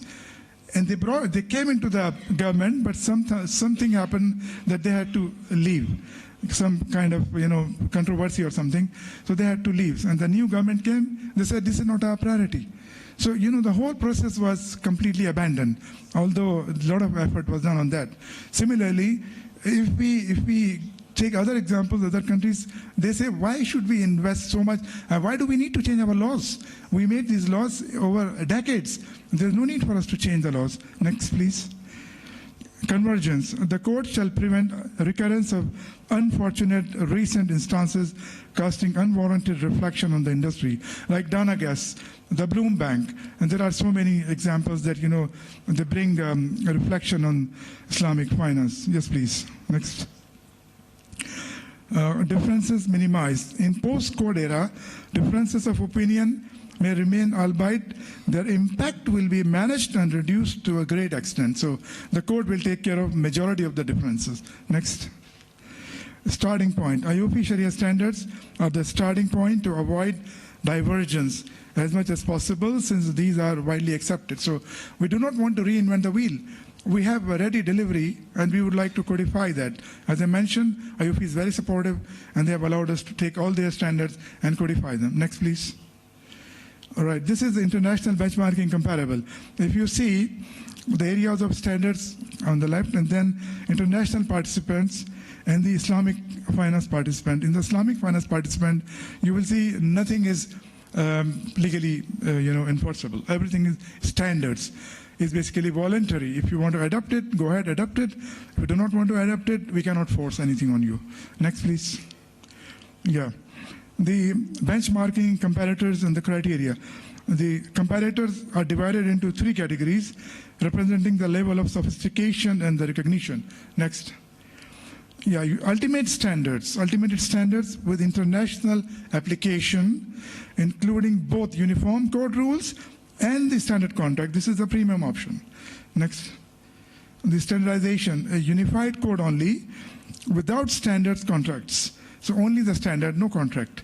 With regional or limited recognition, this represents the interim option. The next, the certification only, providing certain guidelines for compliance, for example, for a product or service to be certified based on certain standards. This approach is simple, quick win option, and we have Islamic finance in number 3. Yes, please, next. The Global Islamic Finance Code deserves to be put under the premium option, number 1, not number 3. Given the resilience of the system, fair and unbiased treatment, and most importantly, the urgent need to consolidate and integrate Islamic finance in global markets. Next, please. I strongly believe the industry is stagnating in traditional markets, and this is a fact. Before, we used to have double-digit growth. Now it is falling into the mid-single digit. And the next generation growth in Islamic finance can only be derived from the non-OIC countries. Next. However, these virgin markets will only seriously consider the proposition if they're offered an off-the-shelf law. Off-the-shelf law. They would not want to take the pain of changing the existing laws. Through an international convention that provides legal protection to the contracting parties and has a strong legal framework for dispute resolution. So not only you provide the legal protection to the contracting parties, which are not available at the moment, and then that's why the cases go to English courts. And then the English court judge says, well, this is a loan, and he doesn't know Mudarba, this Dana guess. The Mudarba is something that if the Mudarib has not been negligent, you cannot ask him to pay. But they said pay because you took the money. But it was not the Mudarib's fault. They invested in Kurdistan and Egypt, and both, they could not get it back because of certain reasons which are beyond their control. So in Sharia, they are not responsible because they did not err. They were not negligent. Next, please. Okay, this is benchmarking, comparators, and criteria that I mentioned. Here, I would like to put the Global Islamic Finance Code that I'm going to talk about in the International Convention. So before I go away from this world, my wish list or my dream is that this particular code should be adopted by UNCITRAL with the support from the government of UAE, Ministry of Economy, for example, and try to, through the convention, launch it and provide handholding support to all the signatory countries. This is not mandatory. It's voluntary. If you would like to sign it, take the off-the-shelf law and roll it out. Next, please. What are the current key challenges? Most of the people know about them, but let us have a refresher. Go ahead. Click. Next, click. Okay, taxation, I mentioned already. Next. Next. Yeah, double taxation, inconsistent. Next. Lack of consistency in the form of Islamic finance products and in the application of the international guidelines and standards on them. Next, costly. Sharia approval and compliance follow-up costs considered exorbitant. It's criminal. Limitations, jurisdictional limitations on product offering, especially sukuk. So if you have issued a sukuk, you cannot sell it across the other region because of the differences. Okay, go ahead. Next slide. I wish I had the control here. Okay, next, please. Islamic banking, okay, Next click. Risk management tools incompatible with risk in Islamic finance products. Implementation of Basel III in IFIs based on conventional approach. Islamic Bank is still a fraction of global banking. So here we have the IFSB, but nobody goes for IFSB. Most of the people go for Basel III, or BAL 3 as they call it. So this is also another issue. Next, capital market.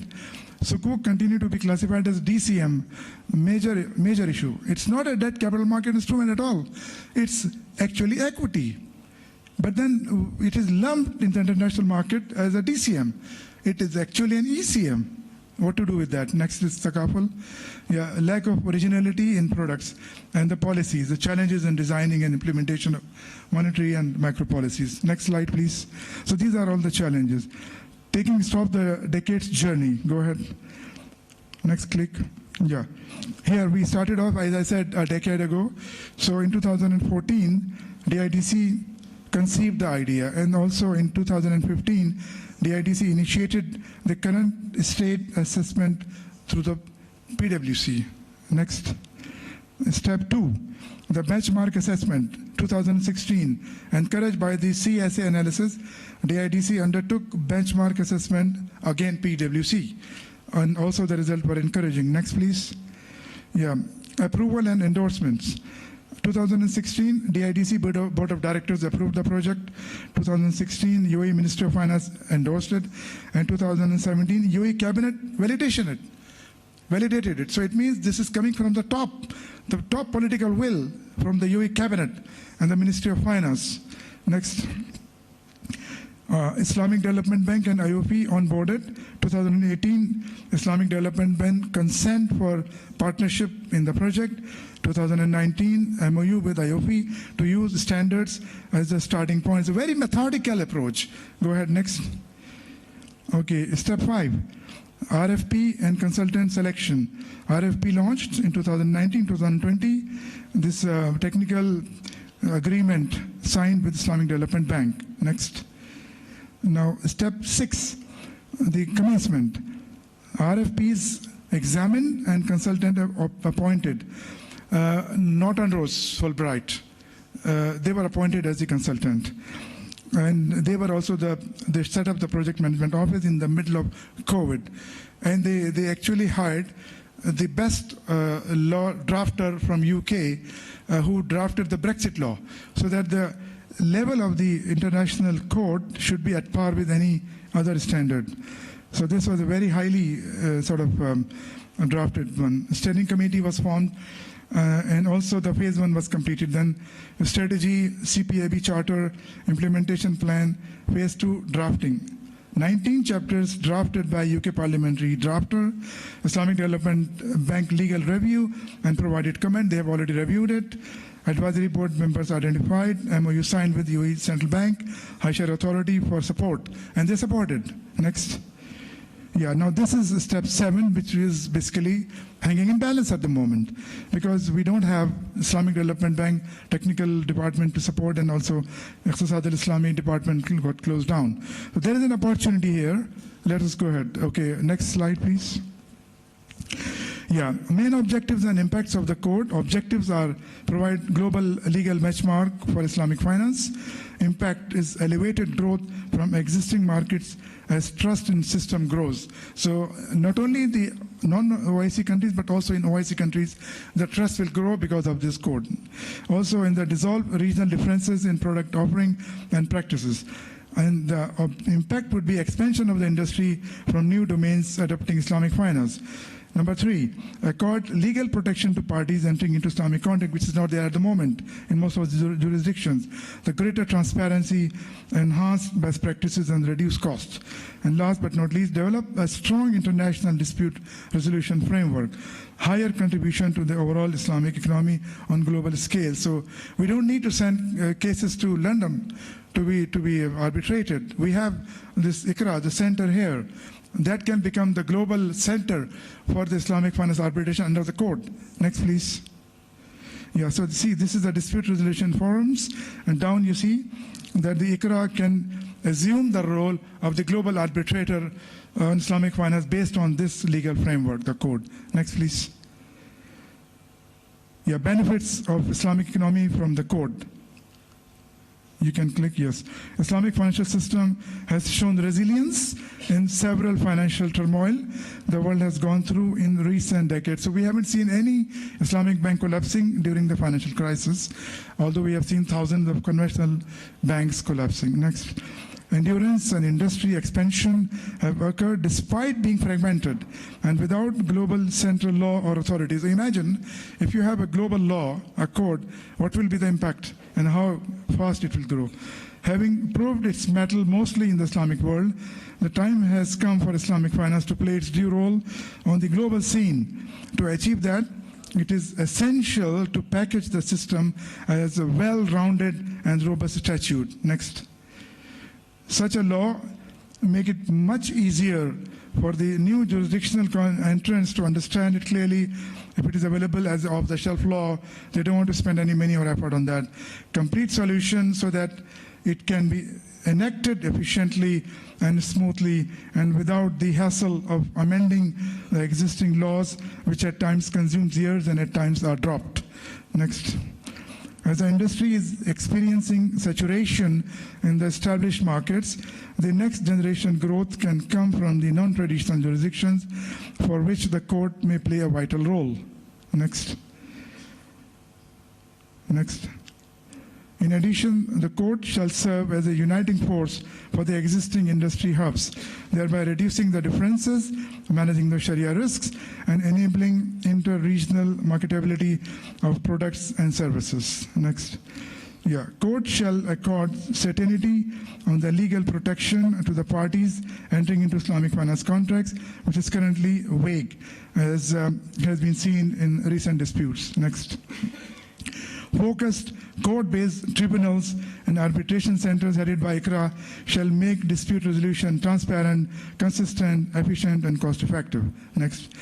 Court shall also spur Islamic fintech innovation, digital finance, since it could be equally applied in multiple jurisdictions, having a common statute as a governing law.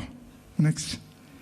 Overall, the court shall contribute to time and cost savings, financial stability, greater transparency, and consistency in financial reporting.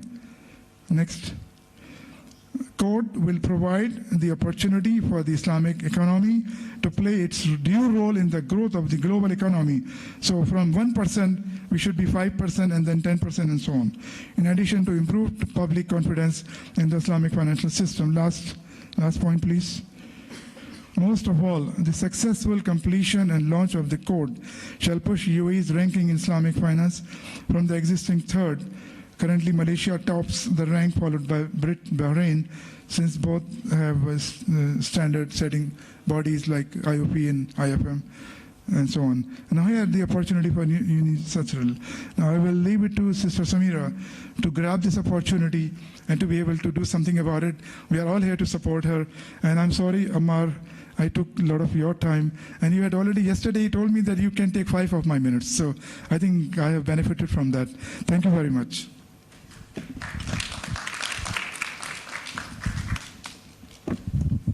Yes, thank you very much for this detailed and quite informative for us slides and also your presentation. We, of course, would take into consideration those points, and I see that, in fact, efforts made in that area already addressed many issues that UNCITRAL and its secretariat usually addresses before UNCITRAL makes a decision to take up any new topic. Time permitting, I may describe what this legislative process in UNCITRAL involve, but it would be unfair for me now to use the floor, because I would really be happy to listen, and I'm pretty sure that the rest of the audience would be happy to listen to the last speaker in our panel, Mr. Ammar Ahmed, who will be talking about the nature of the entities concerned with the International Model Law for Islamic Financial Transactions and their roles. Please.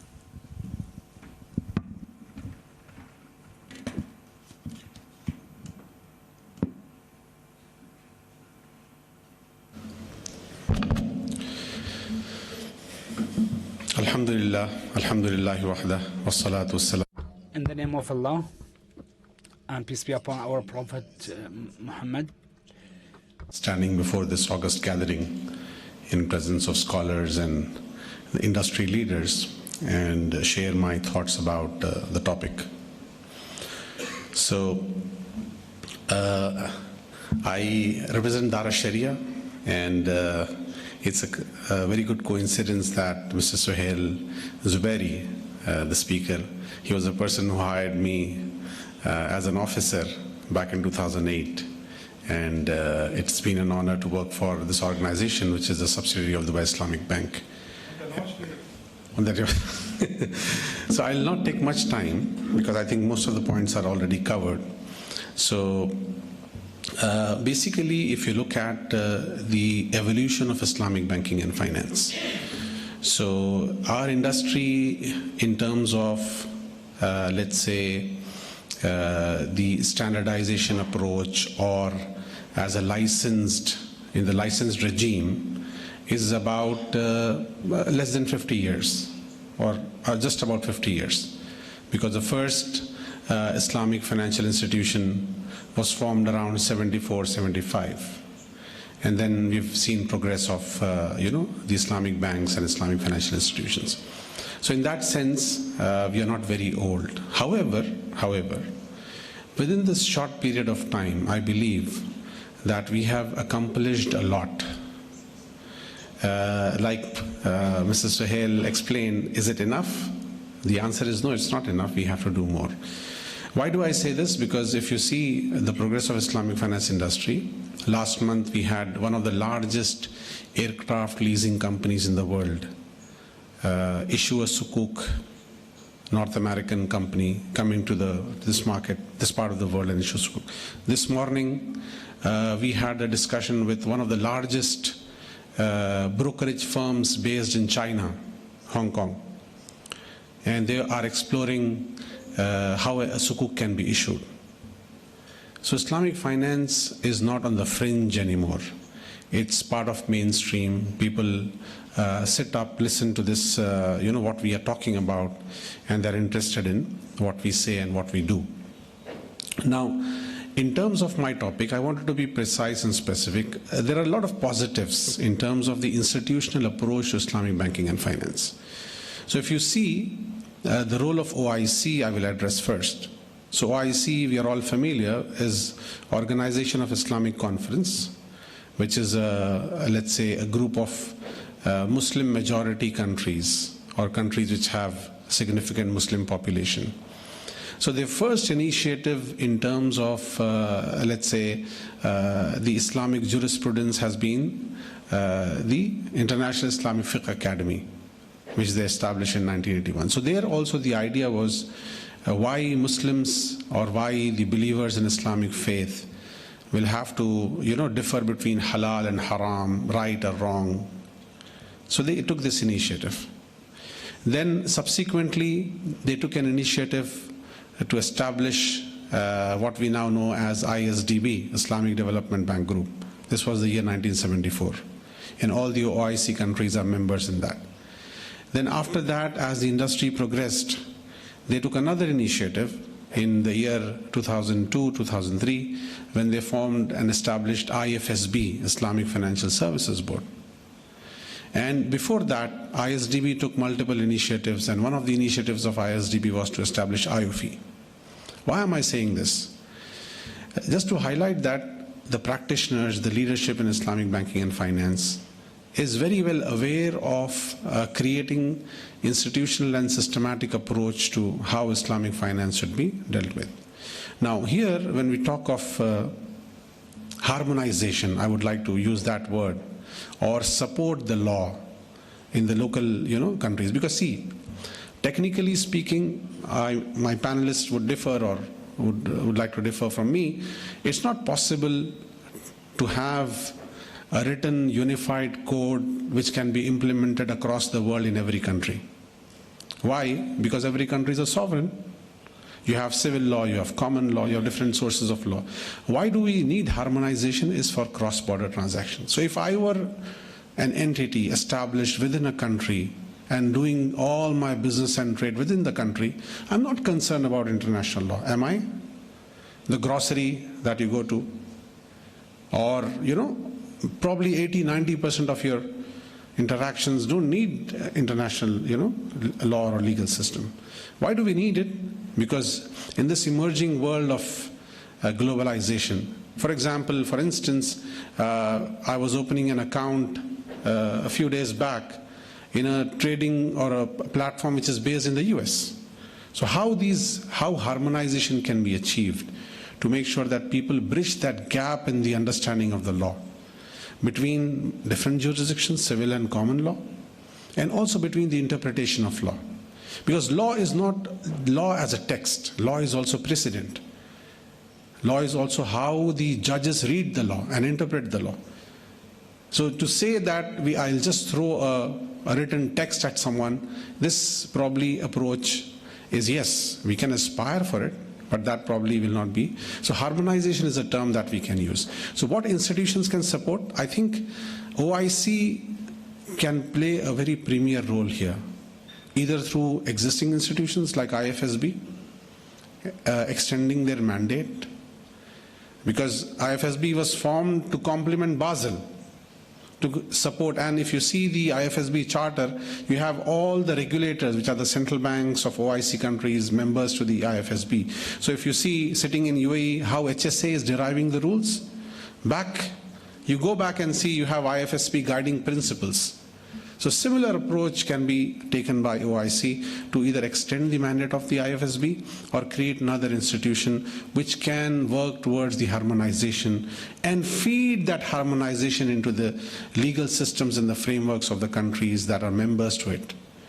How can the UNCITRAL and these regimes be helpful for this? Now, we all know that Islamic banking and finance is not just for Muslims, like I gave you instances and examples.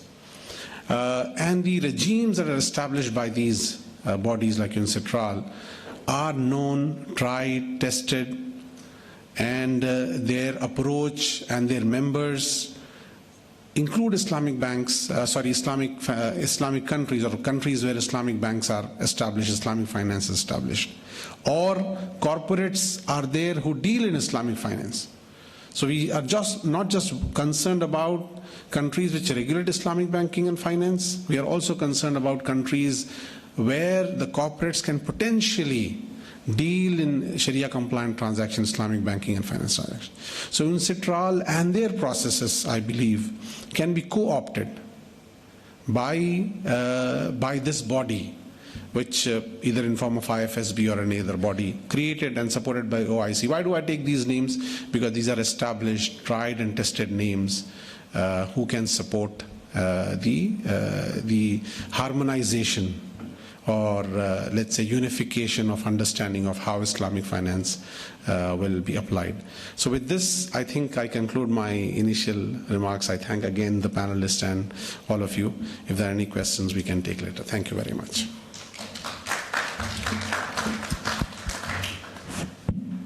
Yes, thank you very much. It's also quite useful for us to learn about entities that would be useful in this project if it ends up with UNCITRAL. I'm not sure how much time we have, and this is a question to organizers, to masters of ceremony. 10 minutes? Okay, all right.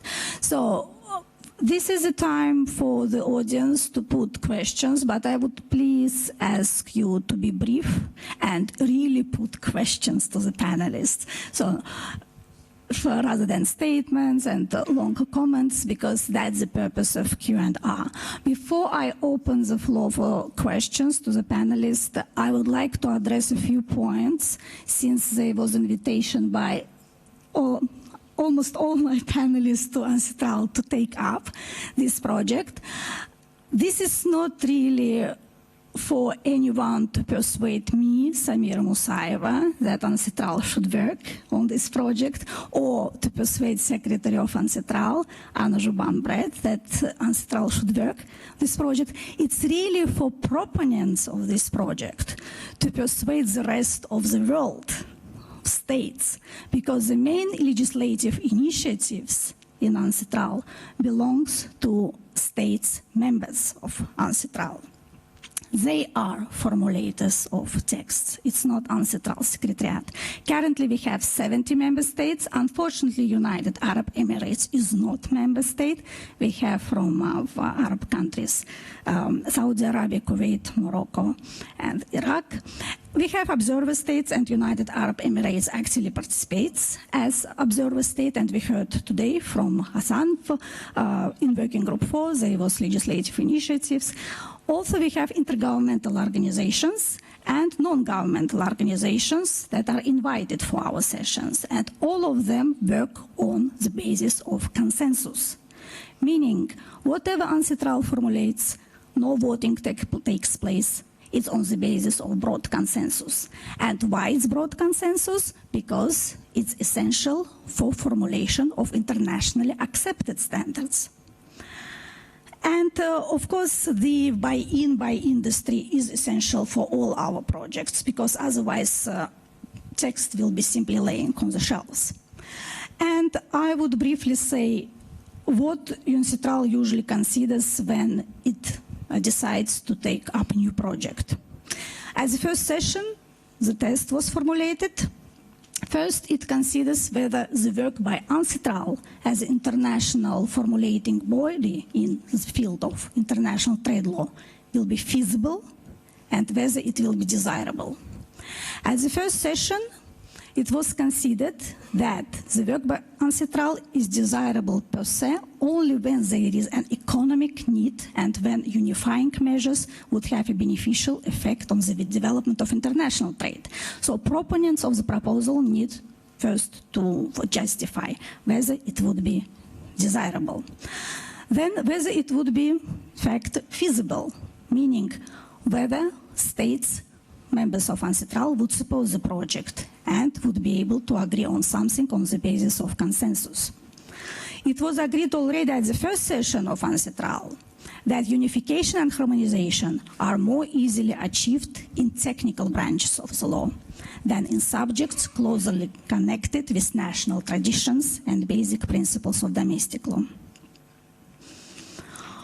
So, at subsequent sessions, this was elaborated, and there is four tests that any proponent of proposal needs to meet. The first one is whether the topic is likely to be amenable to harmonization, then whether UNCITRAL is the right body to work, or maybe someone else, and I heard now candidates maybe better placed, not necessarily without UNCITRAL involvement. UNCITRAL may get engaged at some point, but this is also that something proponents would be expected to answer, whether UNCITRAL is in fact appropriate forum, or maybe there are some other forums better placed to undertake the work. And in that context, again, I need to reiterate that UNCITRAL is a global rather than regional organization, and therefore this assessment would require the potential benefit for international, not just for regional harmonization. So how much interest international community as a whole, especially developing countries, would have in this proposal? The next test is whether the scope of a future text and the policy issues are clear, whether the project is pretty well developed, and I heard from the panelists that it's in fact very well developed. All questions are already answered. So in that sense, I do not see any issue here. And the third test is whether there exists a sufficient likelihood that legislative text on the topic would enhance modernization, harmonization, or unification of international trade law. So, and in this initial stage, it's really the task of proponents of the proposal to answer those questions. After that, of course, there would be exploratory work by the UNCITRAL Secretariat, there would be preparatory work by the UNCITRAL Secretariat, but at the initial stage, it's really states proponents of the proposal supported by professional intergovernmental organizations, non-governmental organizations in UNCITRAL that table proposal and ensure its support and broad consensus from A to Z. Having said that, now I think we have some time to take questions. Please Anyone? Yes? Yeah. Please introduce yourself, and as I encouraged from the beginning, please stick to a question, short, concise, rather than long statement and comments. Thanks. Okay. First, thank you very much. I hope you can hear me. My name is Muhammad Ziaullah Siddiqui. I am the CEO of a digital learning platform, Taif Digital Learning Platform. So first of all, thank you very much for the nice presentations, very informative. But one thing, like as somebody who is passionate about Islamic finance, I found it rather not very encouraging, but rather disappointing. And I would like to have your view on how it can be accelerated. The contribution that you showed in your presentation of Islamic finance, the projection is less than 1% of the total economies, which you don't think like which means like it will still remain insignificant and not important at all, not relevant from a global perspective if it is less than 1%.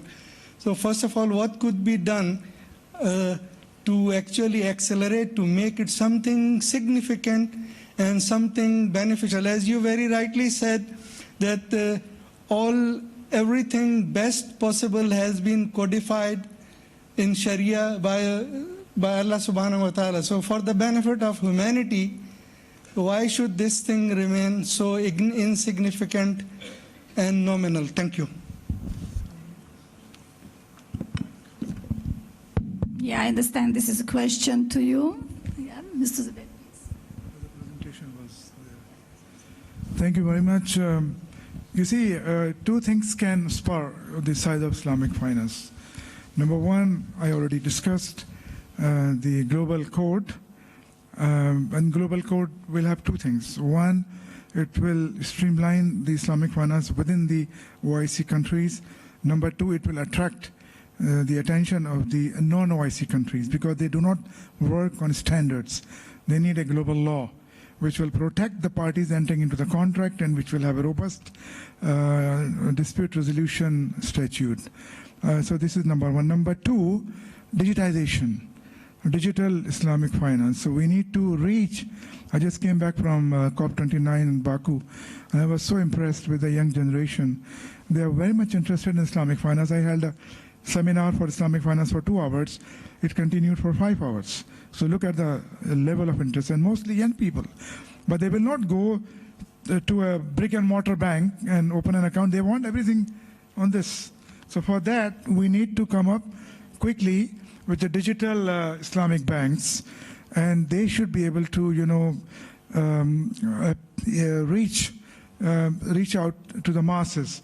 And the problem is that in Muslim countries, only in the Muslim countries you will see a majority of people are unbanked.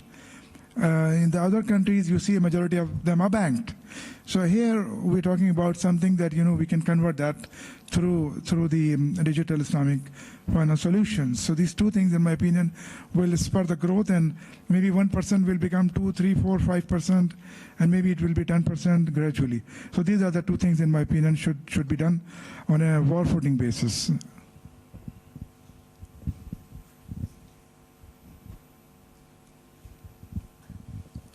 Any other questions?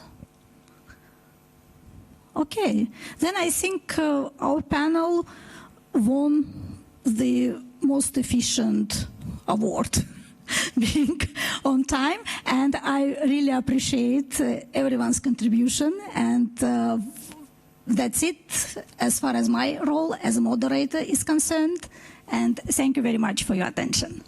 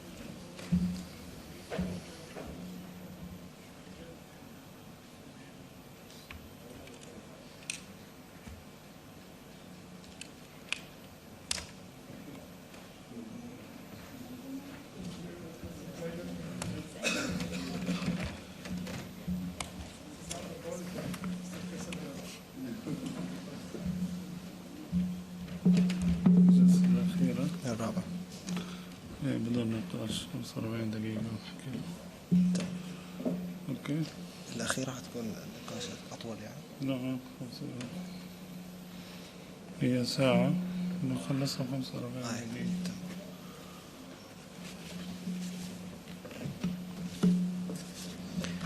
نشكر السادة المتحدثين على مشاركة. We would like to thank speakers for their valuable contributions. Now we begin the fourth session on the impacts of international model law on Islamic transactions in various sectors. It will be chaired by His Excellency Councillor Dr. Muhammad Mahmoud Kamali, Director General of the Institute of Training and Judicial Studies in the Ministry of Justice. Speakers include Councillor Muhammad Ghanem, a legal advisor at the Central Bank of UAE, and Dr. Abdul Bari Mash'al, member of the Fiqh Council for North America and the managing partner for Raqaba. Also, Dr. Amar Zuhair Hafiz, chairman of the board of the Islamic International Rating Agency in Bahrain.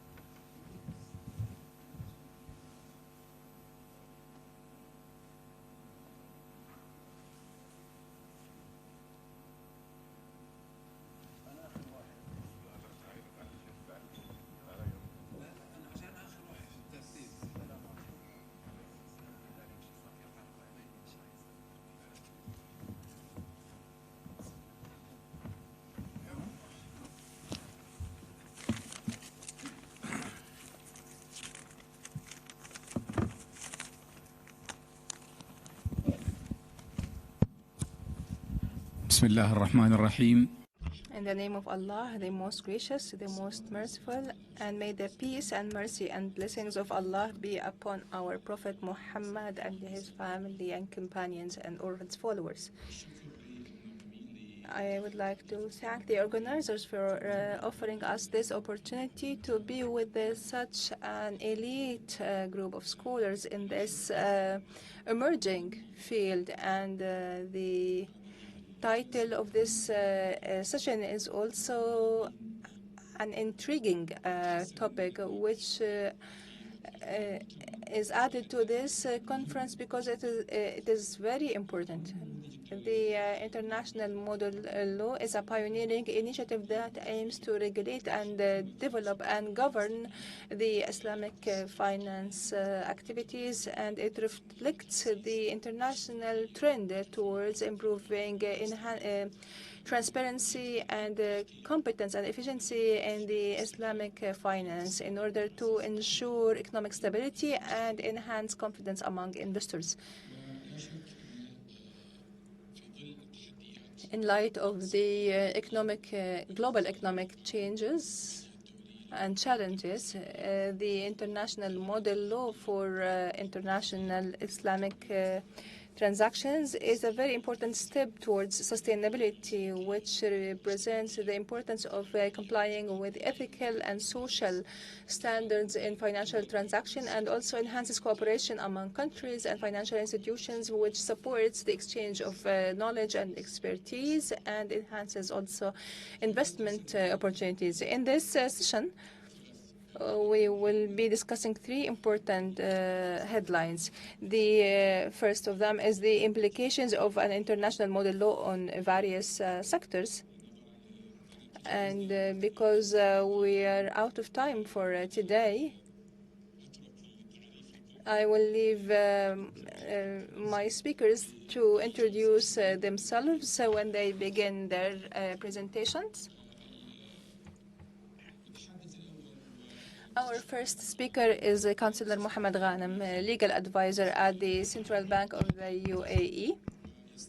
He will be talking about potential implications on the legal sector, including courts and arbitration boards, and alternative ways to resolve disputes, and also experts, legal experts, and everyone who's concerned in the judicial work. He also discusses the implication on the Islamic society.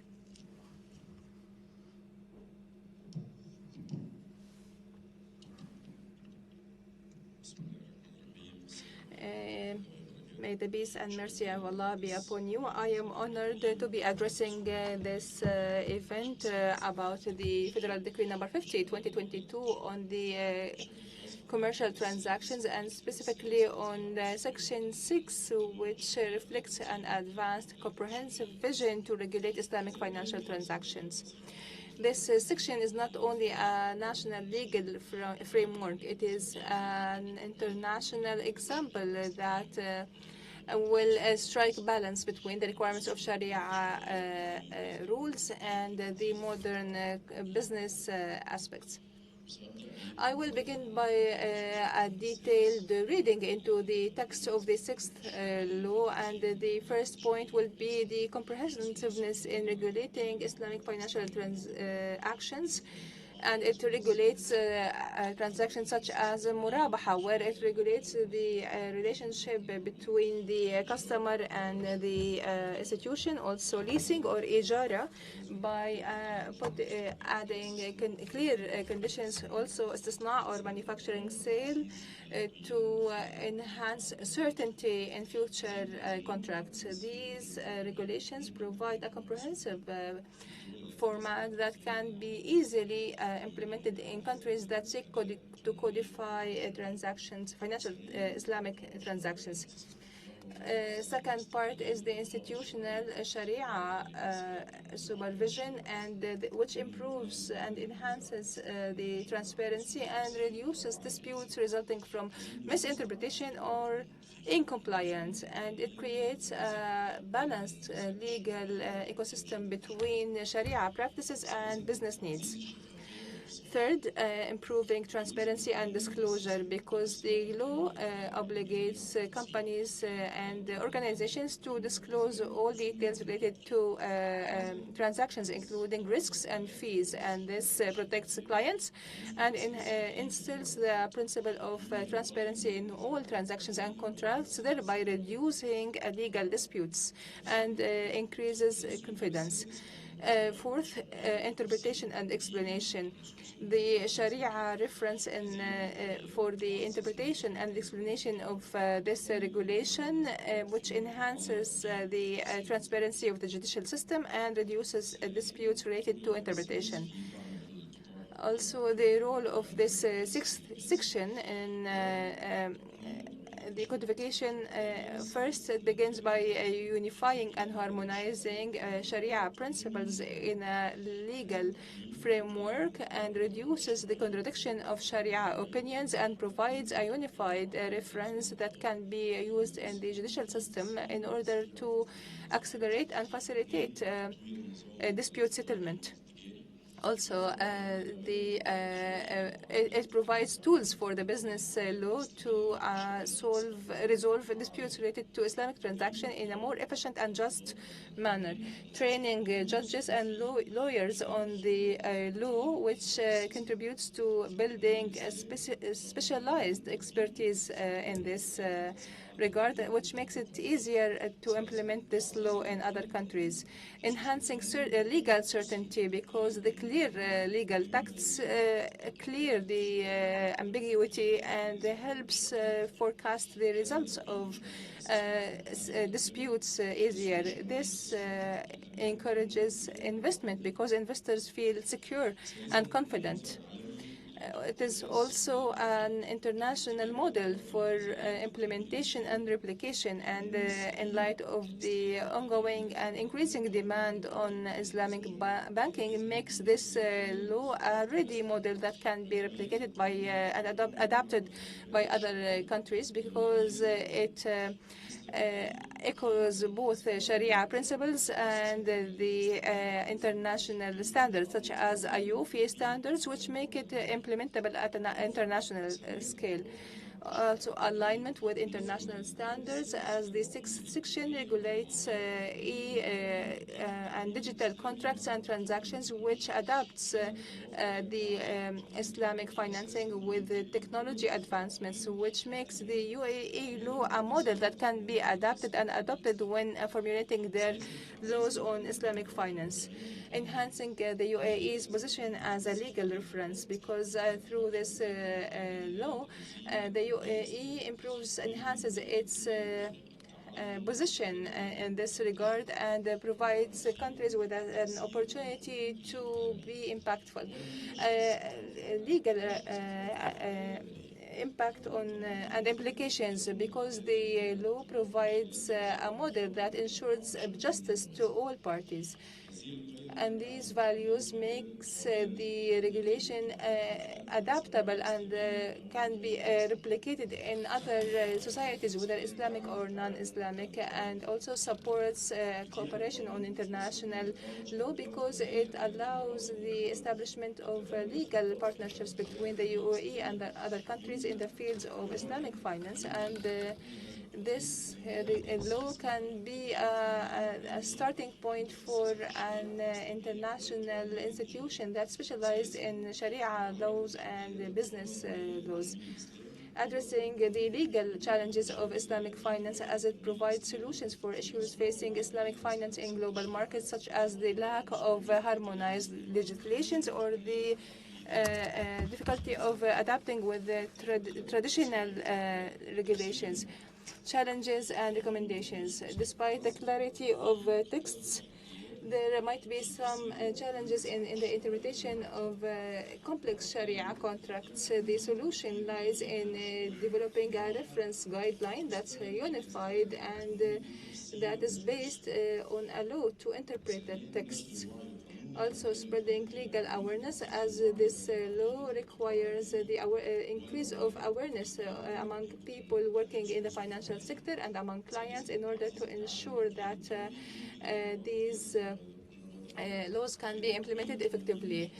Also, countries can seek the help of the UAE to develop similar laws which would enhance legal integration around the world. In conclusion, this is an international model for justice and development. Ladies and gentlemen, this sixth section of the Decree 50/2022 is an international model that highlights the UAE's pioneering leadership in providing laws that enhance social and economic justice. And this law was not just a codification of transactions. It's a strategic vision that represents commitment and compliance with Sharia principles, and while in line with international standards. I invite you all to study this law in depth and to use its texts in practices and standards that support our work. Thank you so much. Thank you, Mr. Counsel. I believe we can truly be proud of countries like the UAE for presenting such a model law, and countries can benefit from this pioneering experience. Also, the applications for this model, whether in the rulings or otherwise, because it's the basis of PhD and master's, because we are pioneers in this aspect. Now we move to the next paper by Dr. Abdul Bari Mishal, a member of Fiqh Council in North America, Raqaba, who will be talking about the impact of international model law on Islamic financial transactions in the investment and construction and other transactions, as well as the impact on the financial and banking sector. The floor is yours.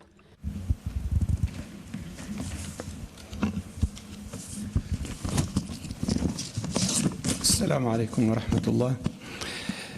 ابتداء أشكر. At the beginning, I would like to thank Your Excellency Dr. Rami, the General Secretary to the IIRCA, for giving this opportunity to be among you and speak about my paper and to speak to you about the impact of the international model law on Islamic financial transaction on the scientific and academic, on the investment and financial sector. And looking into this topic, I found that the questions asked in exploring the impact, starting from the title that I mentioned and the questions asked. And I remembered when the IUFI started with the regulations, I made many researches and studies, and I foreseen the impact of the Sharia laws on the industry, and all of this is written. There is no doubt that there is an interconnection between the Sharia and the law, but there is a way of paving, it's more of paving the way in getting this point to our brain, the impact of the international model law. It's worth to mention the impact of having a codified reference in the Islamic financing. What is the impact outcome out of this? I calculated these impacts to 4, codifying the references and also codifying the practices. The second point, which is very important, the shrinking of the fatwa activities on the level of the private companies in light with the references, where the fatwa will be improved and this role will be shrinked on the private sectors of, or the private committees within banking sector. Also the auditing, Sharia auditing, external Sharia auditing, and part of the impact is enhancing the competitiveness, which comes in meeting based on the fatwa.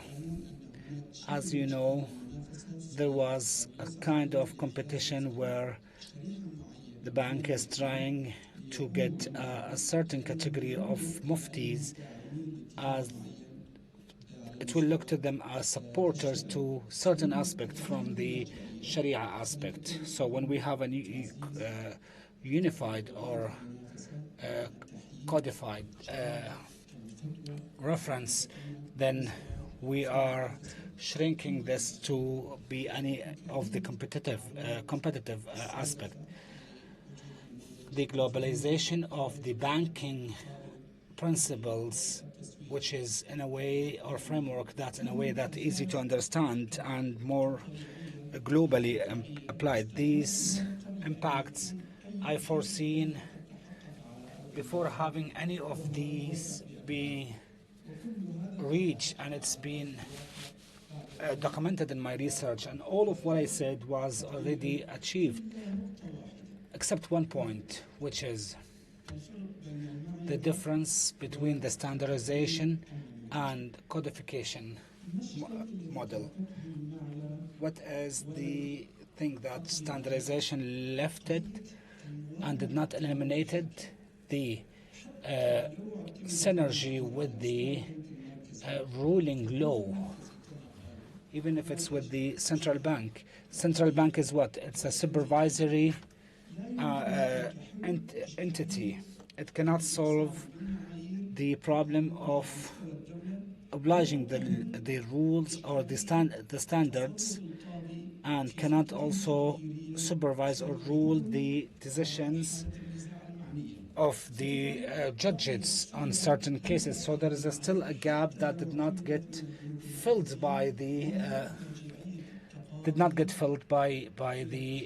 standardizations, whether if it's went to the courts or the arbitrations.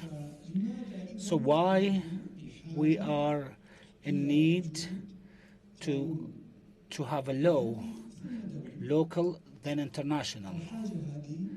This need to solve one issue, one main issue, which is that the decision of the judge is covered by the law and should not contradict any superior law within the country.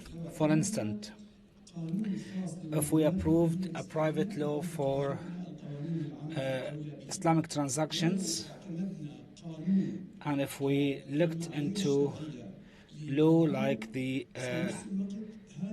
Sharia standards, this can be with no values if the general law applicable will give specific orders that will not allow to apply the Sharia in an obligation way. So therefore we need a law on the local level, or codification locally and internationally.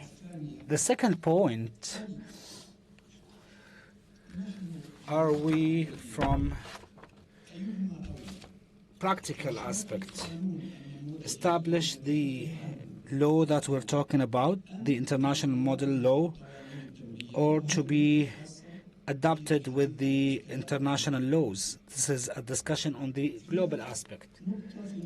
It's a point which is very important, extremely important, which is the easier way to get the target is following the twinning aspect, which covers or working on a global aspect and work on it.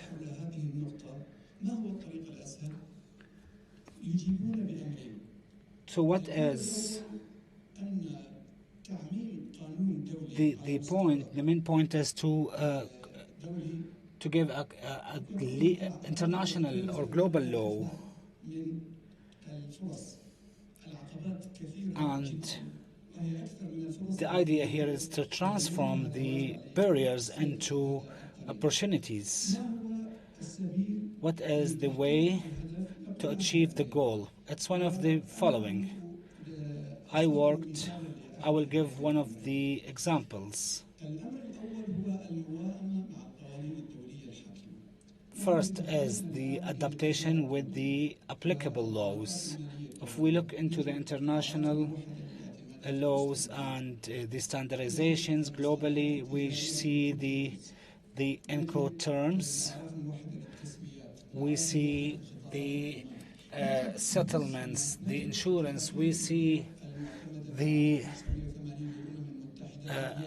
Vienna contract of sale.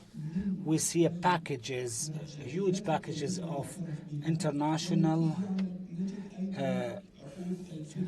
the international standards, like the FEDEC for the contracts, or during the establishment and development of Europe, for instance. All of these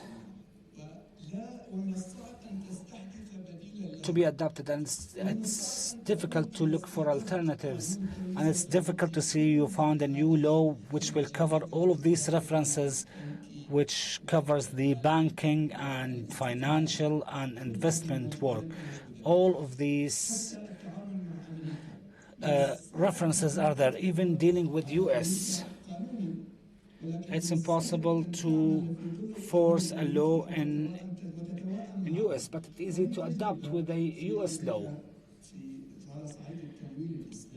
On the aspect of the Islamic financing, you will see that the experience did not require the change, or did not require us to face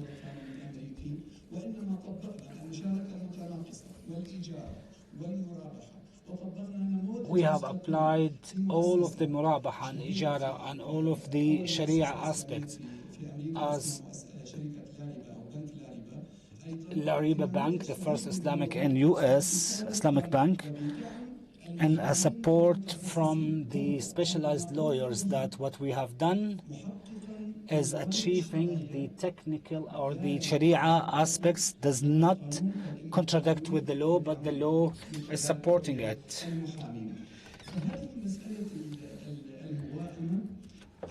So this adaptation is one of the ways which can provide an alternative based on the sharia references or whatever higher from the Islamic. The second point is the arbitration, because for us in the arbitration center we need to look the lowest or the shortest way in order to look into resolving the conflict, and looking at the legal reference or Sharia reference or the Sharia standards as a reference, and looking into the case and the conflict and solve it. And the same, the decision of the arbitral will be distributed and maybe referred to any word, any part of the word. Maybe we in the future, we can go into more aspects. Thank you, Doctor. Very important points you have discussed indeed. The big title here, which is the adaptation or the twin, is part of what we have, and starting from that point we can combine with what being discussed or agreed on, and from the specialized in the Islamic finance, and it will require to make a mega global conference where we have a workshop and discuss about the Islamic finance. Now the third paper for this session, which is by Dr. Omar Zuhair Hafiz, Chairman of the Board of Directors from the Islamic International Rating Agency, Bahrain, and it's talking about the impact of the international model law on Islamic financial transaction on the academic and scientific sector, where he will discuss about the academic sector related to the Islamic economics. All thanks to Allah, and peace be upon Prophet Muhammad and his companions altogether. Peace be upon to you all. It's my luck here to be the last paper for today, and I thank Dr. Rami for giving me the opportunity and made me in this list with this blessed gathering of people to talk about the impacts that could result in working in a unified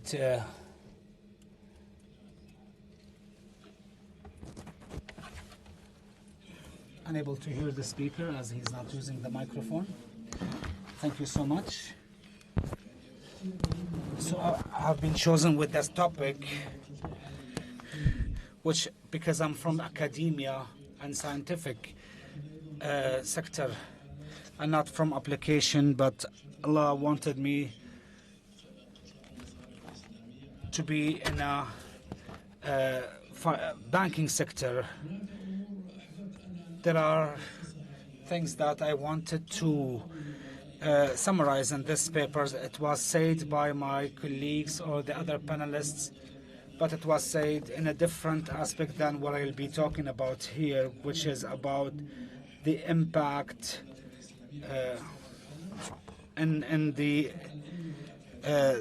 impact of the international model law on Islamic financial transaction on scientific and academic system, which means what will happen within our countries and outside our countries. So whoever goes with the papers after this paper, I spoke in a very brief, and I will not read what I wrote. But when it comes to the Islamic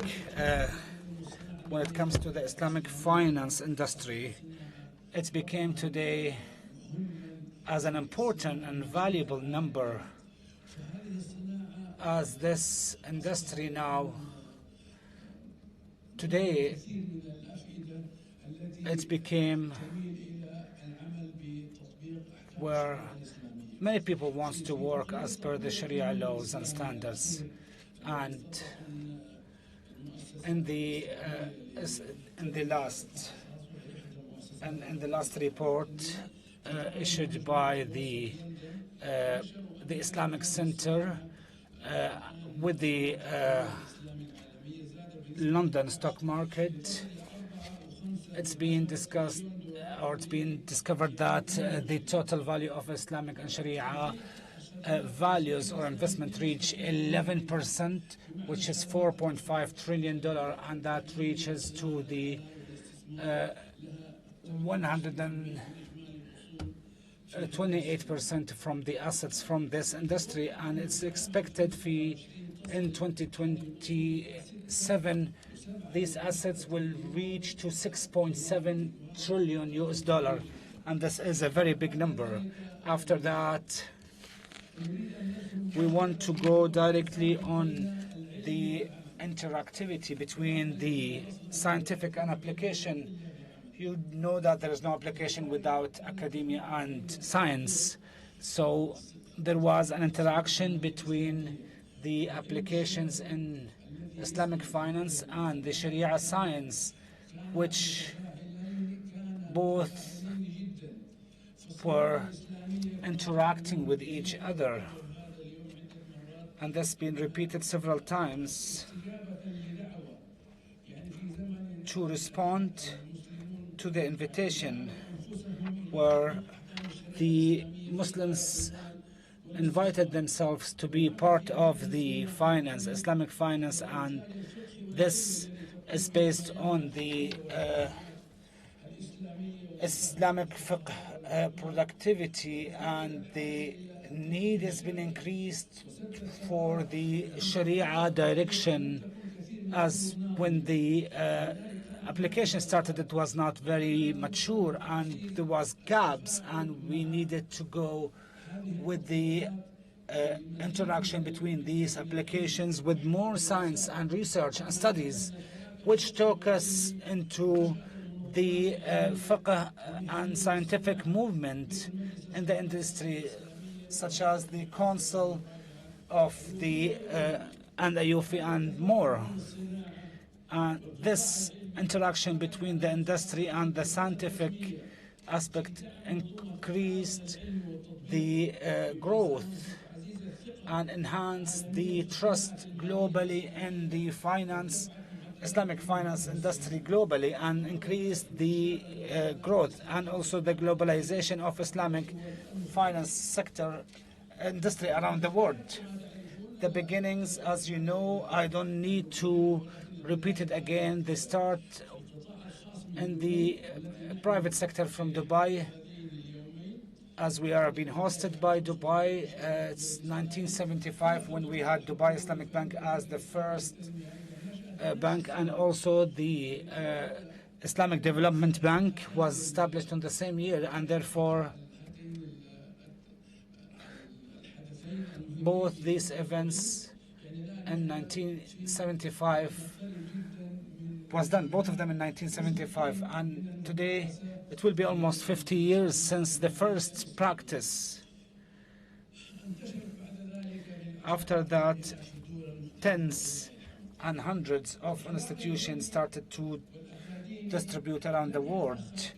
The scientific and practical application immediately followed up, but it's been getting more mature with the growth and development of these practices. The first international conference for Islamic finance in Saudi Arabia in 1976, which is a few months after the first issuance of Dubai Islamic Bank and the Islamic Development Bank. And following to that, a number of research centers and scientific researches and studies which participated a lot. Now we go with the initiatives and the projects.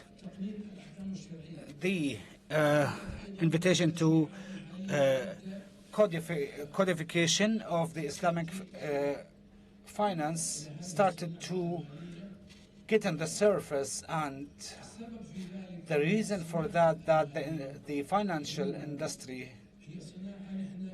is an industry that we in economy we call it heavy in work and capital, but it's also heavy in regulations and organizations and conventions and treaties, and it's continents and transnational, and we know what are the Islamic services now which are available all over the world, and it's became important for the stability of this industry and the growth and development to provide an international code which goes with the Sharia. And I'm not completely supporting my brother Abdul Bari saying that this is more difficult, and the adaptation between the acts available now will not be that difficult. So we came to this result, and we don't want to go back any step. We need to have an international model for the transactions, Islamic financial transactions, as these transactions became transnational. And this by itself, if we don't have that law, it will be faster. It will be more difficult if we don't have anything for countries to follow. So whoever doesn't want to follow it, that's fine. We can remain voluntary, but looking into the benefits and the features of this code and the Islamic finance transaction can really have a lot of good impact. And the Islamic Fiqh Center took this for the need since its establishment and issued many resolutions. And one of these resolutions that the committee of the center made the team to issue a law which can be the direction which has been for the last 12 years now by the center, the invitation to have an international code. Previously started with scientific researches from scientific centers and scientists, and also the local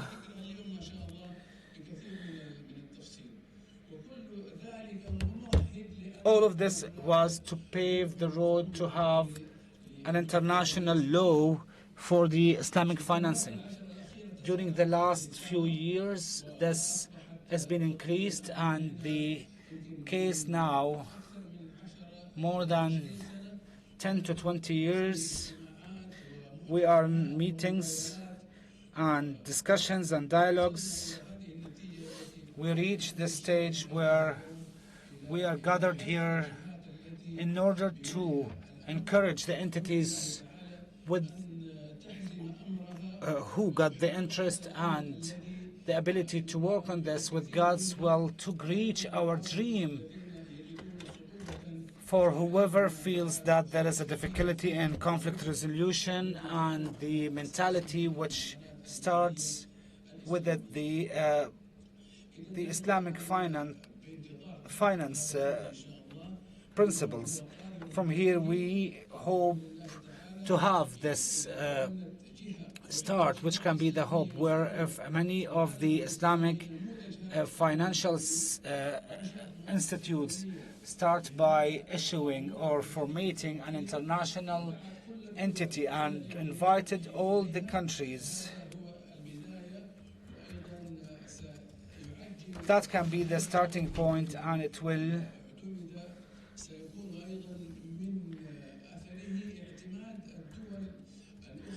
have an impact also to the other countries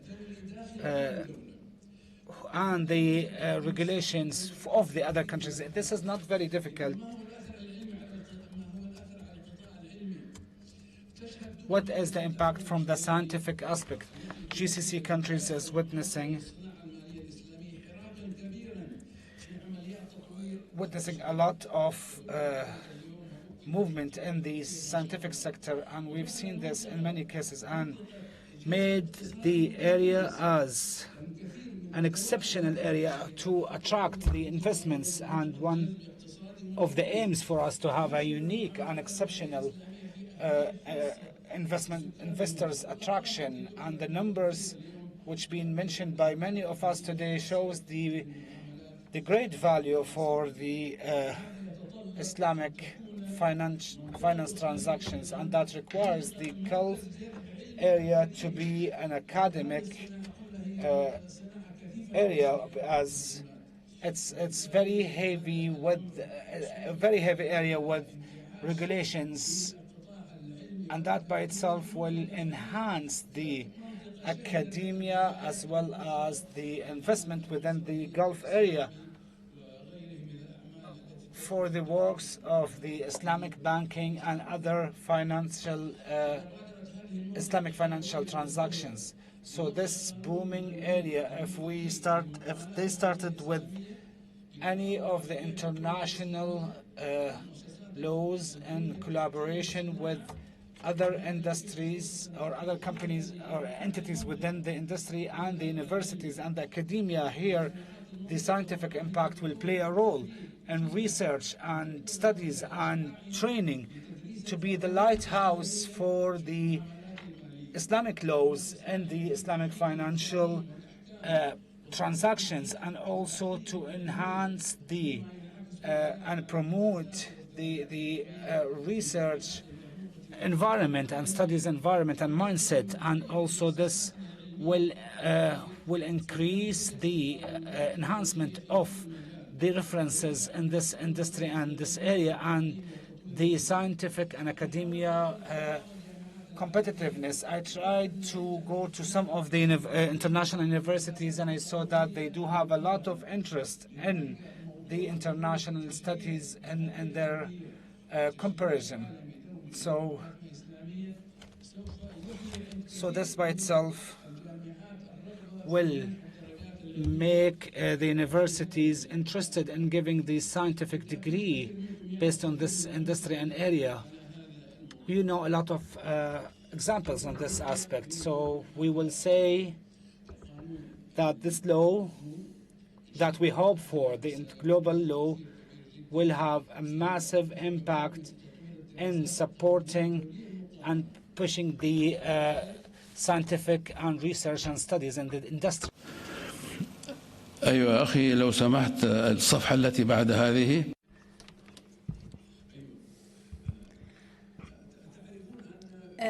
Do you know that in terms of laws and regulations, the legislative stability is very important, and having such Islamic financial transactions law would create legislative stability.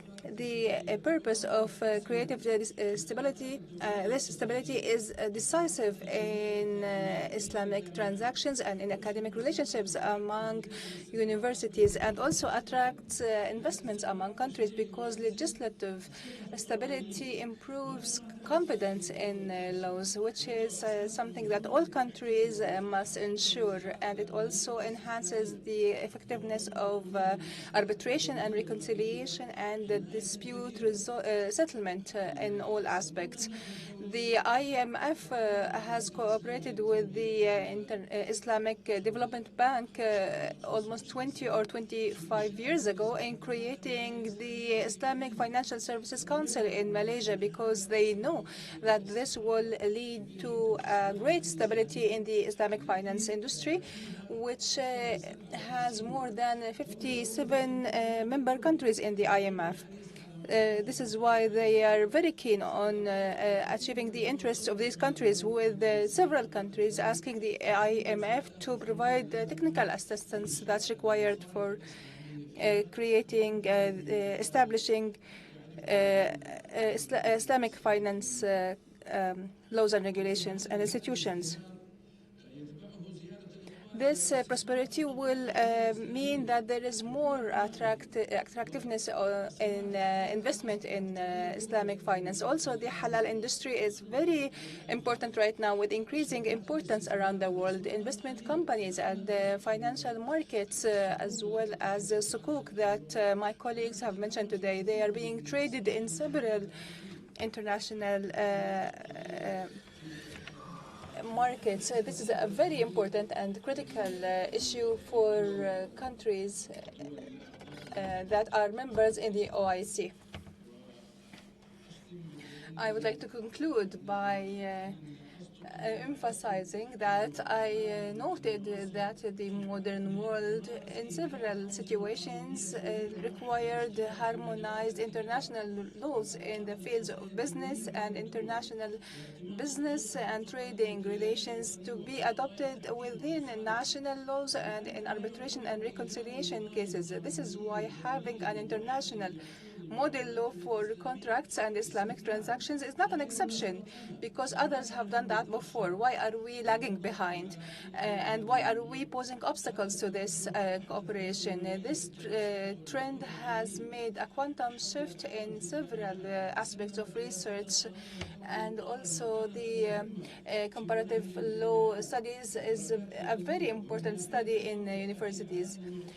It is important to emphasize that the Sharia and jurisprudence enablers to create an international model law for Islamic financial transactions has already so many efforts, starting with the resolutions by the OIC's Fiqh Academy since its establishment 40 years ago, as well as the international Sharia standards issued by IOFI and other bodies 30 and more years before. There is a great movement that's on a scholar and legal aspect to make it a truly global industry. We have to continue this journey in order to build upon the successes that were achieved and to make sure that it is a stable economy and to ensure legislative stability in this field. May the peace and mercy of Allah be upon you. Thank you, Dr. Umar, for this rich presentation, and we can see that there is a very favorable environment to prepare such a law for many reasons. When countries have model laws, they agree. They would have existing laws and they want to harmonize and unify their laws. But in our case, countries don't have such laws. Therefore, everything that has been agreed in Islamic transactions, whether by IICRA or other bodies, is a foundation to come up with a model law, after which countries can have their own laws that are guided by the model law. So it's easier. It makes it easier for countries to have a model law because they don't already have their existing laws in this regard. This requires recommendations, and this meeting is a very important way to come up with recommendations and to facilitate the creation of a model law. As our colleague said, this will have also an impact on the academic and scholarly aspect. Researchers and scholars will benefit greatly because this is a very rich field for PhD and masters, and for meetings and research and a lot of study. There will be a lot of rich topics to be discussed in meetings and conferences. I would like to thank all the speakers for their commitment to their time, and also would like to thank the attendees. We have time for 3 or 4 questions if you have any.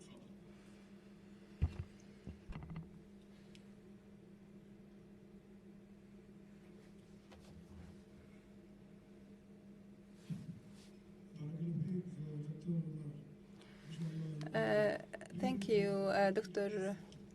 Argument for the court very, very effectively. Alhamdulillah. I couldn't do that, but you have done it. Jazakallah khair. Only one comment, no question. Okay. And the comment is that you see the UNCITRAL model laws, they do not require any changes. You have to adopt them as is, and they sit, in parallel to the existing laws. So the whole idea that me and Dr. Umar have been sort of trying to persuade for is to have a model Islamic finance code, because Sharia hasn't changed in 14th century. It's the same. So it is wrong to say that Islamic finance is evolving. That's why we cannot have a model law. It's not evolving. Islamic finance is cast in stone. So easily every country could have the code adopted as is. They don't need to change anything in their existing laws. This is a little bit of comment that I wanted to make. Thank you. صحيح نتفق معك تماما. Definitely, I agree with you. However, we know that Sharia is valid and applicable for all times and places, and here comes the role of scholars and researchers to adapt this with the modern transactions that have been emerging, and this would needs all to be in compliance and full compliance with Sharia laws.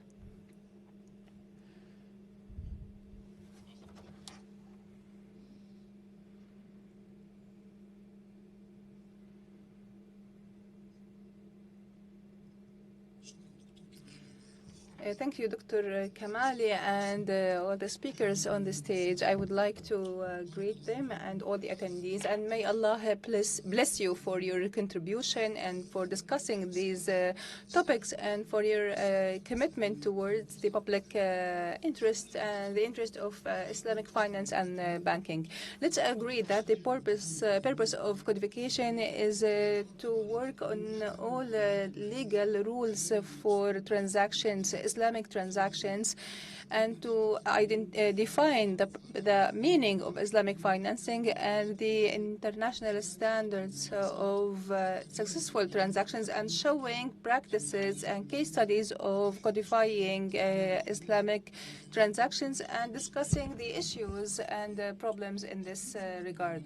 The codification of transaction jurisprudence, which was adopted by an initiative in 2013 when Dubai was named the capital of Islamic economy, is a great achievement that we needed to build upon some controls for it, including research in all Islamic schools, jurisprudence schools, in order to achieve harmonization among all aspects and rules for all transactions. Also, researching all Islamic schools.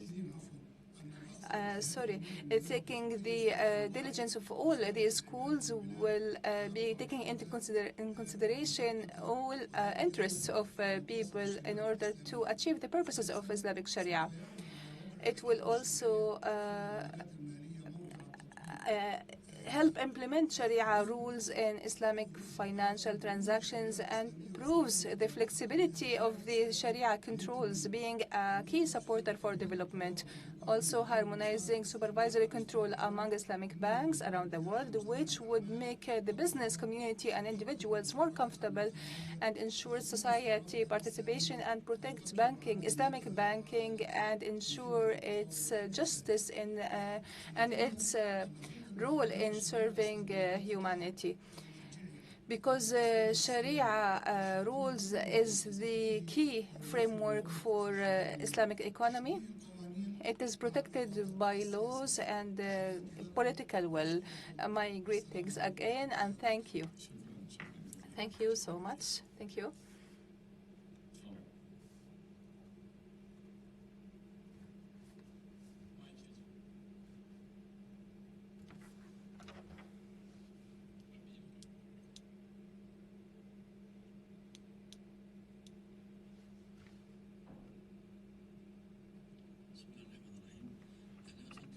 In the name of Allah, I would like to submit a suggestion in this event.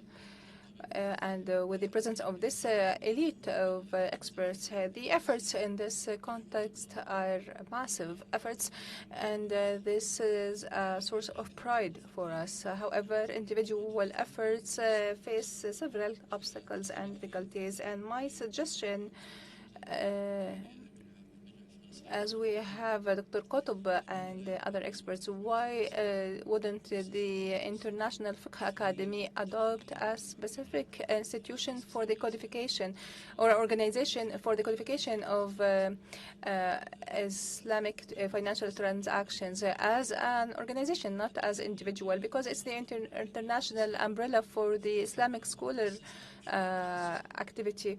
So if there is a specialized organization comprising experts from the region and from all countries,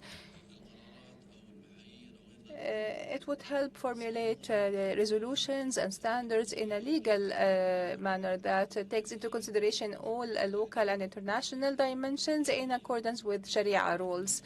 Because individual efforts, as I said, they could continue or may not continue, may face some obstacles, but if there is an official body that adopts the project, I believe it will be much more impactful. Thank you. Thank you. This suggestion will be recorded. Since we don't have questions, let's conclude this session. Thank you, everyone.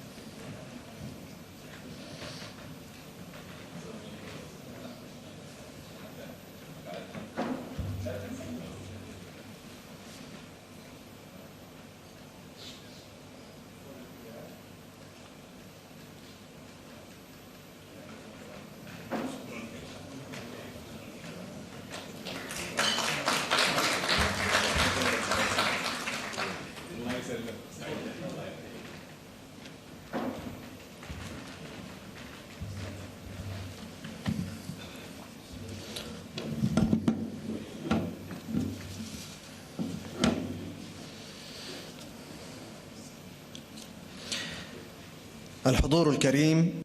Dear attendees, in conclusion of our fruitful and valuable sessions, we would like to invite Dr. Rami Sulaiman, Secretary General of the Center, to provide recommendations and a concluding statement.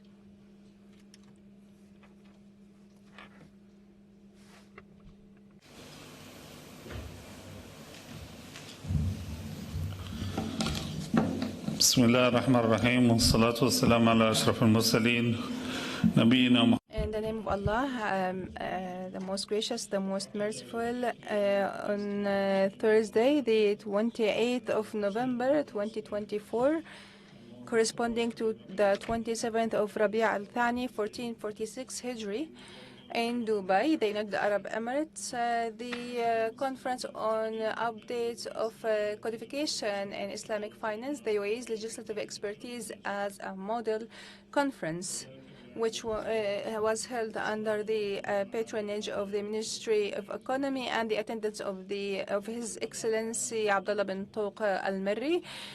After reviewing the papers and speakers' interventions and presentations and discussions by the attendees, including recommendations by the attendees, we are pleased to announce the following recommendations.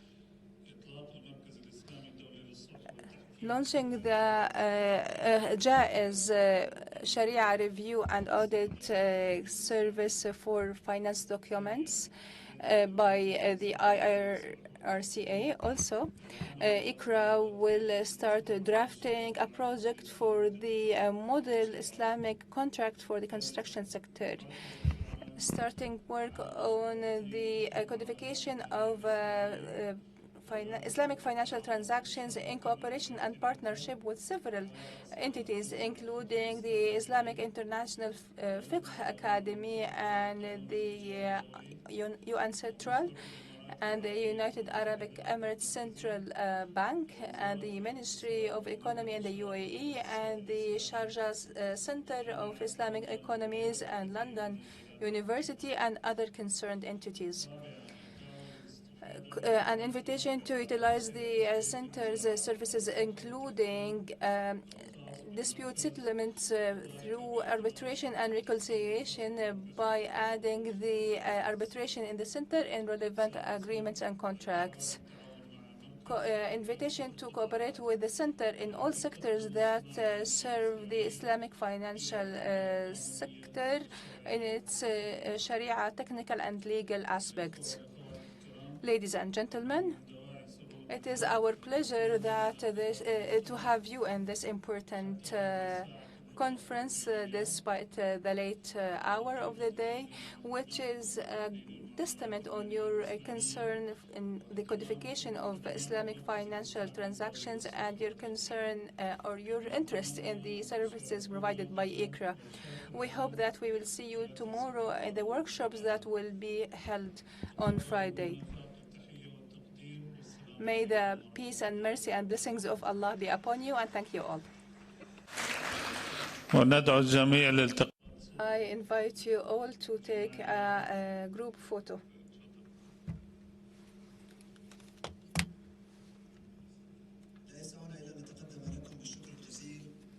We would like to thank you all and for your staying until the end of the sessions.